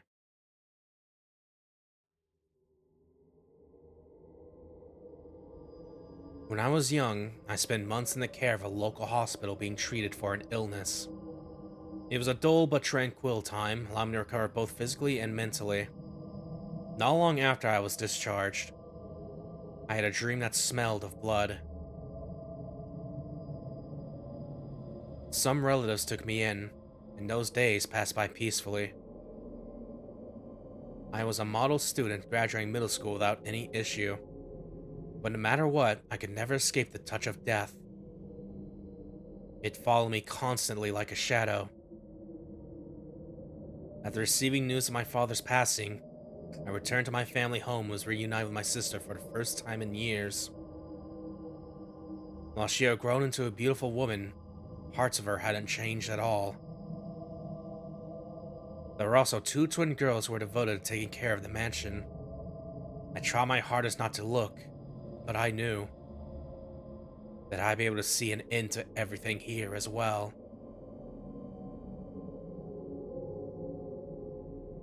I saw a woman I didn't know. A woman I had nothing to do with. It was a random encounter. Even with my abnormality, I still felt human. I entered her room. Her vitality was captivating. My spine trembled with lust. I didn't even understand the concept of love to know that this was it. I wanted to know this woman, so I did. And without excuse or denial, this was the end result. The warm blood sears my skin. The nauseating stench of the stuffing that spills out of each unraveled seam assaults my senses. The abdomen is like an overturned bucket, but the extremities bring to mind something different. The scattered arms and legs look like slices of cake. Red like strawberries, white like cream, yellow like sponge cake. The pungent air sticks to me, reeking of violence. The smell of blood and organs enter my nostrils and penetrates my brain. My thoughts are shaken in disarray. My sense of reality is blurred. My body becomes weightless. Hold on, let me get the thing going here. Hold on. My eyes are glued to this. Why is it like to this a something? It says this fucking image, but it's like whatever. This a image. I hear a dripping sound, the hiss of rain, or the rush of a waterfall. It is only about 3 liters of blood, yet I feel like I'm in an endless ocean. The cross-section of any body part is captivating enough to be a work of art. The more I compare them, the more my own ugliness stands out. I feel like a soldier parachuting down to the ground. What I was looking down upon just a moment ago is actually so large, I have to crane my neck up at it. The corpse expands. A tsunami crashes into my mind. It's too late for me. It's too overwhelming to contain. This is no metaphor. The amount of information I'm trying to process is enough to drown me. I can't run. I can't even breathe. About to sneeze in a second though, like and just went away. I didn't get to sneeze. I hate when that happens. This is the mechanism of life. Far too vast I hid my eyes from until now, learning of it only as a function/concept. As my consciousness grows smaller and smaller, so does my sense of self. My individual self withers away, unable to withstand its own inferiority. I am powerless to stop it. The more I fade away, the more my sins are obscured, the larger the world grows.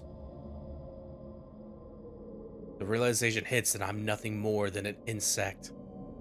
That dismembered parts are like giant buildings. The spilled blood becomes a flood submerging the city. I become a maggot infesting a corpse and look up at the scene. This is what it means to kill a person. Surrounded by my own wretched deed, I quiver like I am the victim, frantically, shamelessly looking for salvation. See? You've shown your true colors now. Hearing someone speak to me, I snap out of my masochistic trance. What lies before me is very clearly a corpse. I've learned that once the human body stops moving, it becomes unwanted baggage. It becomes an eyesore. It takes up space. It's hard to clean up after. It's a hassle to dispose of. I see. No wonder I don't like having this indoors. It doesn't count because your target resurrected. Don't run from your own guilt. No matter target doesn't change the fact that you're a freak. Ah, this feeling. You've always been inhuman. You can't restore humanity that was never there. Did you really think you'd been a good person this whole time? It feels so good in the worst way.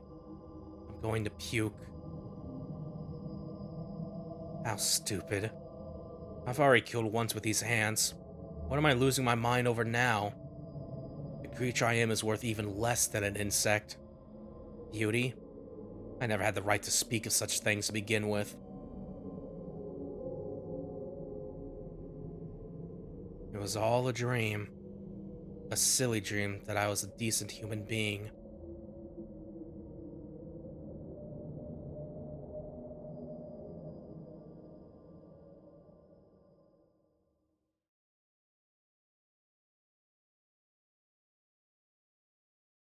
My conscience feels dulled, like I'm waking up from a nightmare or something. I open my eyes to see that I'm in the nurse's office. I've been here so many times I can tell just by looking at the ceiling. The curtains are drawn around me as I lie in bed. Although I'm awake, I can't move. It feels as if blood flow has been cut off to my extremities. All I'm able to do is breathe, and even that takes a conscious effort. I might pass out again if I lose focus. When this happens, there's nothing I can do but wait for my circulation to improve. Calling for help would only make me lose even more strength. I look up at the ceiling without moving an inch, and finally regain my hearing. I hear voices coming from the other side of the curtain. この国に来てから出費が増えて大変よね。安くていいものばかりなんだもの。お買い物もつい弾んじゃうんじゃない？そうそう。昨日潰した人の話したっけ？高級マンションに引きこもってたやつ。もうめっちゃくちゃいいお酒持ってたの。処分した人の持ち物には手を出しちゃいけない決まりだけど、1本ぐらい拝借してもよかったかな。そもそもあいつら味覚ないんでしょ？なんでワインなんてコレクションしてたのかしら。生前からの習慣でしょう。人化した人間は人間以上の体を得たにもかかわらず、肉体が変化したことへの反動として人間的だった自己にすがりつくんです。それちょっとわかるかも。先生も若い頃の洋服大事に取ってあるし、もう着れないのに捨てられないのよね。だって一度も着れなかったし、お姫様みたいなドレスでね、着こなすには勇気が必要だったの。そんな勇気が出る前に大人になっちゃったけど。ノエル先生。そういう意味じゃないってば。ただの思い出話よ。でもなるほどね。本国の首都に宗教家が多いのはそういうわけだったんだ。この国の吸血鬼たちが物欲に走りがちなのも納得。それは今関係のない話です。それより静かに。彼が起きてしまいます。疲れているようですし、昼食まで睡眠を取らせるべきでしょう。The voices belong to Ciel and Miss Noelle. From what they were talking about, I'm guessing they're the only ones in here. They must have heard that I fainted and came to check up on me. そうかしら。四季君、もう目覚めないと思うけど。脈拍は平常時の半分。体温は30度あるかないか。意識レベルも睡眠というより昏睡じゃない？ Sorry to disappoint you. Miss Noelle's tone sounds vaguely cold.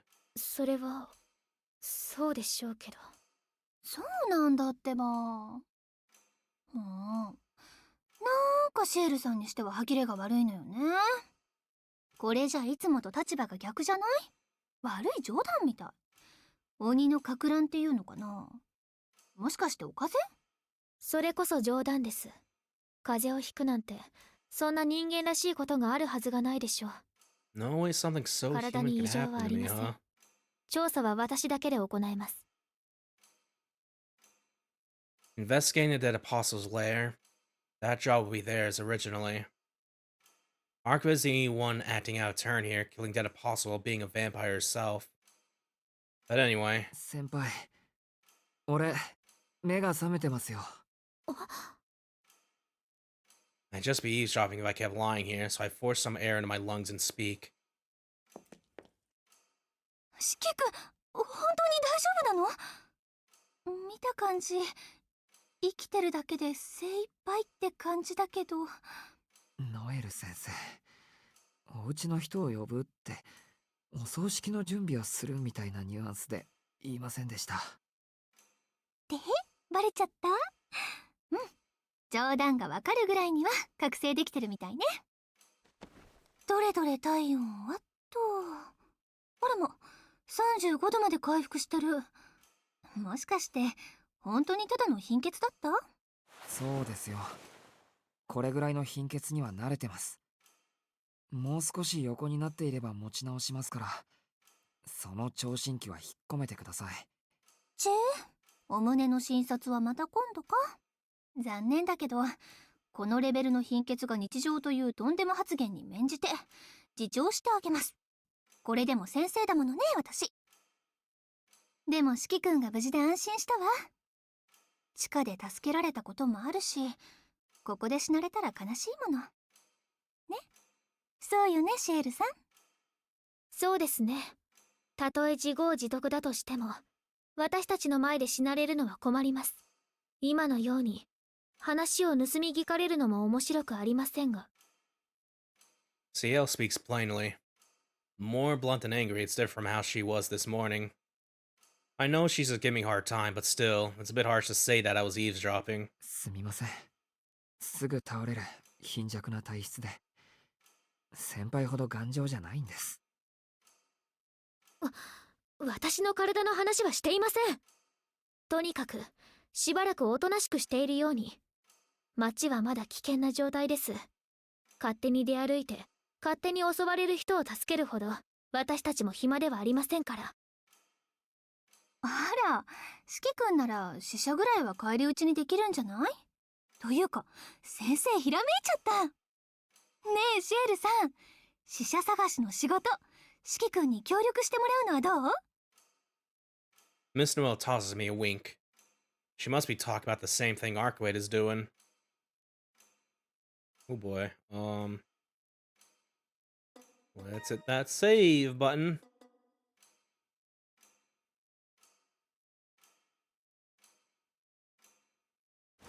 Okay.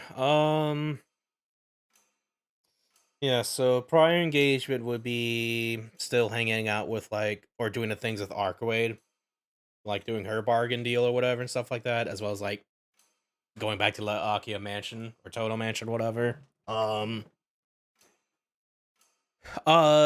This would be similar to a thing. I won't say like this choice go like the arc routes where we try to go to arc despite the illness coming for me here, like, and then I just die immediately after that, like. So I'm going to assume that's about to happen if I try to do that. Granted, it could happen here, just like try to make myself use of them, but this would be more the Ciel and Noel favorite answer, quite frankly, but let's make ourselves useful to them. ありえません。 Oh, 人手 okay. が足りています。馬鹿げた発言は控えるように。代行者ノエル。I didn't even get a chance to reply. Ciel sounded dead serious. After coolly reprimanding Miss Noel, she walks over to the door. 私はここで失礼します。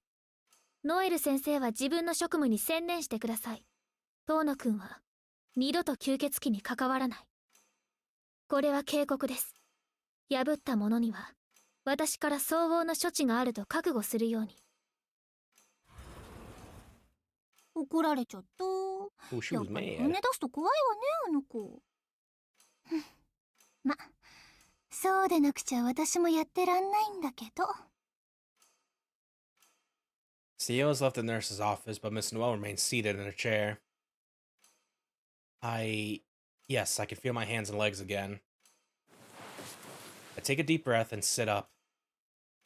It's just before 11. I should be able to make it to fourth period. あら、四季君もう授業に戻るの？放課後まで休んでいくと思ったのに。そうしたいところですけど、体が動くなら授業に出ますよ。いつ倒れるかわからないんだし。可愛い顔なのに真面目なんだ。ますますキュンときちゃうかも。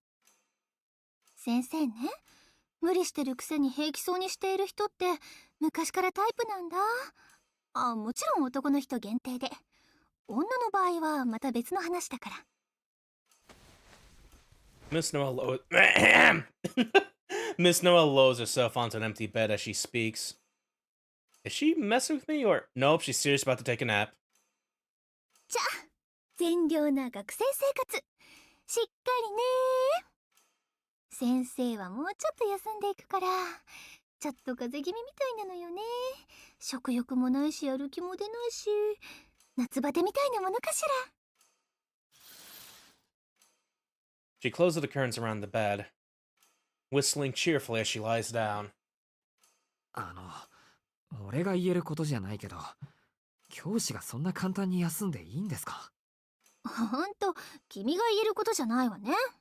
大人だってサボりたい時があるのよ。いいじゃない。自習の一つや二つ。私サンタクロースみたいなもんだし。ちょっと早いけど、子供たちにプレゼントをあげましょう。Miss Noel gives me a truly bizarre answer and promptly falls asleep. It's time to drink water. I'll drink water of that. It's time to drink water.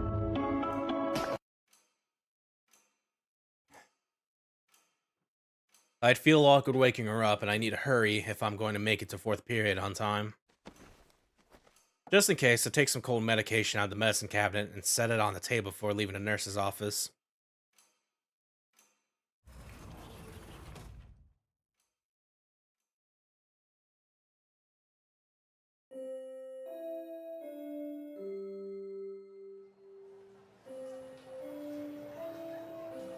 Fourth period just ended. Should I go find Sam in the tea ceremony room or eat lunch by myself? Either way, I'll have to drop by the school store to buy some food first.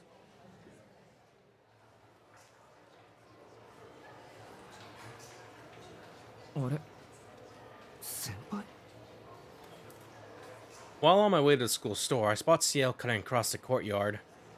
She casually exchanges greeting with some other students as she heads for the school gates. Why is she leaving at lunchtime? Strange. I can't think of a reason why Ciel, who loves the school store, or at least certain type of bread they stock, would go out for lunch.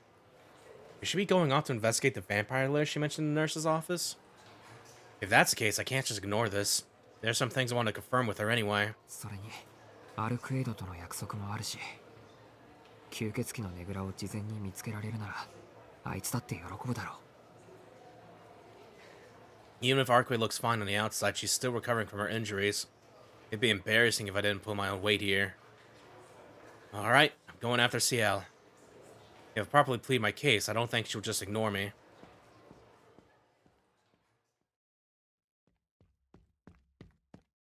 I hurry and exit the school gates. Even though Ciel was just walking, I have to run as fast as I can to catch up to her. She's there! On the path leading to the station. I'd recognize her anywhere. いや、間違いはないんだけど。How does she walk so damn fast? She turns down an inconspicuous side alley. Damn, I'll lose her if I don't hurry.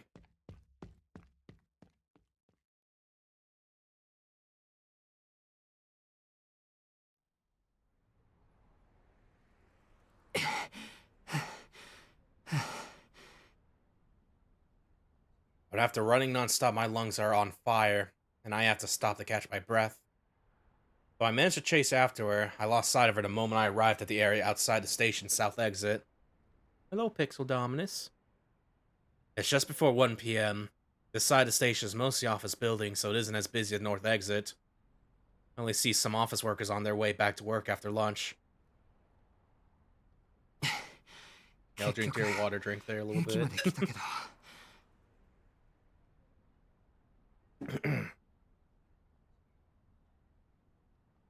I clutch my chest to calm my pounding heart and take another look around. The station's south light is quite the lovely sight compared to the noise and traffic around the north exit. But I still lost sight of Ciel. I underestimated her, thinking it'd be fine since there was only a little distance between us. She didn't notice me. Or rather, I didn't get close enough to call out to her. I don't think she purposely hid to throw me off her trail, so that means... 急ぎすぎて途中で追い越しちゃったかな。いいこういう場合は追い越しちゃったではなく、待ち伏せされちゃったと。先輩Thank you, Ciel. いつの間にこんな近くに。さっきまであんなに離れてましたよね。あんなにとは大げさかつ曖昧ですね。距離にして19メートル弱、ベースボールでいうところのピッチャーからキャッチャーまで離れていたと。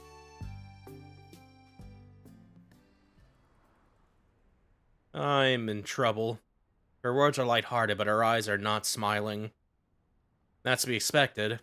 After this morning, what happened in the nurse's office, she's got every right to be annoyed with me tailing her. But I didn't chase her all the way out here just for shits and giggles.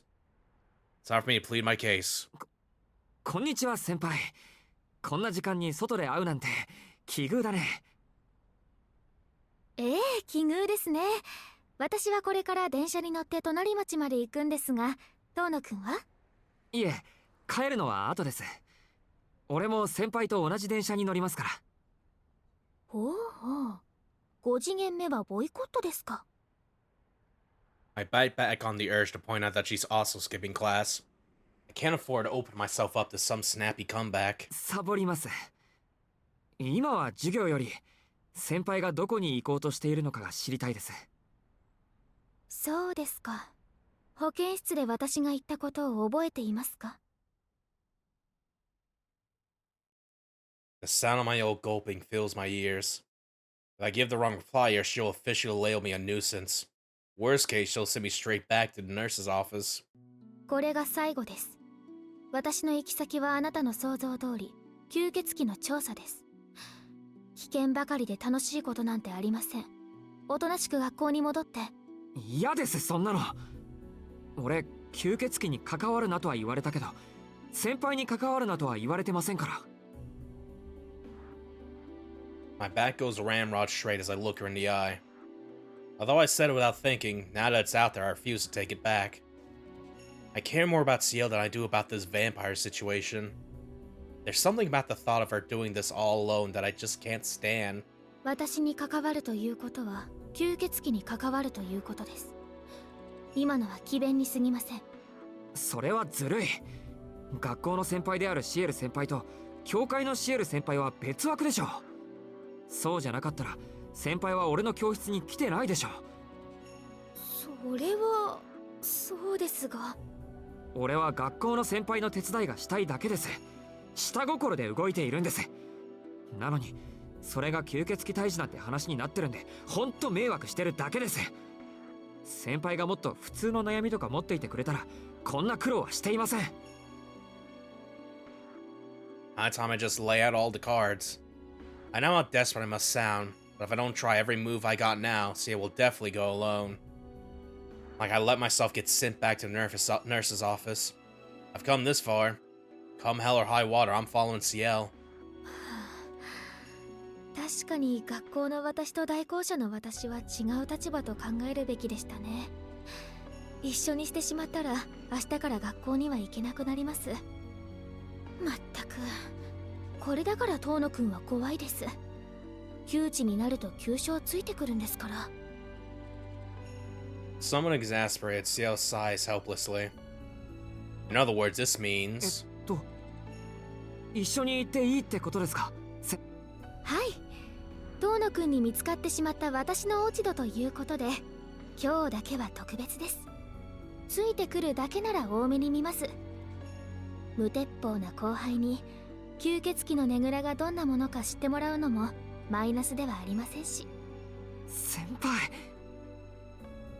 I must have gone through to her because her usual smiles return. All's right in the world. ただし、 Then we そ can の win 前 away に like 反省 fuck. してもらわなければいけません。あなたがどれほどどしがたい失敗をしたのか分かっていますか？失敗ですか？ Could she be talking about the last night when I was with Arcwade? If she brings that up, I have no way to explain myself, but...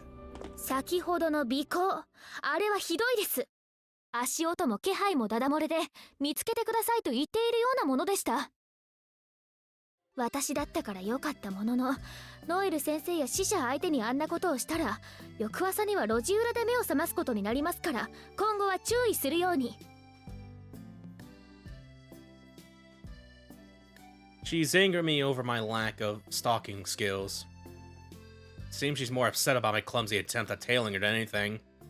I get the idea she intended to shake me, but got so frustrated with my lack of subtlety that she had to stop and say something. It's a little too late to claim I wasn't actually trying to tailor in secret or anything. でも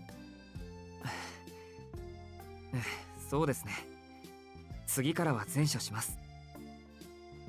I answer with a strained laugh. She can be harsh at times, but deep down Ciel is a very caring person.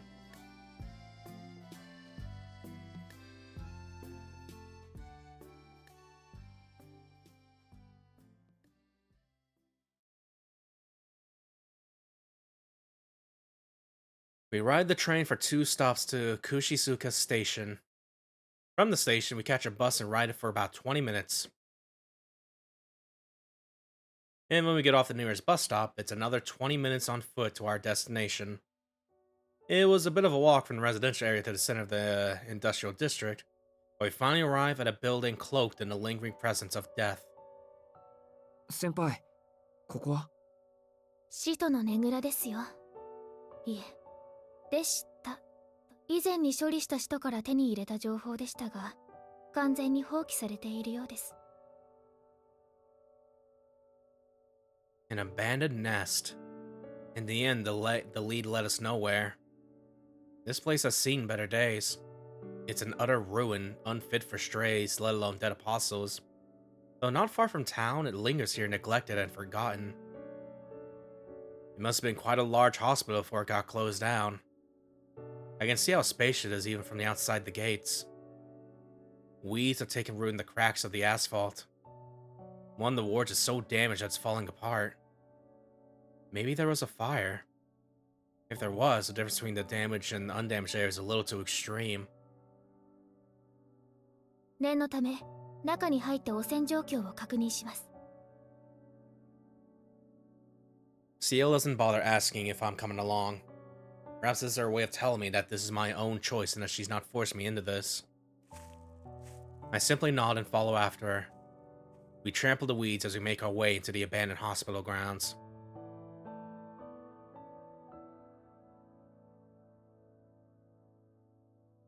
The sky is so high here. There are no tall buildings on the horizon, allowing the blue expanse to stretch into infinity. It's so bright and vivid it makes my eyes hurt. 吸血鬼の汚れは微弱に残っていますが、今は何の害もありませんね。この規模の病院ですから、廃墟になる前は大きな拠点だったとは思いますが。あの地下墓地みたいなですか？ええ。病院は使徒にとって利用しやすく、また価値のある施設です。個人資産によるものならなおさらですね。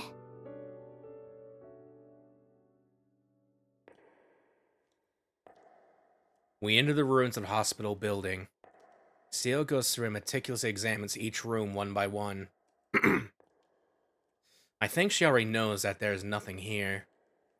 Even so, she painstakingly checks if there's anything out of the ordinary. It's the exact opposite of Arcwade's careless methods. 先輩、ちょっと話をしていいですか？もういいですよ。それぐらいは覚悟していましたから。邪魔をしない程度ならどうぞ。じゃあ遠慮なく。吸血鬼は2種類いて、先輩たちがやっつけてるのは使徒の方ですよね。先輩たちが追っていた使徒、この町に居ついた使徒はどんなやつだったんですか？詳しくは話せませんが、典型的な使徒ですよ。少しずつ町に浸透していき、勢力を伸ばしていくタイプです。グローブ・アルハンギリほど直接的な脅威ではありません。I see. So Vlav wasn't the church's target either. Vlav was more like an unexpected visitor. But Ark and Ciel both came to this town in pursuit of the same vampire who made its nest here, however many years ago. そうですか。そいつの名前は？ She stays still for a moment. After she finished investigating the nth abandoned room, she sighs in defeat and answers me. ロア。ミハイル・ロア・バルダムよ。人間だった頃は、教会の司祭だったと聞いています。The name of her enemy. Roa. The same name Arcade gave me. It's the vampire that reincarnates at will or something. I still don't really understand what that means exactly. And Ciel doesn't give me any more details. We continue to search the abandoned hospital. After thoroughly investigating the first and second floors, Ciel heads for the third floor. As we make our way up the stairs, she breaks the silence. 例えばの話ですけど。 It's more like she's talking to herself, though. 例えばの話ですけど、ある日自分が突然ホラー映画の主役になっていて、何の説明もなく悪役だと知らされて、開始1分から散々暴れて登場人物たちをみんな殺してしまったとします。1時間半、もうノンストップで。この状況でホラー映画の話とか脅かしっこはなしですよ、先輩。例え話ですから最後まで聞いてください。遠野くんはたまたま気まぐれで映画館によってその映画を見たとします。誰かが主役のそのホラー映画を。映画のエンドロールから抜け出してきたばかりの血まみれの誰かが。彼は言います。はじめまして誰かさん。映画の世界からやってきたものです。ああ、でも安心して。怖がらないで。私は台本通りに殺人鬼を演じただけ。それがまさか終わった後に映画から追い出されるとは思ってもいなかった。あなたは彼をどう思いますか？脚本通りなら仕方がないと歓迎するか、フィクションであろうと悪役は悪役だと糾弾するか、それとも映画の中に Get back in the movie. この場合どれが人間として正しいのでしょう。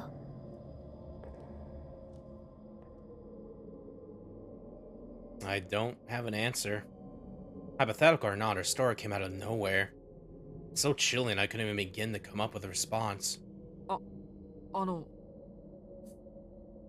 Confused by her intentions, I call out to her cold, distant figure. She lets out a short, self-derisive chuckle and turns around. なんて、ちょっとした退屈しのぎでした。突然遠野くんに意地悪したくなったのです。昨夜そういう内容のホラー映画を借りてしまって、あんまりにも真に迫っていたので、遠野くんにもホラーを分けてあげようかなと。そうですか。突然意地が悪くなったことはどうかと思いますけど、その映画自体は面白そうですね。二重構造でよくできています。ええ、この事件が片付いたらぜひ。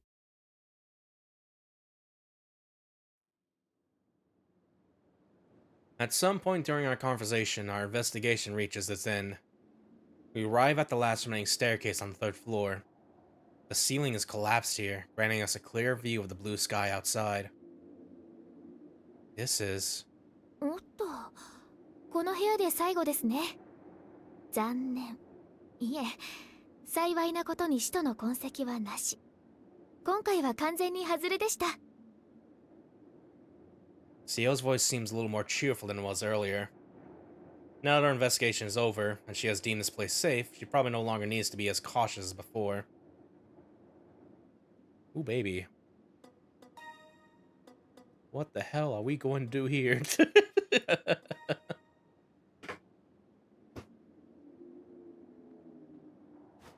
Alright, what do we got? Seems a little more true than it was earlier. Now that our investigation is over and she has deemed this place safe, she probably no longer needs to be as cautious as before. I think we should go back if we're done. I think I'd like to go back if we're done. I think we can go back. Okay, no. It's all the same choice. Would you rather have $1 or $2?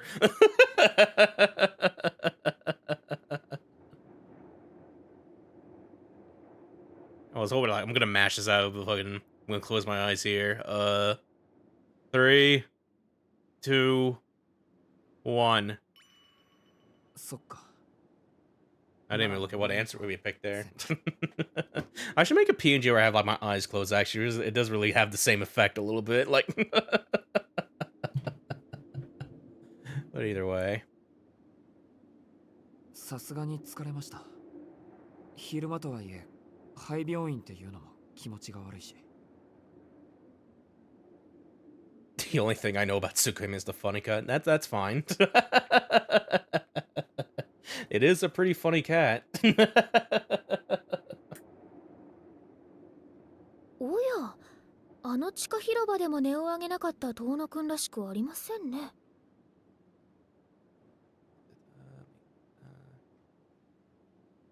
ですね。あそこまでぶっ飛んでると、もう驚きしかないんです。一方、廃病院は立派な都市階段ですから。なるほど。そういうことなら夜についてきてもらえばよかったですね。遠野くんの怖がる顔、見るチャンスだったのに。Ciel casually says something unbelievably scary again. Guess she's not done teasing me yet. At least we're done with this place. Ciel agreed to my proposition, so we quickly leave the hospital. I thought the same thing when we first arrived. The sky is really vast and beautiful here.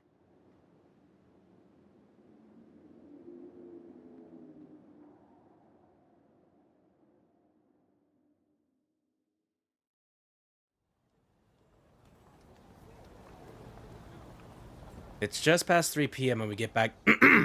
It is just past 3 p.m. when we get back to Soya Station. We missed all the afternoon classes. Even if we went back now, school would already be out. Though I should at least go back to grab my bag. Oh, I'm hungry. Well, that was embarrassing. My stomach loudly announces discontent over me skipping lunch. ふむ。空腹ですか、遠野くん。恥ずかしながら。購買部に行く途中で先輩を見かけたから、昼抜きなんです。ご飯食べていきます？ちょうどこの辺りにいいお店があるんですよ。I freeze up at the unexpected turn of luck. Going to a restaurant means I get to eat out with Ciel. Nice! Even if this is a trap, I'll happily fall for it. God, I love to, but... いえ、あまりお腹は減ってませんから。That's a lie. I had a big appetite yesterday, and today is no different. But sadly, I don't have the money to go dining out this month. Ciel even said it's a good place, so probably eye-poppingly expensive. As heartbreaking as it is, the manly thing to do would be to decline. まあまあそう言わずに、一食ぐらいでしたらおごっちゃいますから。先輩らしく手伝ってくれた後輩へのお礼をさせてください。Ciel managed to see right through me. And this is as far as my act goes. There's no way I can refuse when she smiles like that. すみません。実はお腹が減って倒れそうでした。お願いですから、その素敵なお店に連れて行ってください。I prostrate myself before Ciel. はい、素直な返事で大変結構です。それでは可愛い後輩のため、張り切って一肌脱ぎましょう。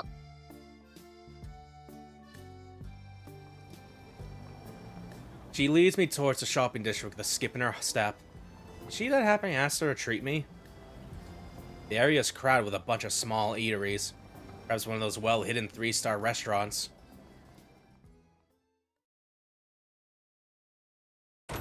I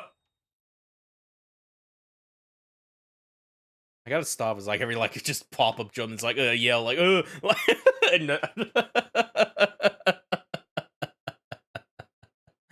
Okay, we're at a curry shop. No, let me correct myself. We're at an authentic Indian curry shop. It's bleeding authenticity no matter where you look. おっと残念。ランチタイムは終わってしまいましたか。スパイシーチキンはつきませんね。Ciel looks genuinely disappointed. はい、どうぞ遠野くん。Love we get like new music for the fucking the curry place here. Ciel hands me a rewards card. It is fully stamped and written in bold lettering is the prize for a full card. Amazing! A free curry meal! I see what she's getting at, but I make sure to confirm with her just in case. カレーセット無料券です。どうぞ好きなセットを頼んでください。私のおすすめはバターチキンカレーです。辛ければいいというものでもありませんし、遠野くんは初心者ですし。Can I make a reward present? Like the I like the Kremling oak sound a little bit. Yeah, I can see if I can look into that here. Would be good like a sound. I should like add that to the soundboard itself too, but yeah, I'll see if I can get something going for that there. It should be pretty easy to do with what I have set up here and stuff like that. I guess what we're talking about a little bit here in terms of like other redeems as well. I've been thinking about making like a redeem for like a changed PNG redeem a little bit, because I do have like a ton of these PNG tubers that like I think it'd be fun to like for people like, you'll pay this much to shuffle around for a bit, you know? So at some point I should probably get around to doing that, get that set up, and I want make that work, you know? A little bit of shit. But yeah, something to do at some point. だよね。そういうことだよね。I know to give the server my order for the butter chicken curry meal, pretending not to see Ciel's finger automatically gravitate to a meal marked in the menu as level 10 in spiciness. But to my surprise, she only orders chai. 先輩、飲み物だけでいいんですか？もっとこう、ほら。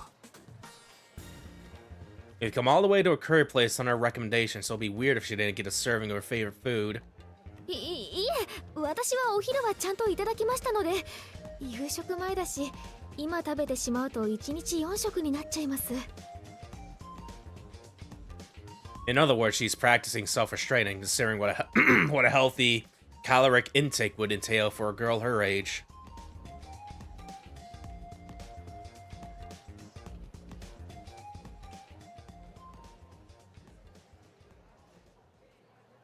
The butter chicken curry is delicious. Perhaps because of the butter, but the curry sauce is the perfect blend of sweet and spicy. The naan is warm and soft, and my taste buds are overwhelmed by flavor with each bite. I'm getting hungry. This place is incredible. Curry shop Messiah? Yeah, curry shop Messiah. I'll remember the name. I gotta tell Arahiko about this place. However, as good as it tastes, it's a little nerve-wracking eating in front of Ciel. She's staring at my food without even blinking. I feel like a yoga trainee sitting on a bed of nails. Any plans to get a live 2D or 3D model someday? Probably not right now. Like, someday for sure, but yeah, in terms of just like my current, like how I want to present myself here, I'm more like comfortable just getting like different PNGs and just like set the vibe or whatever, you know. I just think it's more fun for me that way. Just cozy as well. Like at some point it will happen someday, a little bit, you know. Yeah, previous streams I did use like a live 2D model, by the way. I decided to change out of that because again, the current model you'll see here, as well as like my main model with my main outfit or whatever, is designed by drawn by Blaze Malefica, and that's like my main character designer. Like, because without them, I would not be doing this, making this far and stuff like that, you know, and shit. So that's also partly the reason why I'm going PNG, because I want to represent their art and their style and stuff like that, you know. But someday, surely, whether it be like a main model or like maybe a cute one-off model, because I know some people make like just funny little grimblos, you know, fucking. But yeah, someday, surely. Yeah, she's staring at my food without even blinking. I feel like a yolk Chinese sitting with a bed of nails. I can't savor sauce. I just scooped up in my spoon like this. 先輩、ちょっと食べます？ I lightheartedly turned my spoon towards her to test the waters. I'll happily split some of the curry onto the plate of her own if she'll have some. はい、ちょっとだけなら。Oh. Like a happy kid, Ciel's opened her mouth and gives my spoon a little nom. It all happened so fast I didn't have the time to react. いえ、スプーンじゃなくて小皿に分けるという意味だったんですが。ごめんなさい。つい釣られちゃって。 Yeah, what a big catch it turned out to be. Ciel's shoulders tense up in embarrassment. I'm just glad I got to see such an amazingly cute side of her, so there's no need for her to apologize. 失礼しました。 Yeah, they made a whole fucking spoon PNG for that. 全くの想定外だったので。先輩の中でどんだけ心が狭いんですか、俺は。はい、どうぞ。何も一枚食べてください。I split the sauce between our plates and go back to eating my portion. 遠慮しないで食べてください。もともと先輩の日々の努力の成果なんですから。間食については考えない方向で。はあ、そういうことではないのですが。Ciel sheepishly takes a spoonful of curry. And then she makes that face. Seeing her smile like she found heaven in a single bite makes me want to order seconds.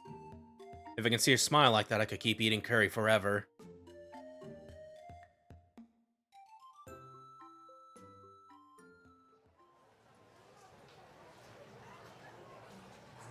We finished our meal. One of the owner prides himself on taking good care of the regulars. We were treated to drink water. We were treated to some water, not complimentary tea. Time to drink Water.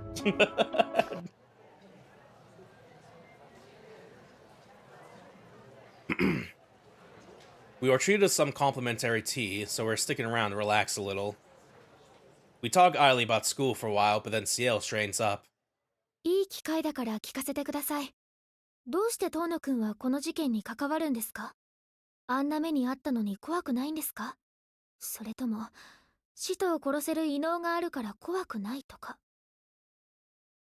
She gets straight to the point. いえ、怖いですよ。銃を持てば戦争は怖くなくなるなんて話は聞いた。自分にどんな武器があっても怖いものは怖いです。逃げられるものなら逃げてしまいたい。There's no point even trying to sugarcoat this. As someone who can see death, I think I'm actually more cowardly than most. 本当は逃げたいんですね。でも、ならどうして？どうしてって、そんなの。To maintain the peace in this town, to give solace to the souls of the victims, to protect the people close to me. Those words flash across my mind, but they're only secondary. The real reason I can't run away is because I still remember what I saw that night. そんなの決まってます。先輩が頑張っているからです。I say what's on my mind in a tone filled with respect and appreciation. That night, trapped within that inescapable extreme cold, Ciel fought all alone. Not for herself, but to protect the lives of people she didn't even know. Unlike me, who was just trying to save his own ass, she gave everything. She threw herself into the front lines to protect all those behind her. That's right. The reason why I keep thinking of that moment, even when I'm falling asleep, is because it was so noble. I was both captivated by Ciel's actions, struck by the tragic heroism of it, to the degree that I couldn't help but tear up. That's why I'll always remember that. Even if I'm nowhere near as strong as she is, even if she will receive no gratitude from the people she saved, at least I'll remain to remember her sacrifice. That way, at the very least, even if it's just me, someone will be there to thank her. 私が頑張っているからですか？はい。人知れず戦ってくれている人がいるんだから、こっちだって簡単には逃げ出せません。I was saved by that very someone. I probably wouldn't be here if Ciel hadn't offered me her hand on that day when I killed Arkawade. そもそも先輩がブローブを倒してくれなかったらみんな死んでいたんだし。In the end, the truth is too embarrassing for me to say out loud. Still, I think my feelings of gratitude have reached her. ああ、でも先輩の足手まといになってるのは変わりませんね。相手はもう死んでいる。相入れない敵だって分かっているのに。The fact they look and act like humans continues to put a damper on my resolve. Vampires or not, I have to overcome my inner conflict. 怖い怖い言ってられませんね。先輩の役に立ちたいんならもっと強い心を持たないと。いえ、それを直すなんてとんでもない。それは良くない勘違いです。先輩？失礼しました。でもそこはぜひそのままで。弱くても私はそんな遠野くんがいいです。いちいち迷ってしまう人だから、私も守りたいと思うんです。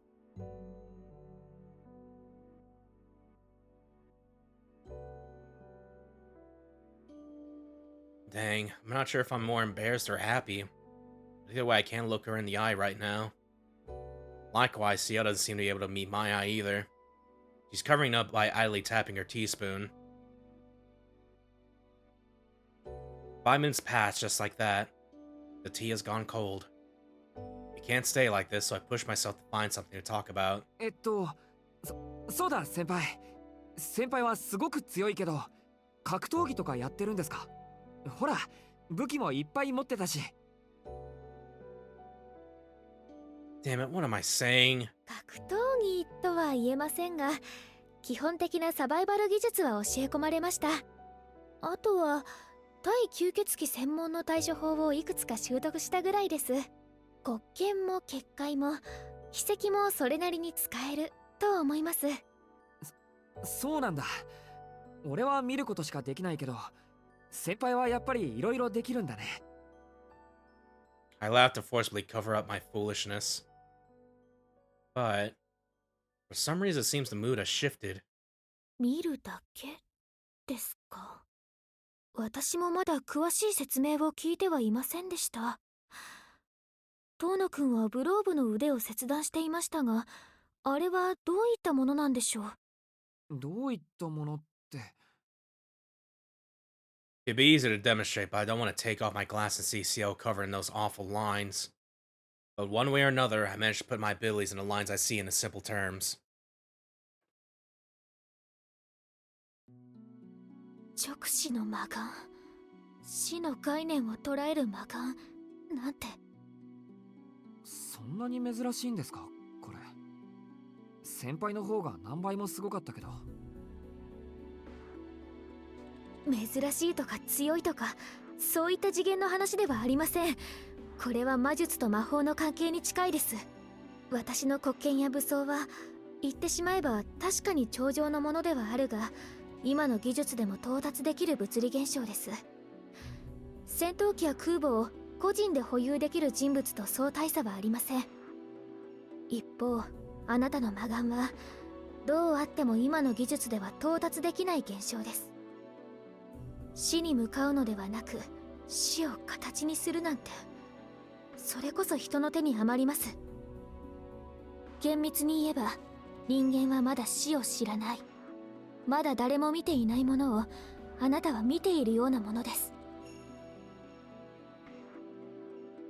What a strange way to put that.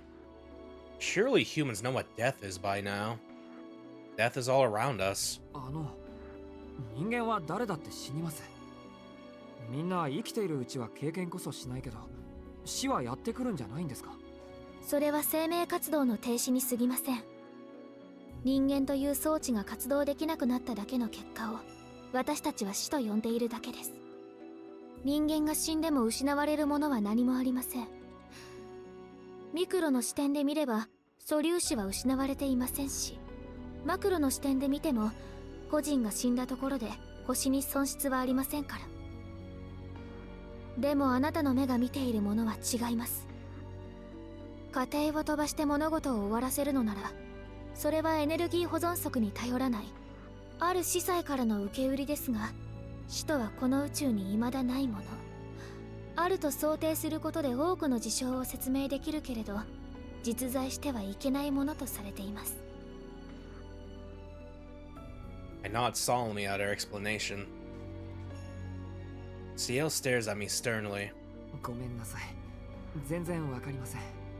もう少しレベルを下げて教えてください。つまり空想上のものです。ファンタジーですね。ありきたりのものどころかどこにもないものってことです。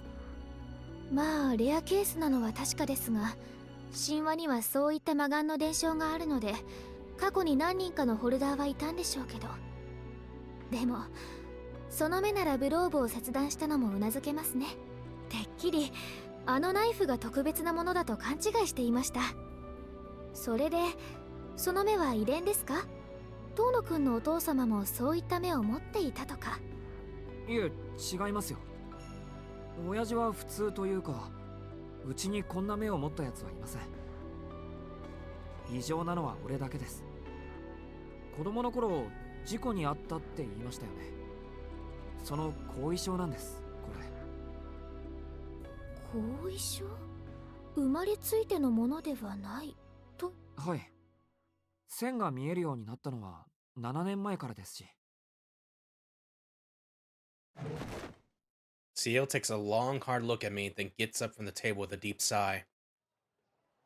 私、勘違いをしていたっぽいです。調べ物ができたので、今日はこれで。She takes the bill, pays at the register, and leaves before I can stop her. Or so I thought. She comes rushing back. 大切なことを言い忘れてました。遠野くん、ちょっと立ってください。I stand up like she asked me to. She gonna like karate chop my back right now? Like fucking. Ciel carefully looks me up and down. 私はこれで帰りますが、くれぐれも夜は出歩かないように。その目があるからって、一人で吸血鬼を探したりしちゃダメですからね。Taken aback, I stutter without thinking. Don't go out at night. But that would mean breaking my promise to Arcuade. 遠野くん？あ、いや、ええ、わかった。わかりました。一人で吸血鬼探しなんてしない。よかった。約束ですよ。Satisfied, Ciel smiles and makes to leave. This time for real. あ、待って先輩。その、今ので一つ気になることを思い出しちゃって。吸血鬼って不死身なんですよね。なら、風邪とかもひきませんか？ありえませんね。呪いならともかく、人間でいう風邪をひくなんてナンセンスです。死者に免疫機能はありませんから。だよな。なら、神祖ってやつも同じ。Just like, can they sneeze a little bit? Like fucking. 神祖に至ってはありえないというより、あってはならないです。Oh, okay. の免疫機能を活発化させるウイルスなんて、下手したら人類絶滅クラスです。Yeah, that's not concerning.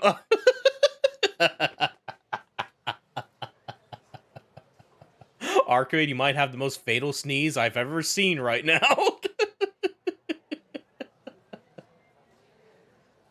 Yeah? ところで、なんでそんな話を？ No reason. あ、いや。Yeah?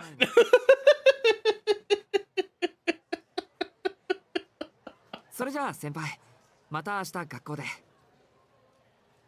Continuing this discussion would only cause more trouble, so I wave goodbye to Ciel. また明日。はい。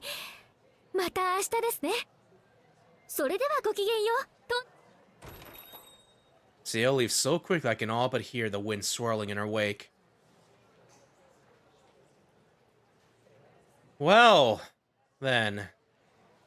A lot has happened, but for now I have to go back to school. I've got to grab my bag and get to the mansion before the sun sets.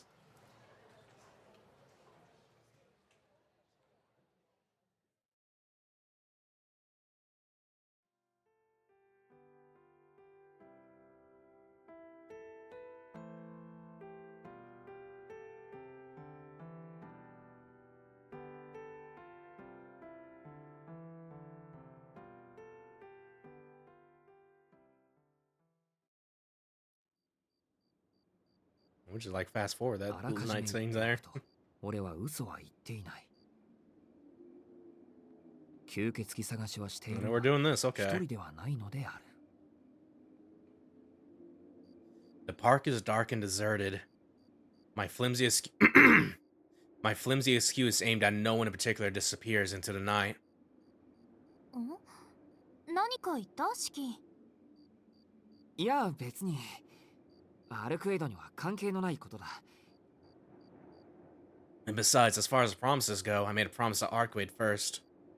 I silently make a sincere apology, CL. My own defense is to argue that these are two separate matters.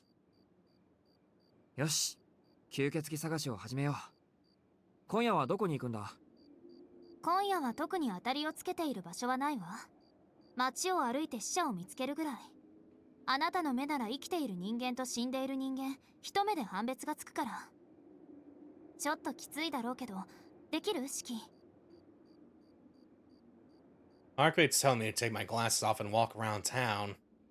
I get nauseous when I would take my glasses off without it. I get nauseous when I take my glasses off even when there's no one around, so it would be all the worse in the crowded city center. But all I can say in response to that face is, leave it to me. もちろん協力するってそういうことだろ。ええ、頼りにしてるわ、パートナーさん。ああ、でも本当に辛くなったらすぐに休んでね。あなたの目は特別だから大切に扱わないと。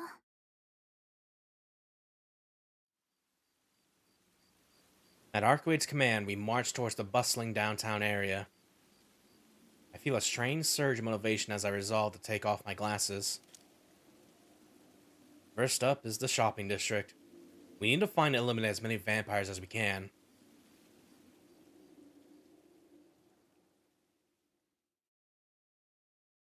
But in spite of my eagerness, we come up empty-handed.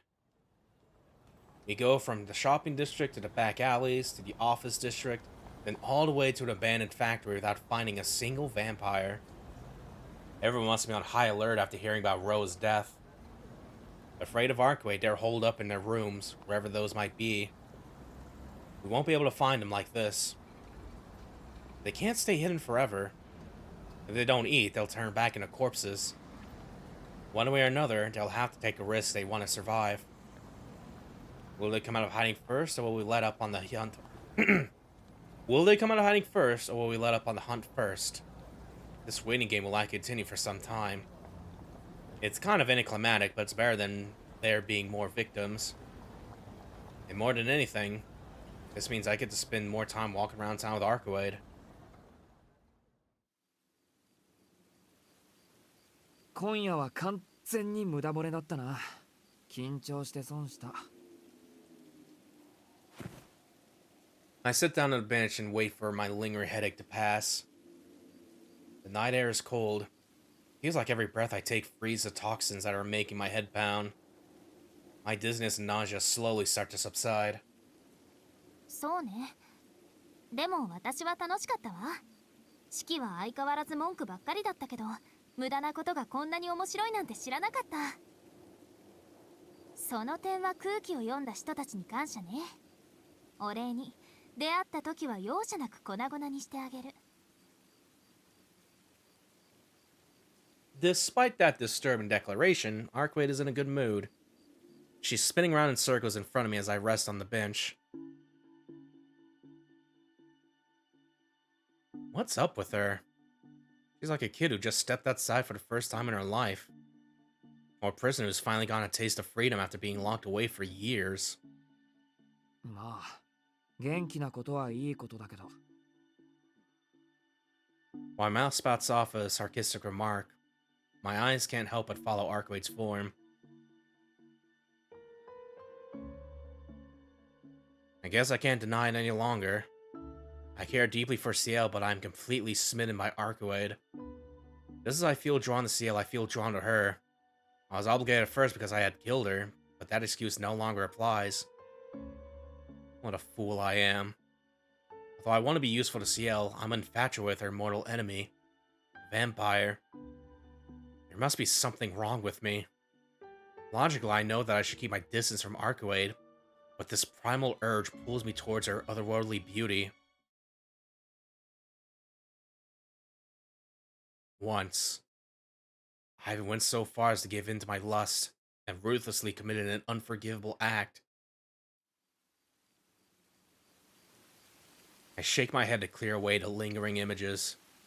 Nausea's back, but that made me feel like myself again. It reminded me that I'm not worthy of spending time with Arcade like this. アルクエド、元気そうだけど体の調子はどうなんだ？お前、昨日くしゃみしていただろ。風邪とかひいてないか？ Yeah, are you still sneezing? This is very important now, a little bit. 風邪？免疫機能の低下による発熱のこと？そんなの引いてないよ。ねえ、どうしてそんなことを聞くの？もしかして私のことを心配してくれてる？ Arkway bends over to look me in the eye. 別にそんなんじゃない。俺がやっちまった傷がちゃんと治ってるのか。 She's so close I feel drunk on her scent. I looked away, self-conscious about lying to her. 式につけられた傷はそう簡単には完治しないわ。昨日のはそれとは別。多分身体機能を変えていたからじゃない？戦う時以外はあなたに合わせて人間寄りにしているから。はあ？人間寄りってなんで？さあ、なんででしょう。 Arkway giggles as she skips away from me. She looks like a butterfly fluttering about. ま、風邪のはずがないんだよな。吸血鬼は風邪をひかないって先輩も言ってたし。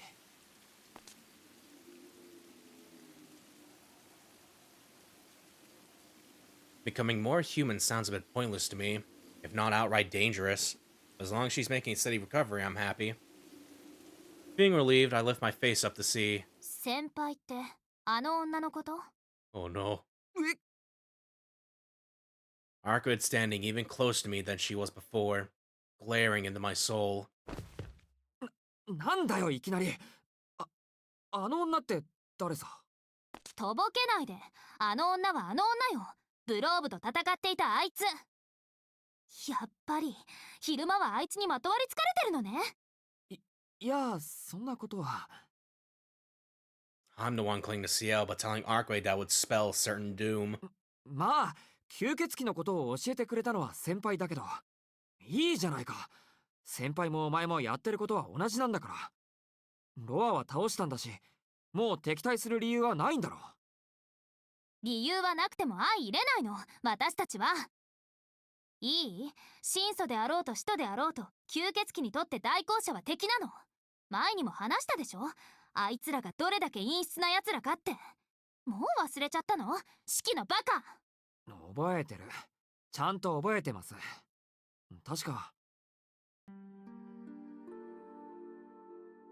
She explained all this to me at the hotel.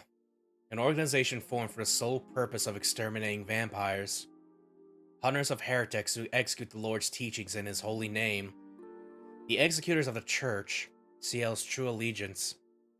The main reason that apostles operate in secret is because they are afraid of being discovered by them. 吸血鬼の天敵だろ。夜の巡回だってもともとは先輩の仕事なんだろうし。となるとお前は何だ？それを言うなら私は吸血鬼にとっての天罰よ。まあいいわ。大公者なんて虫みたいなものだし、連中がどんなに出てきても関係ない。でもあいつだけは別。 This has seriously got under Arkway's skin. You can't even stand to say Ciel's name. I give up. I knew they didn't get along, but I had no idea it was this bad. それであなたはどうなの？シキ。え？あいつをどう思っているのかってこと。私、シキのことは何だっていいんだけど、あいつだけはダメ。あなたの気持ちがあいつに向くだけで許せない。 Those crimson eyes begin to flare. Hold up. She looks like she's seriously ready to kill someone. 許せないってなんだよ。先輩は俺の学校の先輩だ。いつも世話になってるし、ブローブの時だって助けてくれた。絶対にならない。私はあいつが嫌いだし、あいつも私を殺したがってるし。シキは騙されているだけよ。埋葬機関の人間はみんな好戦的で、隙あらば襲いかかってくるんだから。だいたいあなたは初めからあいつの正体を知っていたの？どうせいつも通り一般人のふりをしてあなたをからかっていたんじゃない？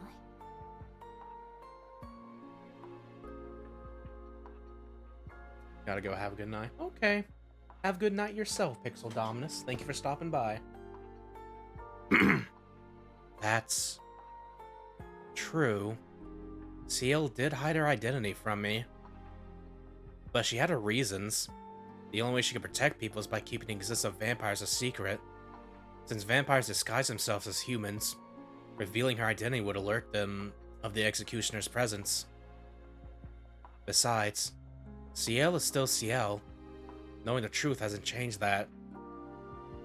Having lunch with her, laughing about pointless nonsense with Arahiko, spending time together in the tea ceremony room.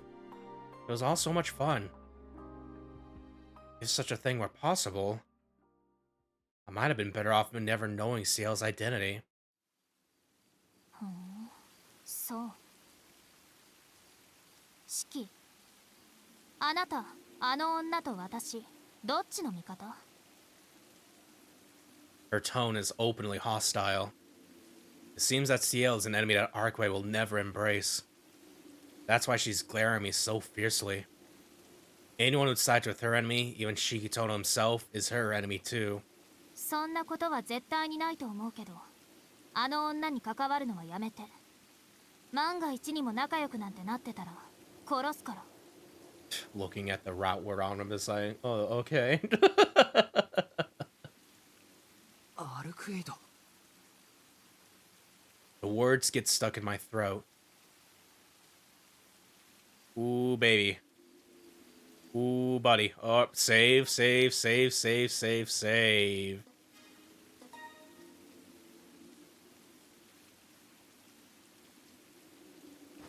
Alright, well, I have to admit that I'm more drawn to Arcoade. Cannot deny how important to me Ciel is. Oh, good heavens. Oh, gee willikers.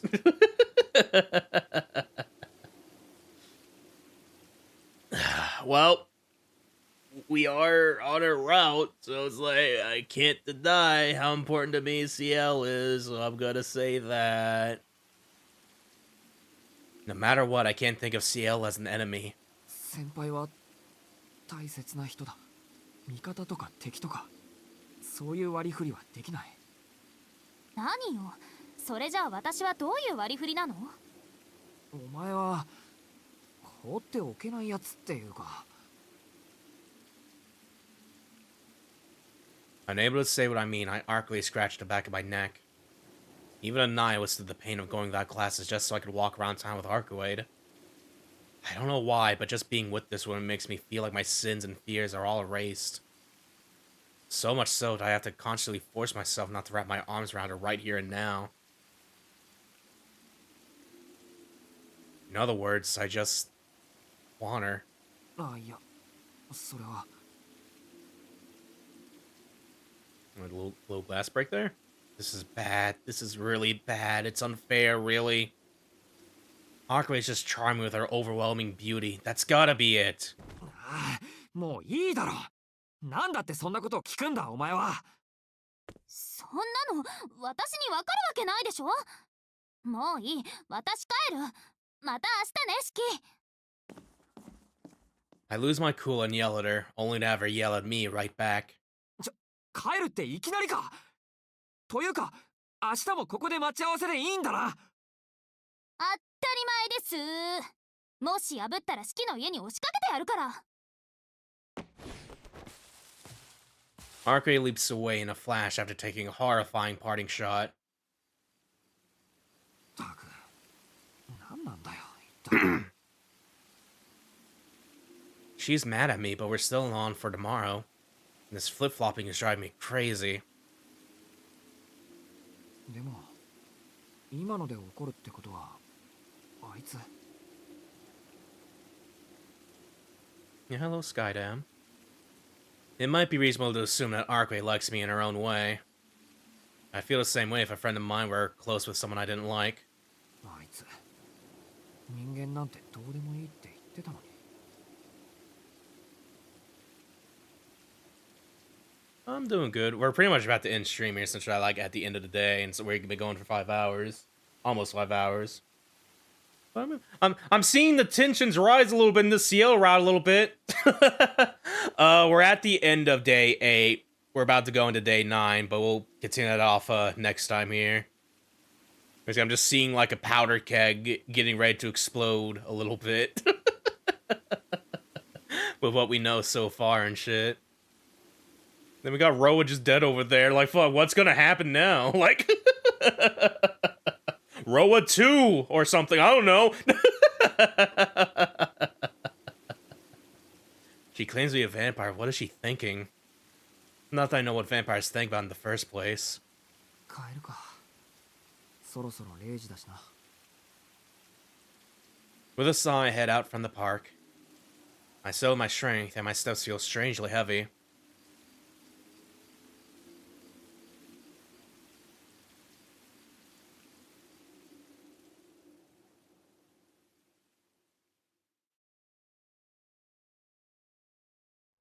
Where am I?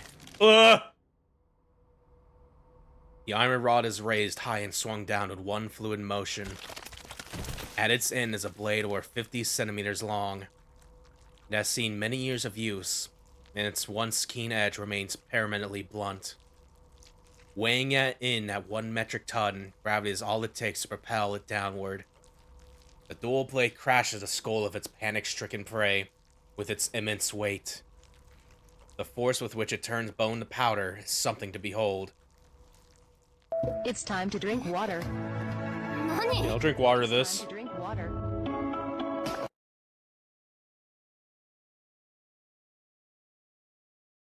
A natural response. The sight is enough to horrify anyone. They cannot comprehend what is happening. They cannot comprehend what has just happened. This is a safe zone. This area is supposed to be free of danger. But this town is no longer safe for vampires. The true ancestor princess and the executors have seen to that. With both on the prowl, they are steadily running out of places to run. Faced with their imminent doom, the vampires were offered a deal. If they met certain conditions, they would be allowed to escape. So with their guards let down, they gathered here to accept the offer. あれみんな反応悪いんじゃない Hi, Noelle. ここは雲の子みたいに逃げ回るところでしょ A massive weapon in hand, the woman in nun's clothing tilts her head confusedly. She sees 13 faces around her. Each one belongs to a pathetic fugitive vampire come to beg for their life. 14人もいるから広い場所にしてあげたのに。これじゃあちょっと拍子抜け。The nun sighs, hanging her head in disappointment. The turnout is decent for a story she made up on the fly. This would never happen back in her home country. Even given a month of drum-up anticipation, only 2 or 3 at most would take the bait. But there were as many as 14 here. The layout of the city coupled with how gullible people are in this country made it laughably easy. おっと。今1匹潰れたからあと13匹よね。弦が悪いからもう1匹潰しておこっか。She swings her 2-meter-long murder weapon. The halberd meets no resistance as it sinks into the head of its next victim, splattering it like a rotten pumpkin.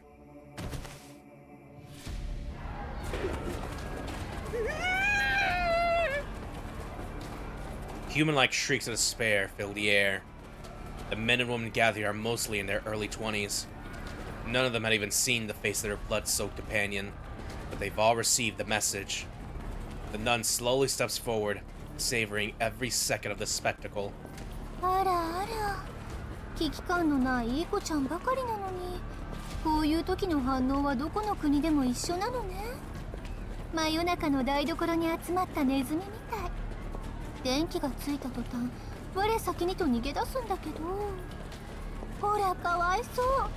こんな風にネズミ捕りに捕まって、あっさり踏み潰されちゃうの。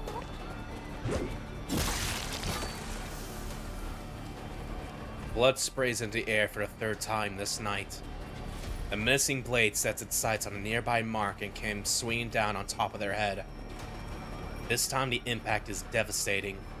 There is nothing left of the skull as it bursts open. The blade runs through the victim's neck to the center of their torso. はーい、注目。これからお姉さんが害獣駆除をするわけだけど、変な勘違いされるとイラッとくるので、あらかじめ説明しておきますね。まずはこの大部屋。結界を張ったので、あなたたちは絶対に逃げられません。窓から出ると溶けるから注意してね。次に私、何があろうと1匹も見逃さないので、私に命乞いをしても意味はありません。 Would you rather have $1 or $2? 最後にあなたたち、助けを呼ぶ自由だけはあるので、助かりたかったら私にではなく神様にお祈りしてください。本当に神様がいて、あなたたちにそれだけの価値があるのなら、奇跡が起きて逃げられるよう世界は作られているはずです。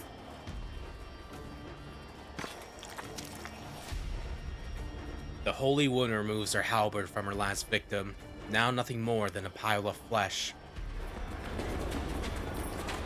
And thus the panic that has taken hold of the captives reaches its peak. They run in all directions trying to get away from the nun, but their legs are like lead. This place has already been warded against vampires. The ward has no effect on humans, but for low-ranking dead apostles it feels like being trapped at the bottom of the ocean. Unable to run, their bodies grow slower by the second. なんで指定額は用意しただろう。なんで逆に殺されるんだよ。やめて、頭はやめ、足もやめてよ。なんでこんなに痛いの。嘘、やめて。そこから引っ張られたら魚みたいに真っ二つになっちゃう。 I didn't like hearing her cry for help when there was blood getting splattered in the sound effects there. That was a little ooh. 嘘ですよね先生。助けてくれるって、僕だけは助けてくれるって言ったじゃないですか。いい子にしていれば見逃してくれるって。 The nun's smile does not waver. She raises her halberd, its blade dripping with blood, and brings it down on the skull of her next prey. Her breathing grows ragged. It's as if she is excited by the scream extracted by that blow. 早くドア開けなさいよ。殺されるじゃない。もうクズがもたもたしてんじゃねえよ。あんなもんだ、外にさえ出れば簡単によ。無理です。ドアに触ると指が溶けて、肘まで崩れちゃう。私溶けちゃってます。やめて。助けて神様。助けて。ひでえ。祈ってたのに、ちゃんと神様に手を合わせて祈ってたじゃねえか。この人殺し、てめえのどこがシスターだ。 The nun sinks her blade into the back of the defenseless young man. Eyes bloodshot, she stops just short of cutting out his spasming spine. 君、今妙なこと口走らなかった？人殺しって何？あんたたちみたいな害獣を殺すことが人殺し？今まで散々人間を食い物にしてきたくせに、自分のことを人間と思ってたの？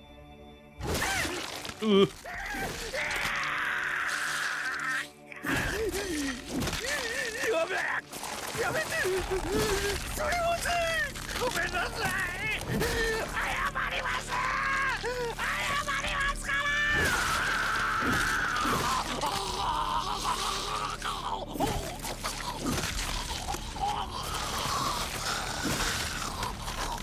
And man, they're really killing him in this recording.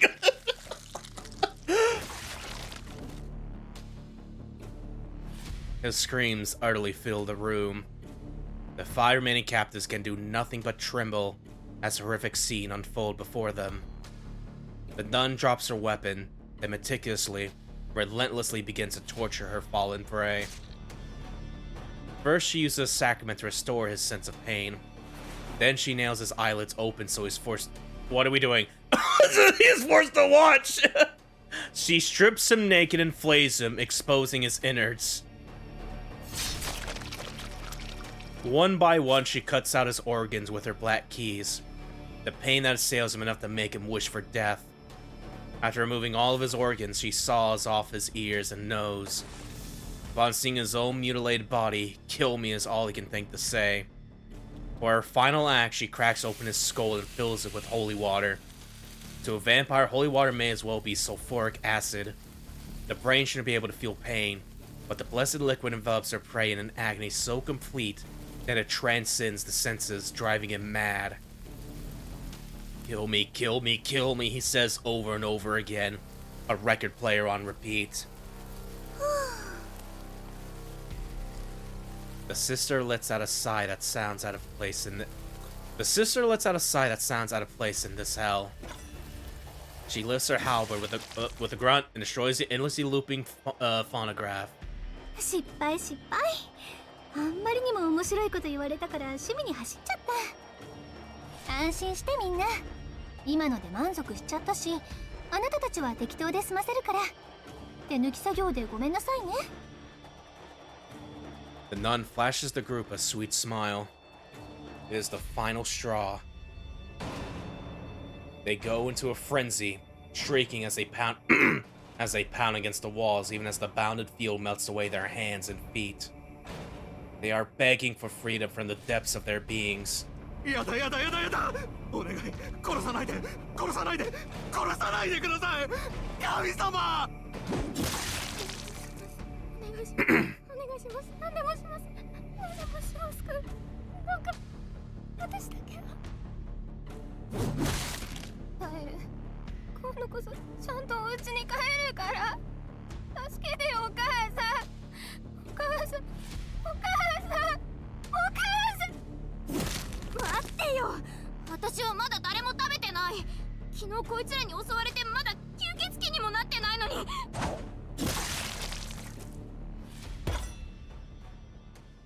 One left. Perhaps tired from her efforts, the woman takes a moment to catch her breath. The sole survivor asks a question of the resting nun. なんで俺たちだったんだ。はい。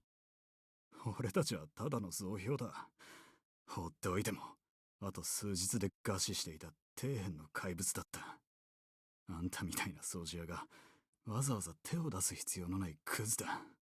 なのにどうしてこんな。助けてやるなんて希望を持たせて殺しやがった。一人一人丁寧に散々怖がらせてさ、対向車ってのはもっと効率的で小物だけを狙うんじゃなかったのか。それでもお前は人間かよ。 The nun's eyes go wide at the vermin's unexpected rebuke. She is truly surprised, not by the fact that her prey is showing such incredible humanity. あのね、弱い者が弱い者を襲うのは当たり前のことじゃないの。But by the fact that it's asking her about something so obvious to any human. 自分より強い相手なんかと戦うわけがないでしょ。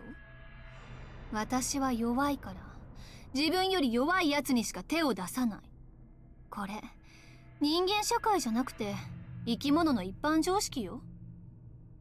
じゃあお前が俺たちを集めたのは吸血鬼だからじゃなく。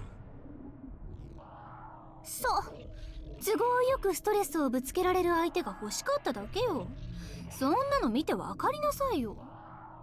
ああ、最悪。あなたたちって脳まで腐ってるのね。もしかしてクリームでも詰まってる？詰まってたのよね。そんな甘ったるい考えだから神様は助けてくれなかったのよ。Ow. She delivers her final blow. The halberd slices through her prey's neck in one fell stroke, ending its life without suffering. Without suffering, quote unquote, because good lord.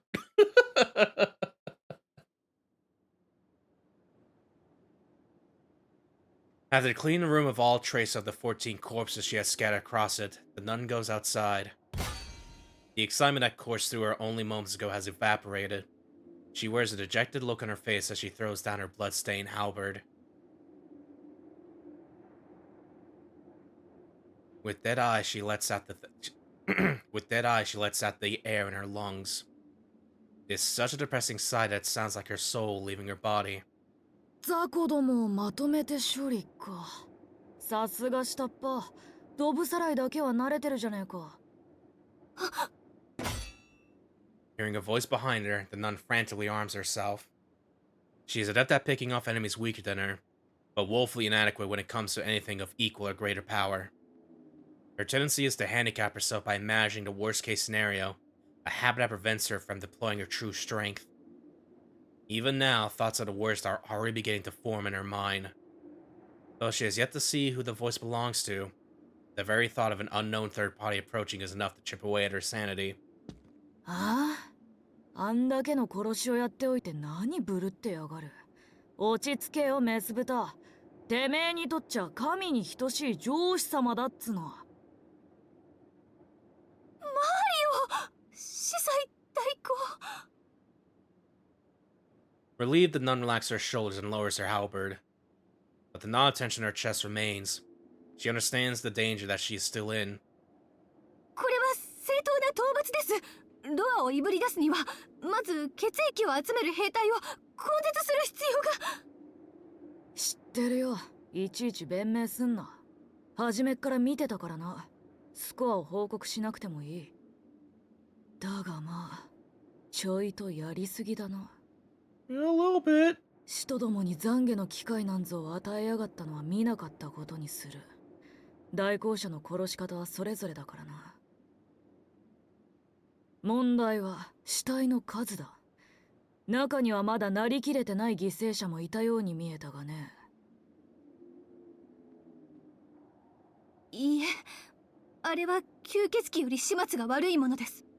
あの少女は人間であるにもかかわらず、自分から奴らに協力して犠牲者を増やしていましたから。はあ、チキンなてめえにしちゃ冷徹な判断だ。吸血鬼に関わった人間は皆殺しってわけか。そいつは頼もしい。何のご用でしょうか、司祭代行。定期連絡はしていますし、私の単独行動は許可されているのではないのですか？ああ、奇跡会と埋葬機関は別管轄だ。てめえがシエルの相棒である以上、俺たちは対等だった。だったとはどういうことでしょうか？代行者シエルはてめえとのコンビを解くとよ。できうる限り早くてめえを引き取れなんて言ってきやがった。なんで近いうちにてめえは俺の預かりだが、スコアも悪い、精神も不安定な不良物件を使うほど間抜けじゃねえ。この一件が終わり次第、てめえは修道院送りだ。今のうちに身辺整理をしておけよ。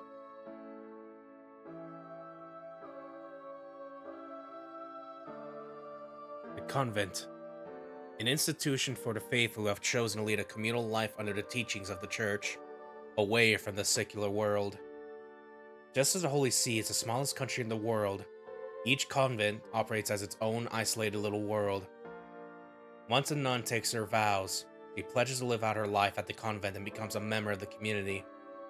Separated from the outside world by a single wall, she lives as a child of the Father, abiding by the teaching of frugality, chastity, and obedience. It is a fine existence for those who seek it. However, for those who do not, being forced to live in the closed-off world of the Covenant is akin to torture. There's a reason Noelle cannot become anything but an executor. So, it is an executor that she would be re-educated if she were sent back to the convent. The brutal training she survived when she was younger is something she does not believe she can go through again. But worse than anything, being sent there would mean undergoing a full body examination. For executors, chastity is not determined by one's virginity, but the purity of their human body. So right now, that examination is something she has to avoid at all costs. 待ってください。私は常に最善を尽くしています。代行者として何の問題もありません。さももなく修道院送りなんて、そんな横暴は許されないはずです。ああ、てめえみたいな凡人の最善なんて知らねえよ。いいか、ここは通勤時間のある事務職じゃねえ。殺し合いの最前線だ。無能なやつも無能じゃないだけの凡人も等しく足手まといなんだよ。有能なやつにしか居場所のない世界だっていい加減諦めとけ。夢見るねんねじゃあるまいし、今年で何歳だよてめえは。She quells the defiance that flares up inside her. A hatred far greater than that she felt during her cleanup earlier reared its head, but she pushed it back down with all her might. This boy is weaker than she is. He's just some 12-year-old kid. She could turn him into mincemeat with a swing of her halberd. However, he has far too many connections, far too much power for her to defy him. If she ever wants to be better than mediocre, she has no choice but to carry his favor. ですが、代行者シエルだけには任せておけません。彼女の行動は不審極まります。ロア探索の手を止めているばかりか、私を切り捨てて一人になることに危ういものを感じます。司祭代行も彼女の経歴はご存知でしょ。彼女はキャンズです。なら今拘束すべきは私ではなく。あの女が吸血鬼もどきってことだろ。Oh. っていうほど知ってるから安心しろ。Oh, okay. いいんだよ。あの女はあれで。単独で動こうが、上の意向に逆らおうが関係ねえ。何があろうと、あいつはロアを殺す。そういう風にしか動けない女だからな。Holy vampire, Batman. In a rare moment, he drops his usual foul attitude and speaks maturely. The boy's voice rings faintly with resignation. いいからてめえは荷物をまとめて待機してやがれ。2日もあれば辞令が届くからな。くだらねえ手間を増やさせるんじゃねえぞ。三下は何も考えず黙ってギーギー回ってればいいんだよ。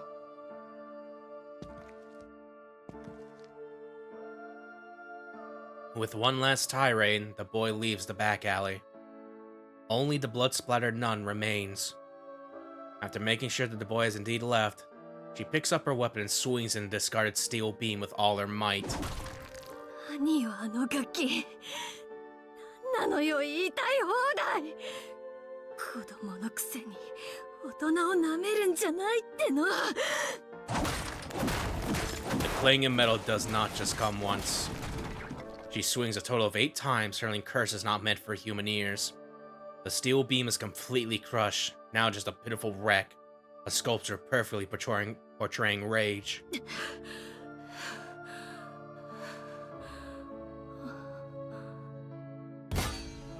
The woman lets go of the halberd, her shoulders heaving. She has overexerted herself, lacking the physical strength to lift her weapon on her own. She typically casts a sacrament each time she swings it to reduce its weight. But this time, she swung away with nothing but raw fury. She laughs dryly at this desperate, self-destructive act that may very well have snapped the muscles in her arms. バカね。何やってるのよ私。あの怪物じゃあるまいし。こんなでっかい自分の力だけで振り回せるはずないのに。Still, her anger does not subside. The situation has changed. She knows she needs to stay calm and devise a countermove, but her heart refuses to cooperate. Then, at this of all times, because it is time, a nightmarish spasm runs through her body.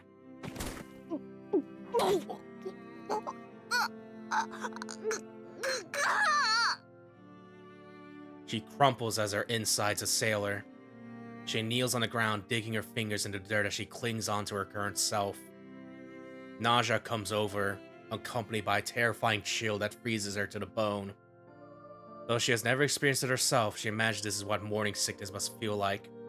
But the imaginary child in her womb is surely not human.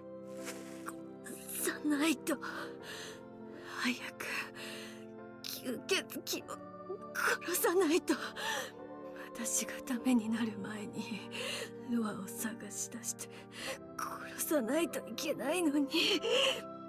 あと2日。あと2日しかないの。でも。A weak voice inside her posits that she might not even have that much time. Her back feels like it's about to split open. She puts a dirt-covered hand on her mouth to hold down whatever it is that threatens to burst out of her stomach. 大丈夫。神様は見てくれてる。私はいい子にしてたもの。きっと助けてもらえる。私は何も悪いことなんかしてない。だから。I'll kill some more vampires tonight. I'll kill even more vampires tomorrow. That way I'll be saved. I'll find salvation. I'll find the revenge I've been chasing for 13 years. そうよノエル。私は代行者になった。このために強くなった。あんなガキにも、あんな女にも、思い通りになんかさせるもんか。Still shivering from the cold, she forced herself back into her feet. The nun picks up her halberd with brute strength and leaves the makeshift execution site, a twisted smile plastered on her face.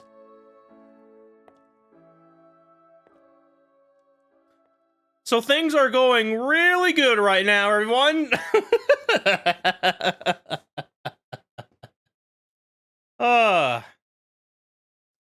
It's 12 in the morning. I slink back to my room in the middle of the night while everyone is sleeping. Sneaking out back in is starting to feel more familiar. I change my pajamas and crawl into bed. Immediately, drowsiness takes me. My brain must be tired after how much I've used my mystic eyes, even though I don't feel that bad physically. I take off my glasses, set them next to my pillow, and close my eyes. あれ、何か考え事があった気がするんだけど。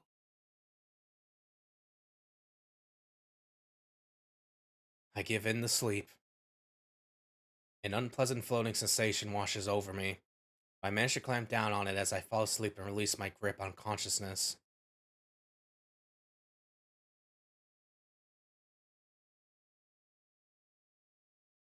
なんだけど。もう、どうなってるんだ。I tear out my covers and get back out of bed. The leftover energy in my body is keeping me awake. My mind is desperate for respite and a slow feeling of torture. I'm gonna read my fucking book again. There's nothing to do but go over to the sunroom. Ace Mikahaku would notice if I turned on the lights in my room, but the light from the sunroom can only be seen from the outside. I'll just grab another book tonight and look at the words until I get sleepy.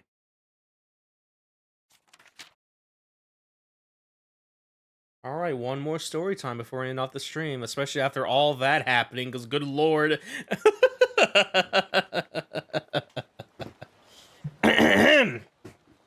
Let me try to get cozy real quick here. 1989 AD. I was born in this world the child of a shopkeeper in the French countryside. With the East Asian features I inherited from my mother, I grew up feeling like a foreigner in my own town. Even so, the townspeople are amiable folk, always welcome me with a smile. To repay their kindness, I did my best to live in my life positively and honestly. I helped my father, went to school, dreamed about the future. As many children do, I struggled with puberty, which came early for me. I never doubted that I was fortunate. I knew I was privileged with a rather charmed life. But time passed by so quickly, and suddenly my 12th birthday was upon me. Abruptly, a change came over me.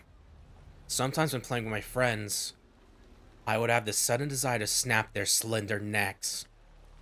Sometimes when I saw a beggar at the side of the road, I might imagine stabbing their malnourished stomach for the fun of it.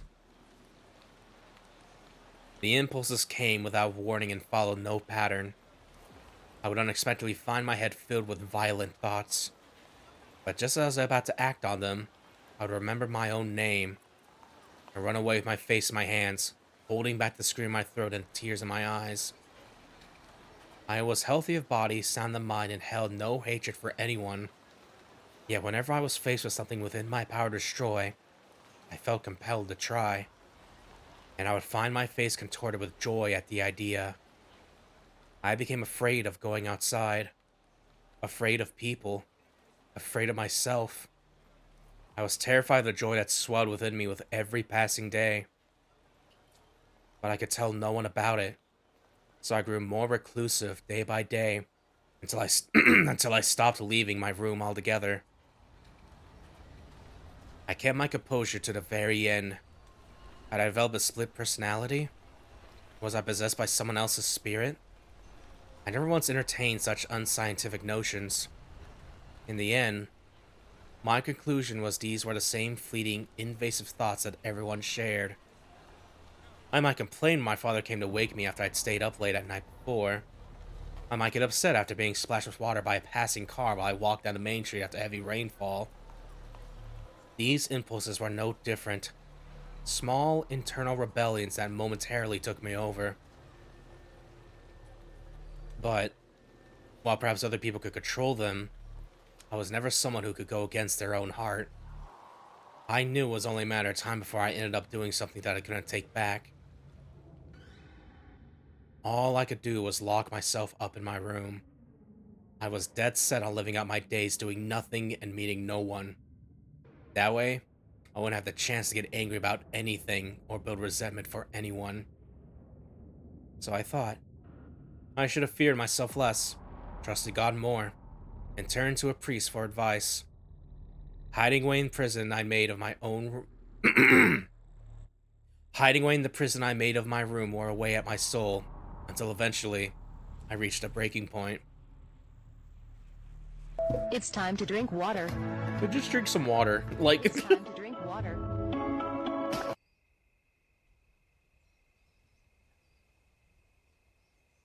that day, with myself fully transformed into someone else, an innocuous thought came to mind that I was thirsty. Slowly, I dragged my weakened body out of my room. My parents, who were relaxing in the living room, came rushing to me as I emerged for the first time in a month. My father greeted me, concern in his voice. My mother smiled, tears welling in her eyes, and I killed them both.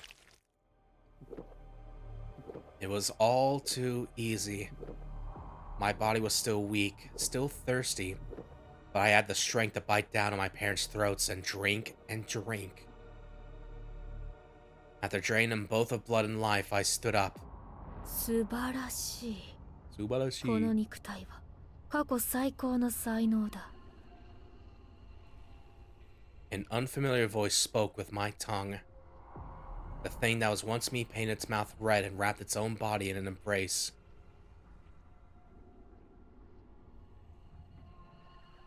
What providence was this? Typically, the vessels I reincarnate into are all chosen in advance. First, they must possess authority in the land of their birth. Second, their family must possess some unique talent. The first condition is the more important, the second merely supplementary. My primary task is to find a family line fulfilling the first condition and set it as the destination of my next reincarnation. However, in my previous life, the princess killed me before I could make my decision. Instead, I was forced to abridge the process and rely on astrology to guide me, which is how I ended up with this body, belonging to the child of a middle-class family with low social standing. I knew it would be challenging to take control of the town under these circumstances. Building influence in the few years I had before the princess found me was next to impossible. But I did not despair. If anything, I felt euphoric, as if my body was brimming with light.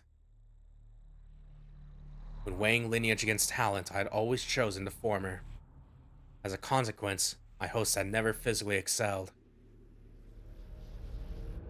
But this time was different.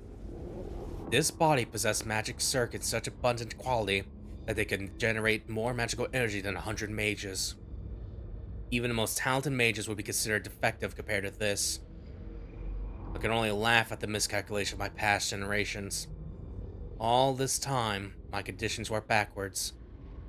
Authority and influence can be acquired with time. However, a truly outstanding body is a gift one must be born with, by the grace of the Lord. It was not until my... hold on a minute, let me get the thing. It was not until my 5th reincarnation I finally realized this truth. After I awoke, I set about transforming the town into a necropolis, I think is how you say that, right? Necropolis, as quietly and inevitably as water seeps through dry soil. I abandoned the disorderly methods I had previously employed. This time I proceeded gently, taking care not to spill too much blood at once. I was careful and methodical. Within a single night, the town was mine. From there, I painstakingly, lovely built my castle from the ground up. I would not let a single human escape, but nor would I let them die unnecessarily. First, I neatly frosted the cake with despair, Then little by little, sneering all the while, decorated with jam and jelly and meat in resplendent fashion. It wasn't the most efficient process, but there was nothing that could be done about that. My reincarnated consciousness cannot exist on its own. I, myself, am nothing more than knowledge and drive. My personality is reconstructed for each new generation, based on the character and values of my host. Though I have control over my vessel, its thought process and norms do not change entirely. In other words, my body belongs to my reincarnated self, but my original self remains. It retains its consciousness and memories, but it slumbers amidst the nightmare of its own creation, from which it cannot wake. Which is why I remember. I remember the feeling of biting into my parents' throats. I remember the days I spent tormenting the souls of the townspeople who once smiled at me, slowly melting them down one by one. All in all, it took only a week. In a week, I held the lives of everyone in this town in the palm of my hand, mine to play with for my own amusement.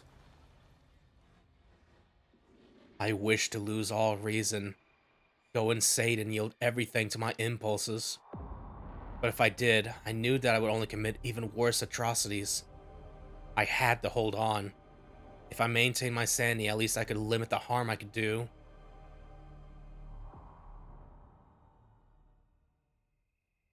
Destruction is close at hand now. Not of this town, but of something much greater. I find myself rejoicing my magnum opus is coming to fruition. For this reason I have chased eternity.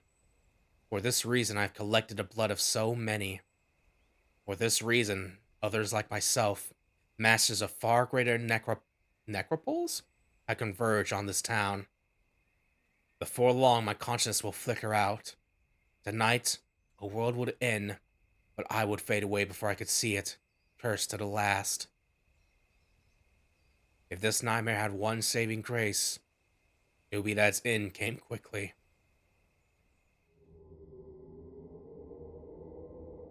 The pale woman arrived with the crimson moon. I don't know who she is, and yet I do. The sixth ritual begins. With this body, I believed it possible that I would finally have that woman in white. And then, the profane ceremony was brought to a halt. The white vampire princess and I did battle, ending in my demise. With my next reincarnation already prepared, I transmigrated, leaving only my corpse behind. The woman departed, and my body was brought to the Holy See.